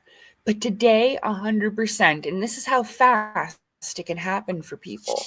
It's why I'm so passionate about telling people about it without feeling like embarrassment or shame, because I know it's my truth and I stand strong in that. Absolutely. And Absolutely. I can tell you right now that if there were two doors, I would walk through the door that I'm telling you right now, having the confidence, knowing what was on the other side. And that was just because I've done so much inner work, but also because I spent a ridiculous amount of time observing others and listening to them. This is what I'm glad it kind of looped around, because remember I mentioned David Wilcock's books. Well, I found this really good part in here about Carl Jung. And in this book, it's called Awakening in the Dream. And I know I don't watch David Wilcock anymore. This was many, many years ago. But like I said, I found benefit with his work. And in this, he talks about this. And I didn't need to read this book. I actually didn't finish reading it. But if it's okay, there's a part in here I'd like to read for us about archetypes. Okay. And it's on. Is that okay? I think he said it was okay. Yes. Okay. Yes, go ahead. All right. All right. Let's hear it. So it's on page 36 of Awakening in the Dream, Synchronicities, Dreams, and Archetypes. Archetypes. Jung also felt that the superconscious mind had certain blueprints in it that everyone has to go through in our own ways. Now, this also leads us to the reincarnation cycles and the cycles of things. Like, I don't know if you've ever heard that we have to be everything in order to reach like that super conscious God aspect. But Yes, that's what I'm aware of it. Like we must become in Yes. unison Yeah, with. we were talking about that the other night. Yeah. Yes. to be everything. Like you will have everyone's experience at a certain point as we all cycle through the great wheel. Because I definitely believe in reincarnation. Interesting. So he believed these were primordial patterns that were written into the conscious of the universe and called them archetypes. The dictionary definition of archetypes in Jungian psychology, a collectively inherited unconscious idea, pattern or thought, image, etc., universally present in all psyches. Jung's four main archetypes he identified within us were the shadow, the anima, the animus, and the self. We will review these and other archetypes now, as I believe it is very useful information for everyone. Once you begin remembering and documenting your dreams, you will quickly start finding multiple instances where these archetypes appear. These symbols will also appear in lucid dreams, which presents the very interesting challenge of trying to decipher what you are seeing in real time. According to psychologist David Strocker, the shadow is, by its name, dark, shadowy, unknown, and potentially troubling. It embodies chaos and wilderness of character. The shadow thus tends not to obey rules, and in doing so, it may discover new lands or plunge into chaos and battle. It has a sense of the exotic and can be disturbingly fascinating. In myth, it appears as the wild man, spider people, mysterious fighters, and dark enemies. We may see the shadow in others, and if we dare, know it in ourselves. Mostly, however, we deny it in ourselves and project it onto others. This is an important point. Most of us do not want to own the negative aspects of ourselves. This reluctance can force those negative aspects to appear as frightening characters in our dreams, or even waking hallucinations under certain circumstances. We can become obsessed with seeing the negativity and upsetting aspects of others. without ever consciously realizing how we are exaggerating these characteristics by being unable to identify and accept our own shadow. Jung also believed that this part of ourselves can directly take over thoughts, actions, and behaviors when we become sufficiently triggered, such as in a temper tantrum. It can also occur in moments of extreme stress, confusion, or drug-induced states. Jung considered the anima to be the female aspect of the soul, and the animus to be the corresponding male aspect. Jung's description of these two archetypes seems closely related to what most psychologists would call the subconscious mind. Jung therefore identifies our subconscious as having a separate male and female aspect, almost, I'm going to add this in, almost like the left and right of the brain. Together, we use the anima and animus to speak with what is called the collective unconscious, or source, as I was saying, or the collective unconscious, or the subconscious mind. The innate characteristics of each gender appear in a more sacred, advanced form in the anima and animus. Our creativity emanates from these aspects of ourselves in Jungian terms. Most of us have only brief and fleeting access to the anima and animus within us. When we see someone who embodies these sacred male and female archetypes in physical form, such as a great leader, artist, or musician, it is very common for us to feel a sense of awe and reverence for that person. In other cases, we may project our own shadow onto them, as many often do, and view them with great disgust, looking for any possible way to remove their apparent righteousness. Jung believed that the anima and animus archetypes appeared as superheroes and gods in mythology. Some of these mythologies have been taken directly out of people's dreams. Men have far more dominant animus, and their anima is typically shaped by the female members of their family. Jung believed that women have a dominant anima, and that their animus is more complex than that of men, and can be shaped by a variety of characteristics and influences throughout their lives. If you are lucky enough to find a romantic partner who has an anima and animus that is compatible with your own, you have what Jung called I can't say this word. It's SYZYGY.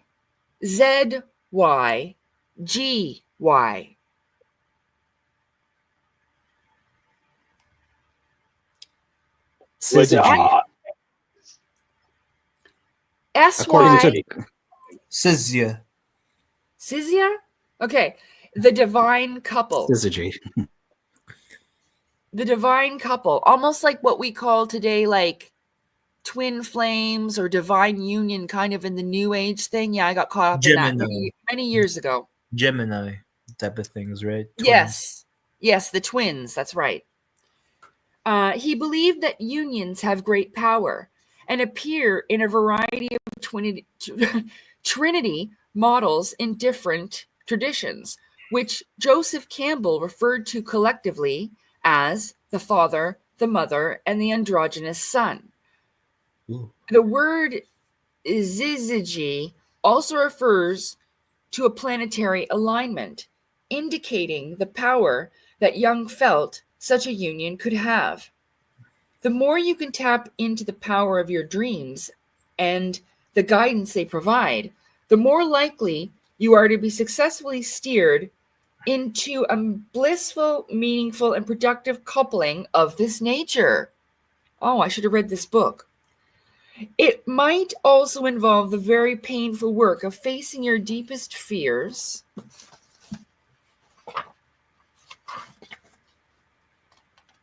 disentangle yourself. Hold on. Facing your deepest fears to disentangle yourself from someone who clearly does not have your highest and best interest in mind. Although it took most of my adult life to find the right one, oh, we're going to stop here because they're already divorced. Perhaps the best and most ironically of all, Jung saw the superconscious collective unconscious and or mother light as simply the self. The infinite awareness that most of us would call God or the creator is the self. That's why they say you are God in Jungian terms. The term higher self is an easier way to avoid confusion when discussing this concept. Jung's concept of the true self provides much deeper insight into the common use of the term self-realization. Jung believed that mystics and yogis who had achieved bliss, enlightenment, and the nirvana state had reunified the various archetypes within their beings to become embodiments of the true self, or of source. The law of one series and other philosophies suggest that this work takes multiple lifetimes. It does, and goes through a variety of stages. It is important to identify the archetypes that are most active within ourselves and learn how to integrate them with our overall higher self. In the simplest terms, we want to identify and heal our own shadow so we are not obsessed with looking for it in others, while also making sure that we do not allow others' shadows to overtake us. We want to identify and heal our own anima and animus so that we do not project them onto others and worship them inappropriately, and instead develop our own creative talents. We want to make conscious contact with our higher self so we can gain guidance and knowledge about what our soul has in mind for us and begin following that path. If we begin practicing regular dream analysis, we will be receiving direct messages from our higher self that will greatly assist us in each of these categories. Our archetypes Jung identified included the following list. Again, according to psychologist David Stracker, bear in mind that Jung saw these characters as appearing in everyone's dreams and having the same basic symbolic meanings, regardless of where they might be in time and space. This list of definitions may help shed some light on various symbols that will appear in your dreams.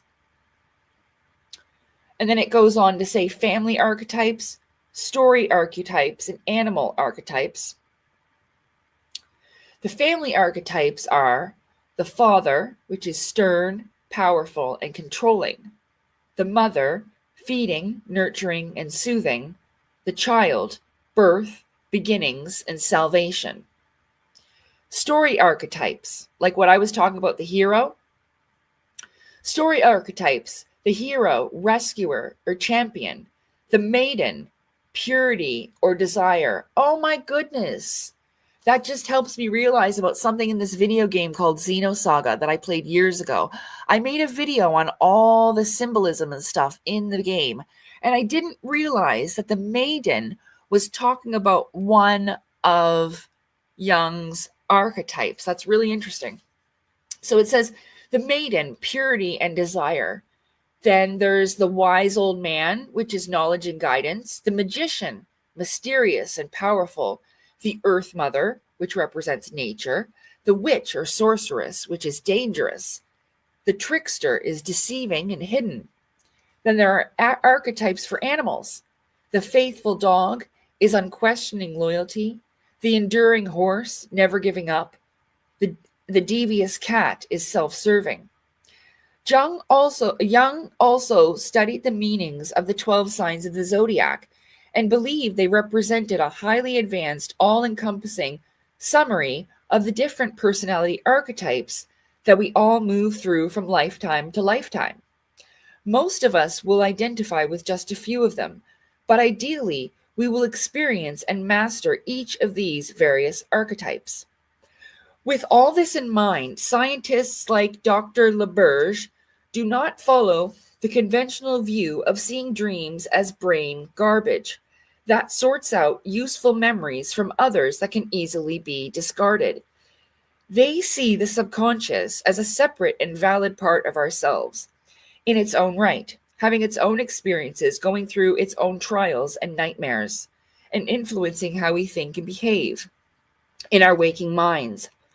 Whether or not we fully remember what we had dreamed, dreams provide us with valuable lessons about who we are and what we are really doing here. Dreams are problem solvers, always looking to give us valuable advice that could help us make more effective choices in our lives. After 27 years remembering and analyzing my dreams on a daily basis, it never ceases to amaze me how I almost always am given insights about everyday issues that I might not otherwise have thought about. Okay, in the next chapter, I'll present to you my own distilled knowledge of how to analyze and interpret your dreams after 27 years of experience. For me, every dream is a treasure chest of information from the higher self, and I have almost never met a dream that I cannot crack. The more you do it, the easier it becomes to understand what you are getting. So let's get started. So the next chapter, chapter 3, ironically, is dream analysis. So again, this is David Wilcock's book, Contact with the Divine, Awakening in the Dream. And I don't know. I haven't actually read them all because I've been pretty busy just kind of progressing with my own stuff. But if you enjoyed that, I mean, I'm not trying to sell his books or anything, but you might find that helpful. There's another one. That's the Synchronicity Key. It's called the Synchronicity Key. And then the last one is the Source Field Investigations. Yeah, this is the hidden intelligence guiding the universe and you, the Synchronicity Key. It wasn't a synchronicity or coincidence that I chose to read. I just tried to figure out something if Jung had ever talked about the hero's journey, because that was something that's come up for me. And I've also realized that that's a thing for writers as well. It's a story format thing for writers and how they base their stories. Anyway, I'm done now. My throat hurts. Well, you did really well there. Thank you very much, Lucy, as always. I love your reading voice as well. Yeah,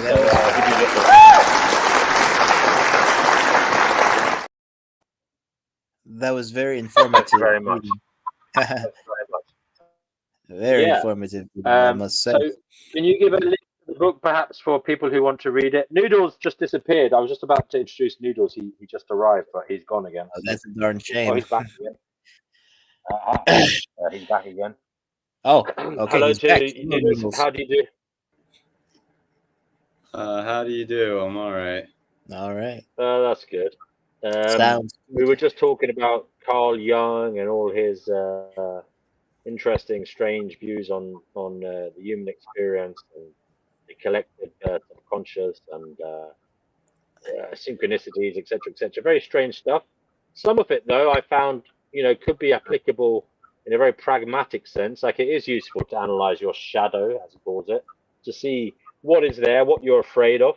But obviously, it's a dangerous exercise. It could tip one over the edge. Did you find anything interesting tonight, or have you ever looked into Jung yourself? If you don't want to talk about that, we're also talking about dreams. Any weird dreams you've had, any kind of seemingly significant dreams, or just really vividly strange ones. I haven't had any. I mean, all my dreams have been weird or bad or just like, some kind of thriller thing or just something strange. I haven't had good dreams in a long time. Okay. Well, that's not good. What would you say about that, Lacey? Well, if that's happening, that's because I'm seeing a giant ball of yarn all balled up together on the inside. You must be having something within your soul that's having this happen. I mean, unless you're nonstop watching horror films and stuff like that, that's influencing your dreaming life. I know that when I had really awful dreams, I don't much anymore. It was when I had a lot of stress, when I had a lot of pain and heartache inside that I didn't know how to deal with. And I'm not trying to like make you feel bad or ashamed, because none of us should feel ashamed. We all deserve peace. And, I think that the more that I dealt with that, the stronger I felt as a person, the more confident I felt about life, the less and less that happened. Now, I'm not saying that's for sure that's why that's happening to you, but it shouldn't be. That's not normal, you see? That's an indication of, and I don't mean it in the negative way that it's going to sound, but of sickness, of something's not right in the mind and the heart and the soul. Yes? You don't even have to say anything about it. You can just listen to me and think it over, It could also be. But It could also be the body, right? It could also be the body. It could be you ate the wrong food and it's giving you some kind of intolerance, or it very well could be. It could be a biological thing and influence. I mean, depending on, you would have to, tell us about your dreams. I mean, it would help knowing the person a little better. That helps to be able to help a person to interpret the dream, knowing a little bit about their life. But I don't need to. I'm not saying that. But for you yourself to think about these things and what your dreams are actually showing you, it's a message really of what we just listened to from David Wilcock's book. I mean, it's clearly trying to tell you something of some type of disruption or disorder inside of you or outside in your life. If you have a chaotic life or had a chaotic life, it's playing itself out on the inside of you still. This will drain your energy a lot too. So yeah, but your dreams aren't supposed to be like that, So I'm just trying to give you something to think about. My throat's getting sore. all right, darling. It's probably just Noodles. Do you? Sorry, brother. I think it's guilt. You think you have bad dreams because of guilt? You've said before that you suffer from guilt, and I don't know why, because you do seem like someone who, now that you've grown up, you wouldn't want to hurt anybody. No, it's not. You know what? Guilt for what I do now, but just for my past actions.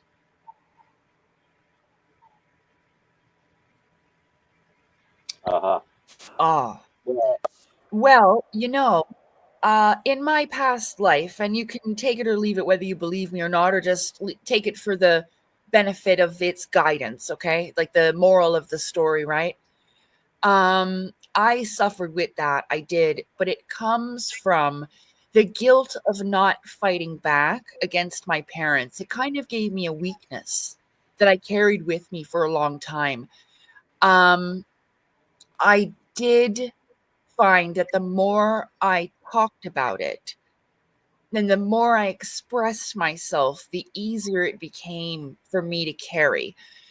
There's something that I've told myself over my lifetime, and I'm not religious, but I found that this was helpful because it makes a lot of sense.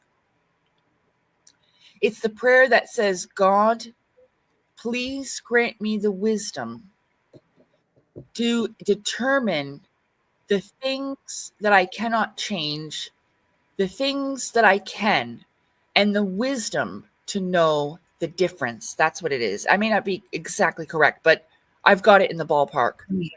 And the thing about it is that you are the original prayer is, give us courage to change what must be altered, serenity to accept what cannot be helped, and the insight to know the one from the other. Yes. And that was, and it is absolutely Reinhold Niebuhr. Well, it's amazing you know that. Thank you. But you are not that person anymore. You weren't that person that you were yesterday.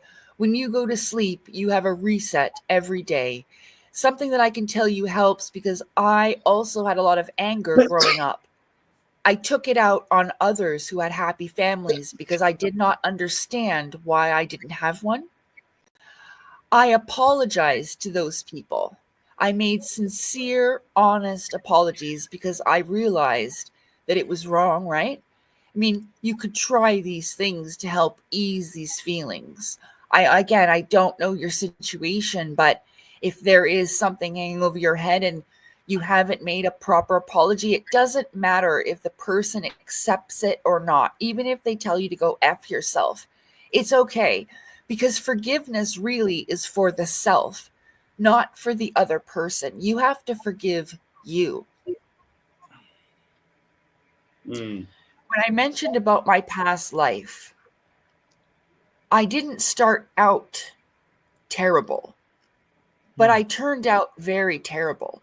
I ended up taking a lot of life in the end of the last cycle.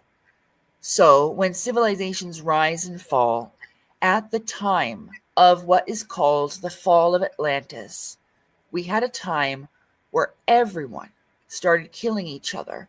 I can't remember for what or what reason.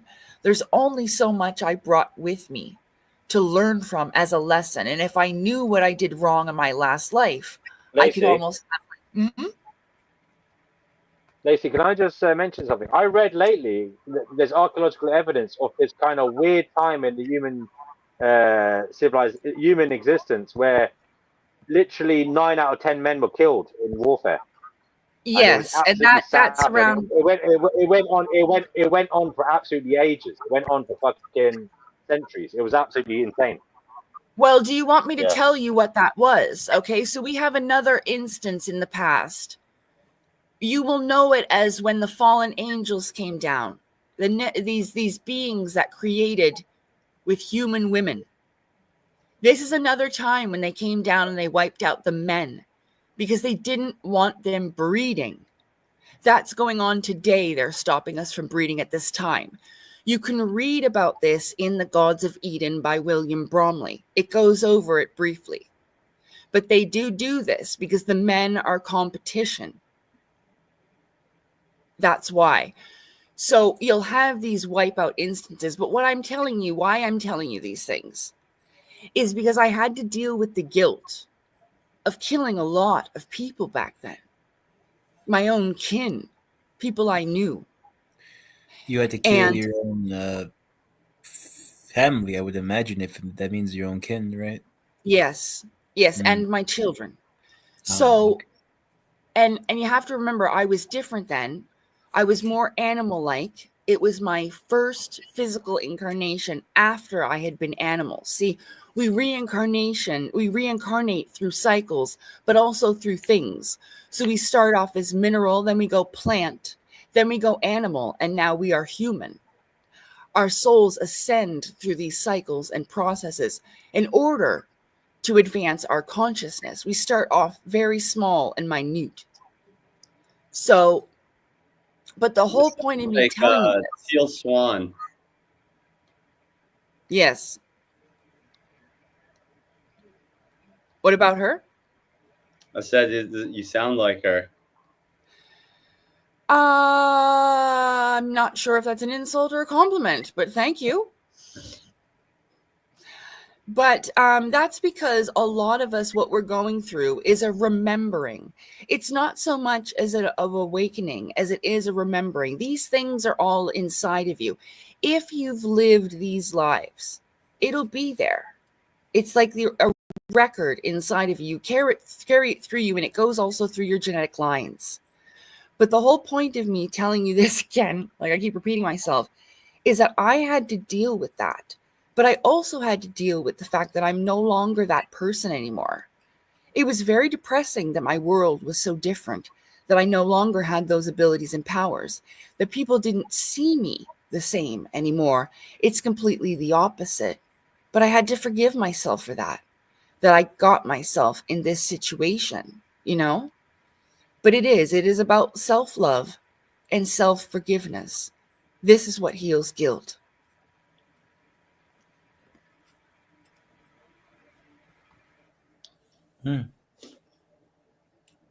Amen. Yes. And I'll Guys, just forgive add me. I in. am working on a Facebook page at the moment for the stream, so I can stream it on there as well. Look at you. So I'm And just I trying to just get want to that throw figured this out. out there. If you need to, you don't need to tell me anything about you, nothing at all, but I'm available on Telegram if you'd like to discuss this privately further. I will just offer it. I will not be offended if you decline, but the offer is there, okay? Thank you. You're welcome. If I could barge in for a sec, if I may have a moment to talk about my experiences with dream briefly, because I don't dream too much, but when I do, they're pretty cryptic and esoteric and weird, and occasionally sad. I'll name. I guess I can name three. Yeah, I can name three vague images from my dreams that I still remember. One, it's when I'm in a boat in the middle of a foggy swamp or river or whatever, and I see a big black figure that resembles an ape or like a a chimp, a giant, ape-like figure that's roaming in the distance. Yeah. The second would be in a another swamp. This time there's more color in it. There's red and green, yellow, white orbs in the water. They turned out to be slugs. And the third one is a sad one. This is the most straightforward, but the most normal. I had a dream of my father dying a few weeks ago. He's still alive, but yeah, that was a very very vivid dream. Yeah, and those are the three dreams. I those are the three images I keep having that are directly from my dreams. Yeah.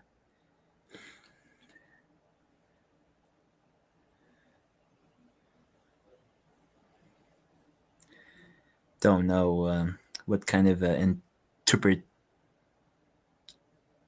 one could have over that.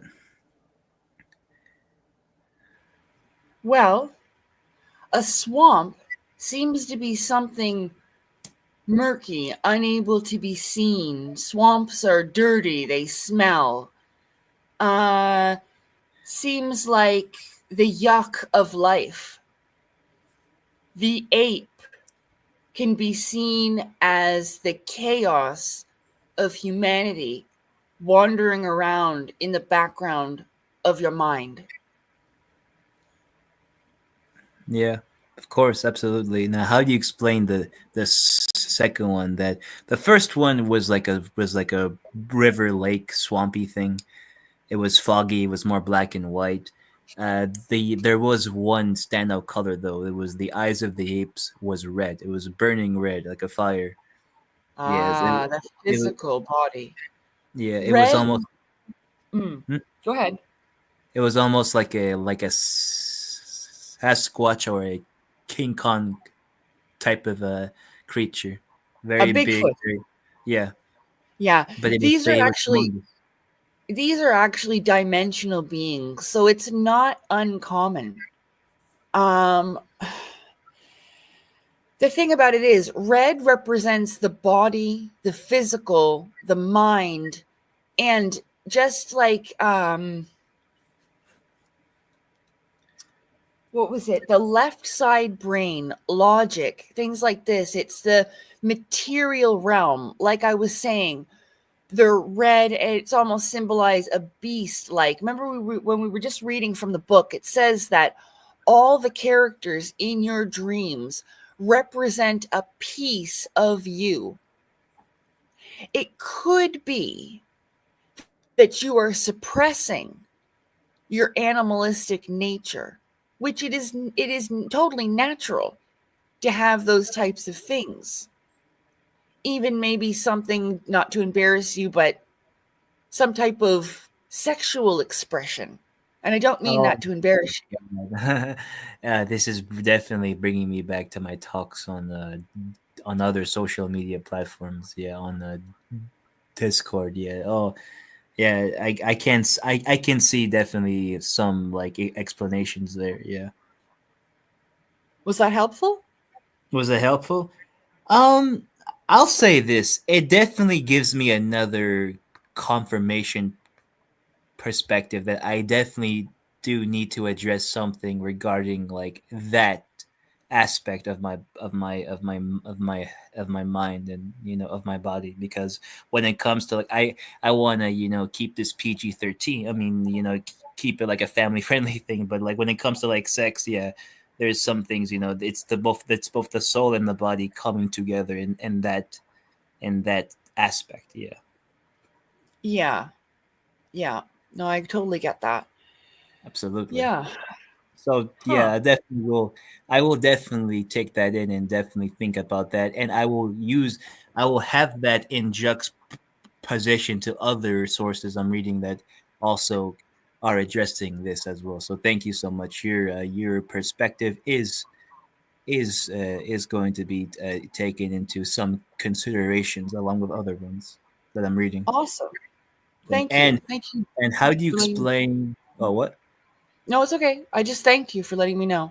Of course. And how do you explain the second dream where there was these like rainbow? It was the second dream was much more bright, neon, and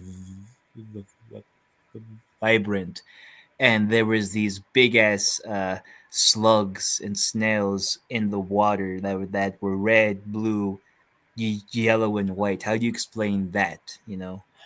Red, blue, yellow, and white are primary colors. Also, what was it about the swamp? Oh, I lost it. Oh yeah, you said something about dreaming in black and white. That was the first dream. Right, the first one, but they are connected. So the first one deals with the polarities of life. And that has to do with, like I was saying, the left and right, or black and white. One of the poles is white and one of the poles is black. These are the polarities of life. Dreaming in black and white very much symbolizes their separation. Okay. Now, the slugs, let me see exactly what a slug does. Let's see what slugs are for. Because what do slugs do? What do slugs do for the environment? They usually Are they cleaners? Well, some Yes, of them eat plants. Are they Some of them cleaners? eat plants, and some of them are carnivorous. They eat other slugs. Yes, they eat other slugs and they eat plants and other types of dead matter. So they're some basically of them cleaners. are herbivores, and some of them are carnivores. Okay. So it kind of gives me around what the idea.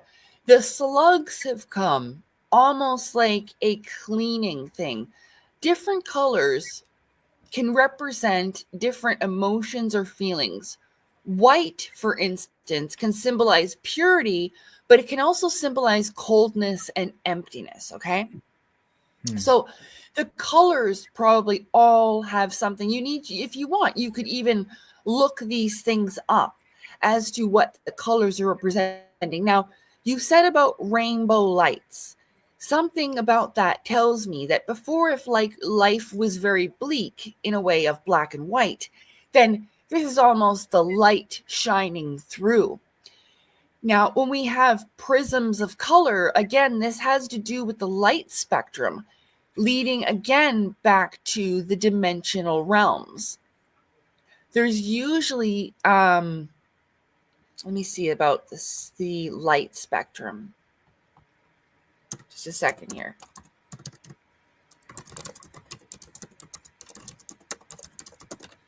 Okay, just a sec.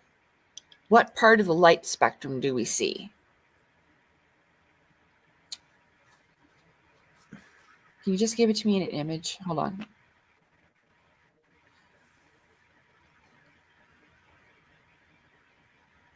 So we only see the colors of the rainbow. So it goes from, shit, I can't figure this out. Well, I cannot figure out a proper picture. It's okay if you can't. It's all right. All right. Well, okay, so the colors all have meanings. The cleaning, the slugs are cleaning, but when light comes through a prism, it separates into the colors. So that's what I saw. Rainbow is one source being separated into several parts. So maybe it just symbolizes the renewal and cleansing or a changing of state, even in a short amount of time, even with something that was murky and mucky from within you. Okay. So a state of change and transformation. Okay. Yes. That sounds I argue that I change almost every day. I'm pretty undecisive as a person. I already said that, I can't really make up my mind about things. So the fact that image is still frequent in my head shows to me that, there still is a sense of, uneasiness inside me. There still is, a sense of, exploration and experimentation and like unconclusive things. Yes. Well, yeah, I mean, no one knows what's going to happen tomorrow, right? But all we can do is be prepared to deal with it, I guess. Of course, absolutely. There's a good website Yeah. called Dream Moods. You can check out. It's good for dream interpretation. What was it called? Dream Moods. Dream Moods. Okay. Dream Moods. Yes. And I think the last dream, I'm gonna say this one before I have to step out of it, but I'll say this one. The last thing I'll say is that I think that the dream of my father passing away is a common dream that I think some people have. It's the reminder that not everything lasts forever. Yeah. Even the people who are with you forever don't last forever. Yeah, absolutely. Yes, that's common. It's a common dream Mhm. to have. I think. Yeah, to have like a loved one die. Well, yeah, especially if you're worried about that. Of course, losing a parent, especially if you have a close relationship with them, that would be something that hangs in your subconscious. Yep. So that you're, Absolutely. maybe, it might even be an indication to spend more time with him. Yeah, I do. I try my best to call him because like I don't live with him. I haven't lived with him since I was 9 because of issues. My mom and Yeah, his it's all right. got a divorce. Yeah, when I was 9. So yeah. Yeah. But I mean, as long as, because just make up like for the time that you've got with him now, and then there won't be any regrets or guilt later. If you can ask him out, want to go for lunch, Dad? Do you want to go do something? Because regardless of what happened in the past, you can always make up for it now and make new memories. Because like I was just telling Noodles, we're not the same person that we were yesterday. Every day the That's sun true. rises is a chance to be a new person. That's I definitely know that sentiment. We're not the same person we were even like last week. Mm-hmm. Yeah. I definitely have that feeling. Every day. Yeah. Yeah. Yeah, but I hate to say this, but unfortunately, everyone, I have to be heading out soon. So, but it was great having me on DNW. Thank you so much, everyone, for giving me some time to talk. Yeah, you're and welcome, like brother. It was great interesting. stuff. Yes, thank you, everyone. Have a great day, everyone. Thank you so much for having me on. You too. You Take too, brother. care. Thank you for Thank coming, you. as It was always. wonderful to Take care. Absolutely, with you. absolutely. Thank you so much. I really Guys, liked you. guys, I think we will be hitting the end game soon and trying to. Well, I need to go to bed, but we can chat for a little bit. As I say, Noodles. JE is here now. Oh, brother Marcus has disappeared. I don't know how that happened. Brother Marcus, it was lovely to have you with us. He just stepped out, did he? Did I miss that? Oh. I don't know. I didn't notice either. I was too busy yapping. Well, well, he's still in the chat. Yes, endgame. Dun dun dun. Anyway, JE is here. JE, is there anything you'd like to say about what we were talking about tonight in general? Jungian theory and all that it entails, or dreams, or anything Lacey was talking about. Well, hey everyone.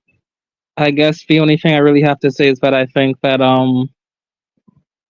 that I agree with Jung on the notion that the self is the constructed self that we present to the world, and I guess what we would call our ego or personality. I don't think that is the totality of who we are. I would say that it's a small subsection of who we are. I think the ultimate I that each person is really just pure like awareness or consciousness. And I think that if anything, we're just our real true selves is being a conscious awareness that's observing a life or observing the conscious experience of a particular individual.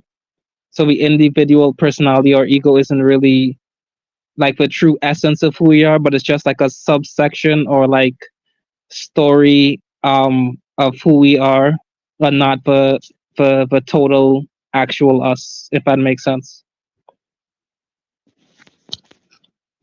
Absolutely. So brother. I would say And that it I is. would say that the How does person that make you feel, though? I mean that's just a theory that I have, but that I agree with Jung on. But I guess it is kind of freeing, but also kind of terrifying too if you factor in the notion that we don't have free will because we basically have no control over the story that we're witnessing. We just think we have control because we're witnessing it, but we don't actually have control. So it's liberating in the sense that you aren't whatever like personality you have or whatever story you have, especially if it was a pretty negative like life story. But at the same time, it's pretty terrifying too because you have basically no control over the story that you're perceiving and witnessing. You know? Mm-hmm. Yeah. Yeah, I Rich, get that. and, so, what about dreams then, Jay? Anything significant to say about them? Dreams. No, not really. I mean, my dreams tend to be really, really random. You know, I can't really make heads or tails of them. You know, so I don't really have much to say. It feels like it's just a random cacophony of um experiences and stories that I've not stories, but like well, yeah, I guess stories that my brain or mind makes up that it just pieces together randomly. Like sometimes I would have like dreams about people that I haven't even thought about in years. Like recently I've been within the last few months I've had dreams about schoolmates who I haven't seen or thought about in like years, and it just randomly came to me out of nowhere, and I just don't understand why. You know, so to me, dreams just seem to be pretty random. Well, I'll tell you something really interesting because as you were saying that, I was like, no way, because like that's happened to me. And taking this into consideration, what if those people were thinking about you? And that's why, almost like a spiritual telephone line like this, because I'll tell you this is an absolute true story. I had a dream once. I hadn't spoken to my biological mother in a really long time. And I had a dream that she called me on the phone, and this was during COVID time. And she was worried about me because of what was going on. But I mean, like, our last interaction wasn't good. And I was like, I doubted it. But my intuition, I just had this feeling like I should contact her. And when I did, she was so happy I did. And I told her this. The reason why I am calling you is because I've had dreams where you're trying to contact me and you're worried about me. And she really was. So it's almost like, Wow. I know, underlying like this underlying spiritual connection, you know? And my mom also told me this, that she had this dream that she's never forgotten. And it's really, really relevant. And I was just like, I just kind of, because her subconscious was trying to talk to her. She kept having a recurring dream where I was on a train and she was chasing after the train and I was calling out to her and she never ever caught up with me and the train would always just get away from her. But that's really kind of what happened in life, because like we just never got connected. She didn't run fast enough. You know what I'm saying? So like I the reason why I feel so strongly about this is because, like I said, I've had these real world experiences. You know what my advice to you is? Why don't you try to reach out to those people and be like, hey, you know what? I was just thinking about you, wondering how you were doing. How are you doing? You all right? I mean, there's Facebook, there's whatever else. I mean, maybe there's some opportunity or even just happy, good memories that are to be had with these people that miss you, you know? I mean, thinking back to my school days, which I mean, I try to forget since it wasn't really the best of times, but I don't know. I don't know if I should reach out to them because I'm trying to kind of like fly under the radar from my school days and not really be, perceived or remembered too much because of certain embarrassing things that happened with me. So I don't really want to reach out to those people because I'm trying to make them forget about me. You know what I mean? Oh, well, you know what? I know like some people don't believe me when I say because of what I look like today, but I was horrifically bullied in school. I was beat up in school. Oh, I'm so sorry. Yeah, they told terrible rumors. But you know what? On Facebook, when it first opened, a lot of those people sent me apology messages. So maybe there's even people that would like to apologize to you and they can't. Maybe. I mean, what's the worst that could happen? I mean, like I said, they could even just be like, F you, nerd. But so what? It doesn't change who you are. All of those Yeah. people, if they were mean to you, that is a reflection of who they are as people. It has nothing to do with who you are, regardless of what happened. Doesn't even matter if you crapped your pants on the gym stage in front of the entire school. If those people were mean to you and laughed at you, that's a poor reflection upon them. It has nothing to do with you. Yeah. Yeah, you're right. I mean, well, the specific people that I dreamt about, like, I mean, I never really been. I wouldn't say I was never really bullied in school. I would say, but I was treated like a certain type of way sometimes that I felt was very hurtful. But I wouldn't say it was bullying. So yeah, you're right. Maybe if I do reach out to them, they might actually like say they're sorry and stuff. But I don't know. I'd have to really mull it over and think it through. Absolutely. And you're so brave to be even to take that step. And it's okay. I was just, like I said, I go by my own experiences and if the other person relates, but whatever it was, yeah, think about it and give it a chance because that's your soul talking to you, and maybe it knows something that you don't, and maybe you'll find some type of peace over it. I mean, the chances of it being bad are 50-50. Yeah. Yeah, you're right. Also, I've read like other dreams that you've had about people where like you hadn't thought about them in a while and you reached out to them and they were thinking about you. Apart from Yes. your mother. Yes. And you know what else? This is a really weird thing. They'll call me on the phone. They'll literally call me on the phone and I'll answer the phone in my dream.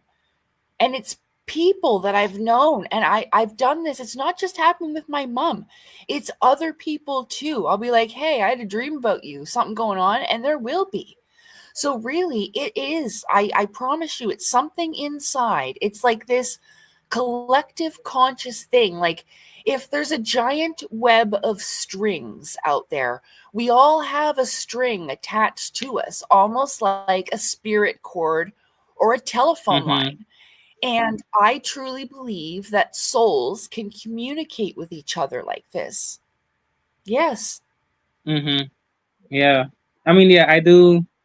I do subscribe a bit to non-duality in the sense that I do believe that everything is connected in a sort of like causal chain reaction sense, like almost like a butterfly effect. Like if somebody did something on the other side of the world in like 1996 or something, like someone it would relate it to someone to something someone did in like 2016 or something, 20 years later, you know, like I do kind of believe that everything is kind of causally connected in a sense.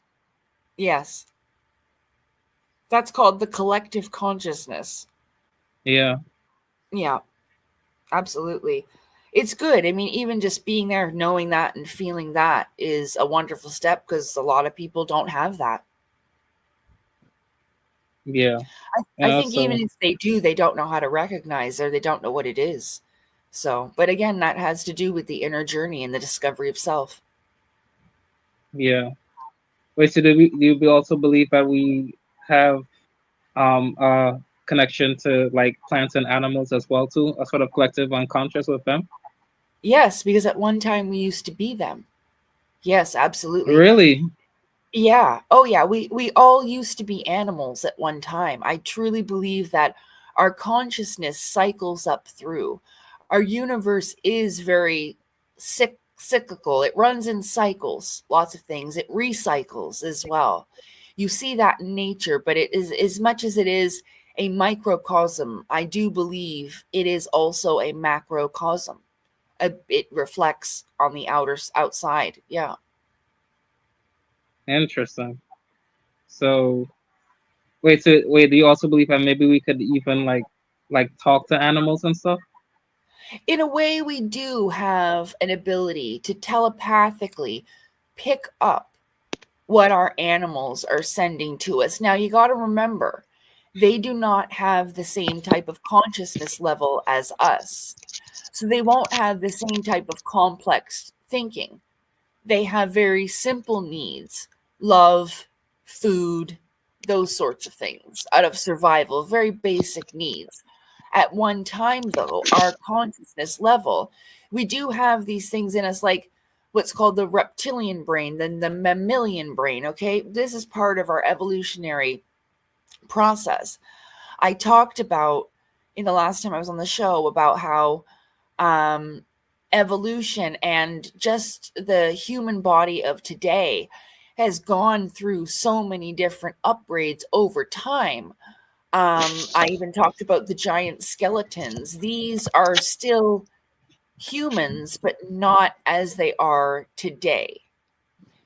So yeah, we Mm-hmm. definitely we cycle through these things. We can communicate with all life forms. That's why, there are so many life forms. All the trees are forms of consciousness waiting to be born.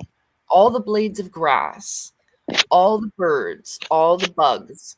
These are all forms of consciousness waiting to upgrade to one day to be human. Wait, so then so I should be careful every time I step on a blade of grass outside? Yes, because at one time that was you. Well, doesn't that mean that we basically like have to be like careful like with everything we do? Yes.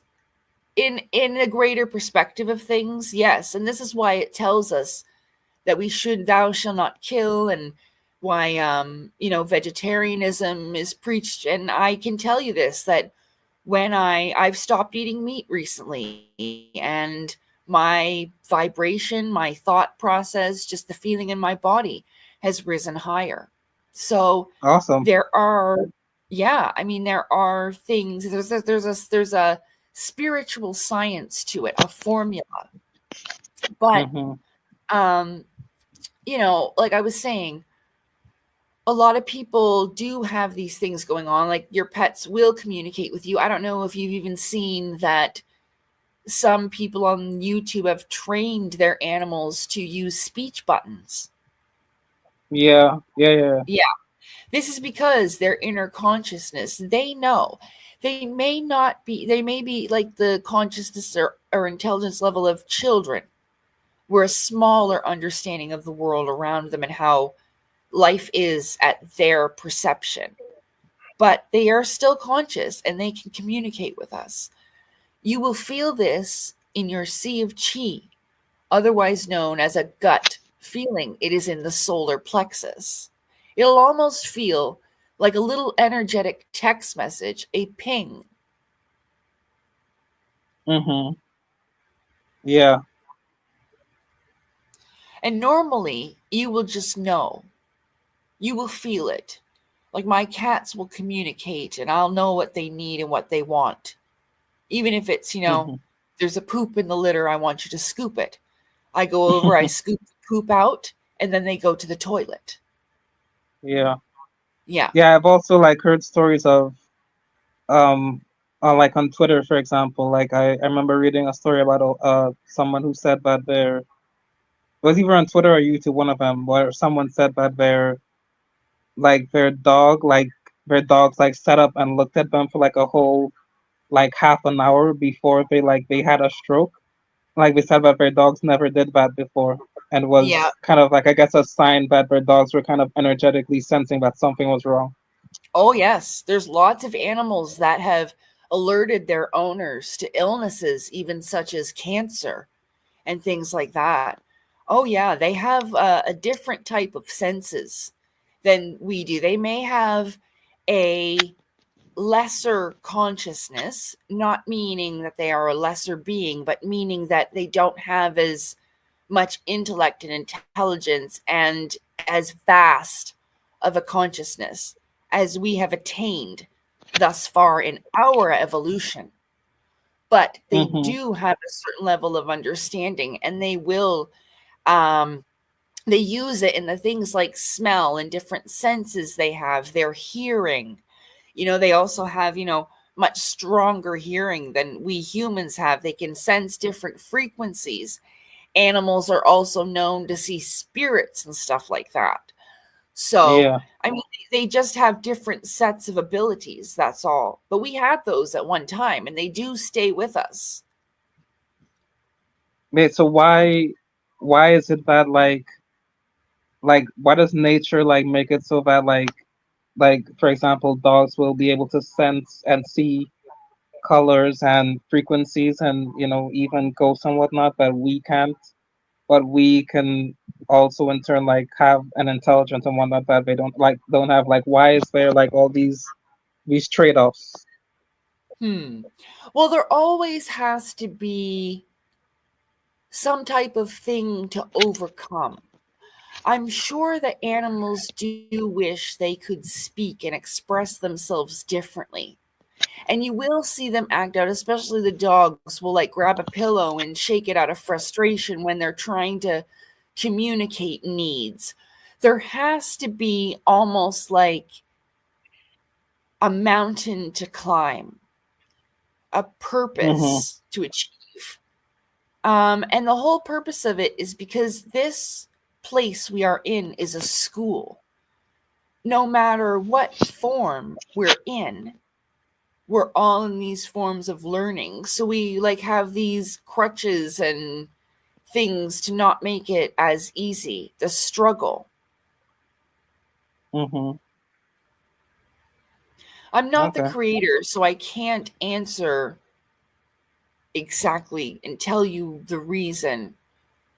But I do believe that all things are connected. All beings and all things that you come encounter with are pieces of you. I think that's why. Sorry. No, you go ahead. I was just going to say, I'm really feeling that's why we can all get along here. Because right now, we are a collective conscious, right now, together. Yeah. We may not know each other's names, but we are right now on the screen, 3 minds functioning as one and working together. Even with different thoughts and perceptions, but we are coexisting. No, yeah, I mean, as far as I know, I've never experienced an ego death, but I do subscribe to like non-duality in the sense that everything is a form of energy that came from one form of energy, and we're all just various like seemingly individual expressions of that same original energy, if that makes sense. Absolutely. What I explained it in my terms is that I said that every living being, the divine creator or God, or whoever you want to identify the name, the source, is experiencing life through every set of eyeballs. All life, animals, plants. I mean, even though we can't see the eyeballs of the trees, you know, you get the point. So it's experiencing itself through the expression of life, through all life forms.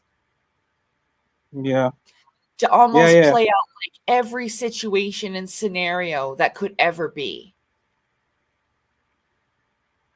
Yeah. Oh yeah. That actually reminds me of like a note I wrote, like saying something similar about um my thoughts on like existence as well too. Like I remember just randomly um one day in 2023, out of nowhere, I just started vociferously writing down this theory that I had, like that every single thing that exists, every single scenario, world, like person, etc., as random as it may seem, it's basically just an expression of um the potentiality of God expressing itself, basically trying to experience and express its fullest potential.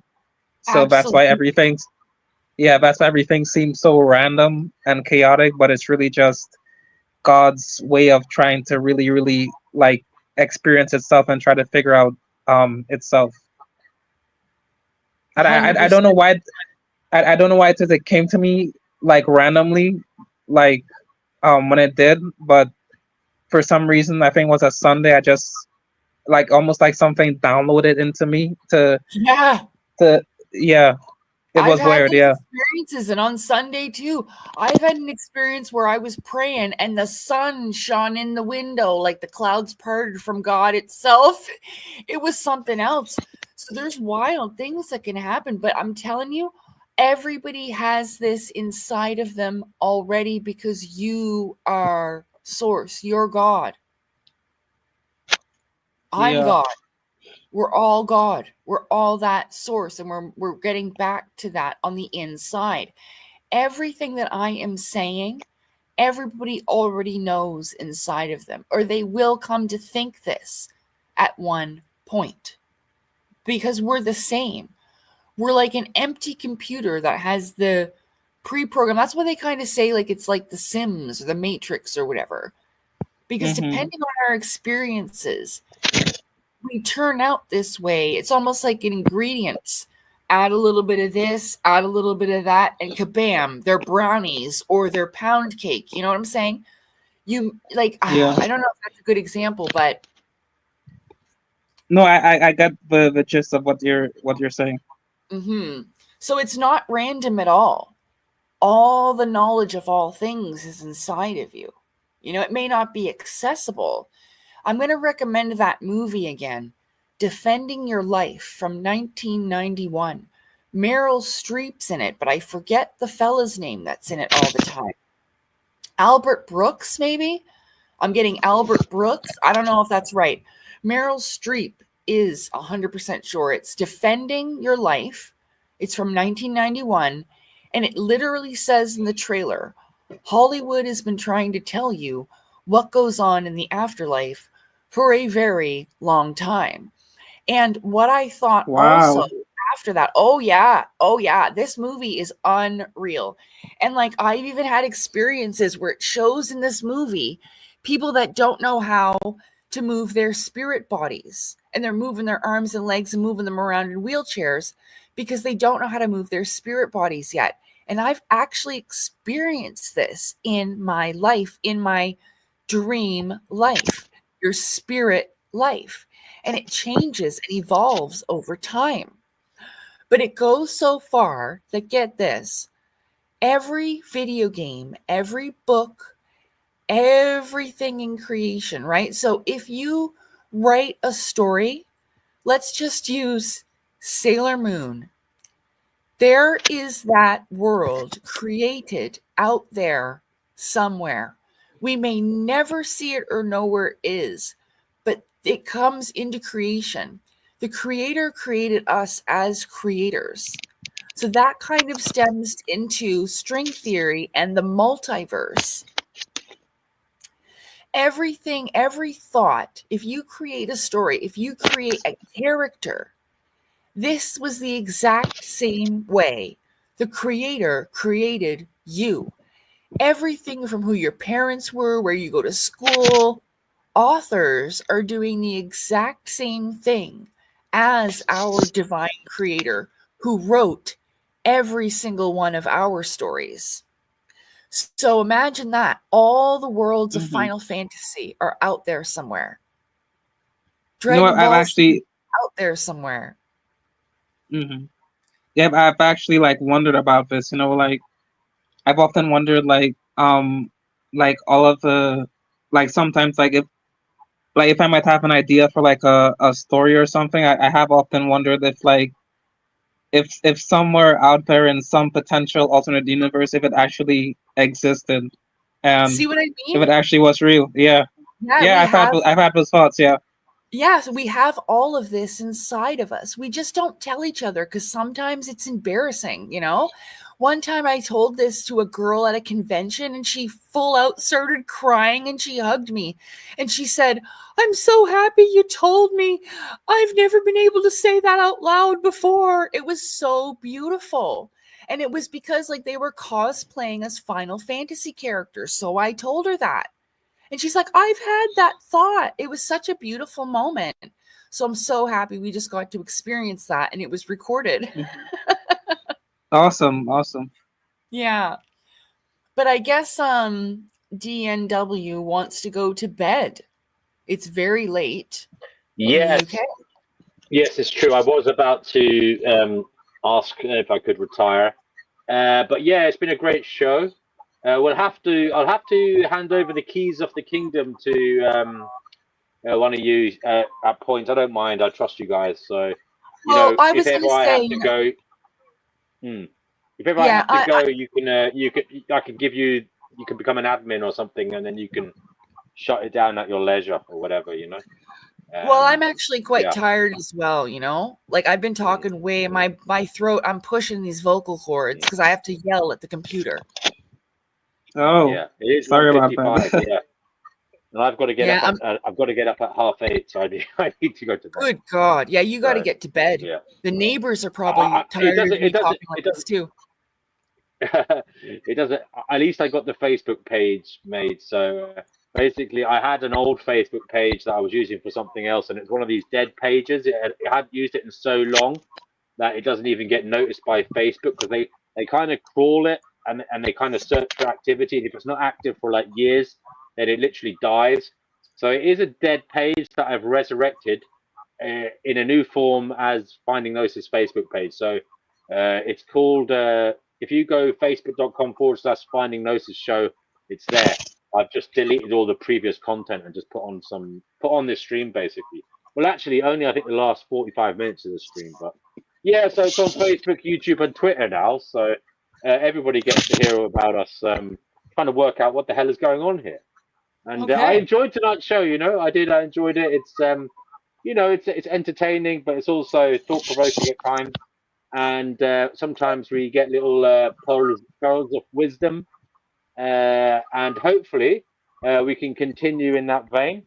I think do you like the idea? That lecture thing just came to me tonight. Do you like the idea of doing like little mini lectures here and there? Because I can get the slides and we can just like present them. I don't have to do the talk, and we can do the talking together. What do you think of that idea? Yeah, it's almost like school. yeah. Without the bullying. So yeah, it's okay.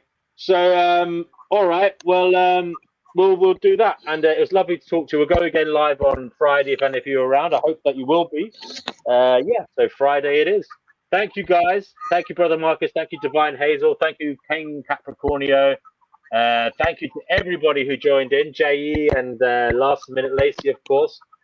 Fantastic and lovely to be together online in this otherwise cruel hellscape. Tonight was proof that we can have a good time. So yeah, there you go. Yeah.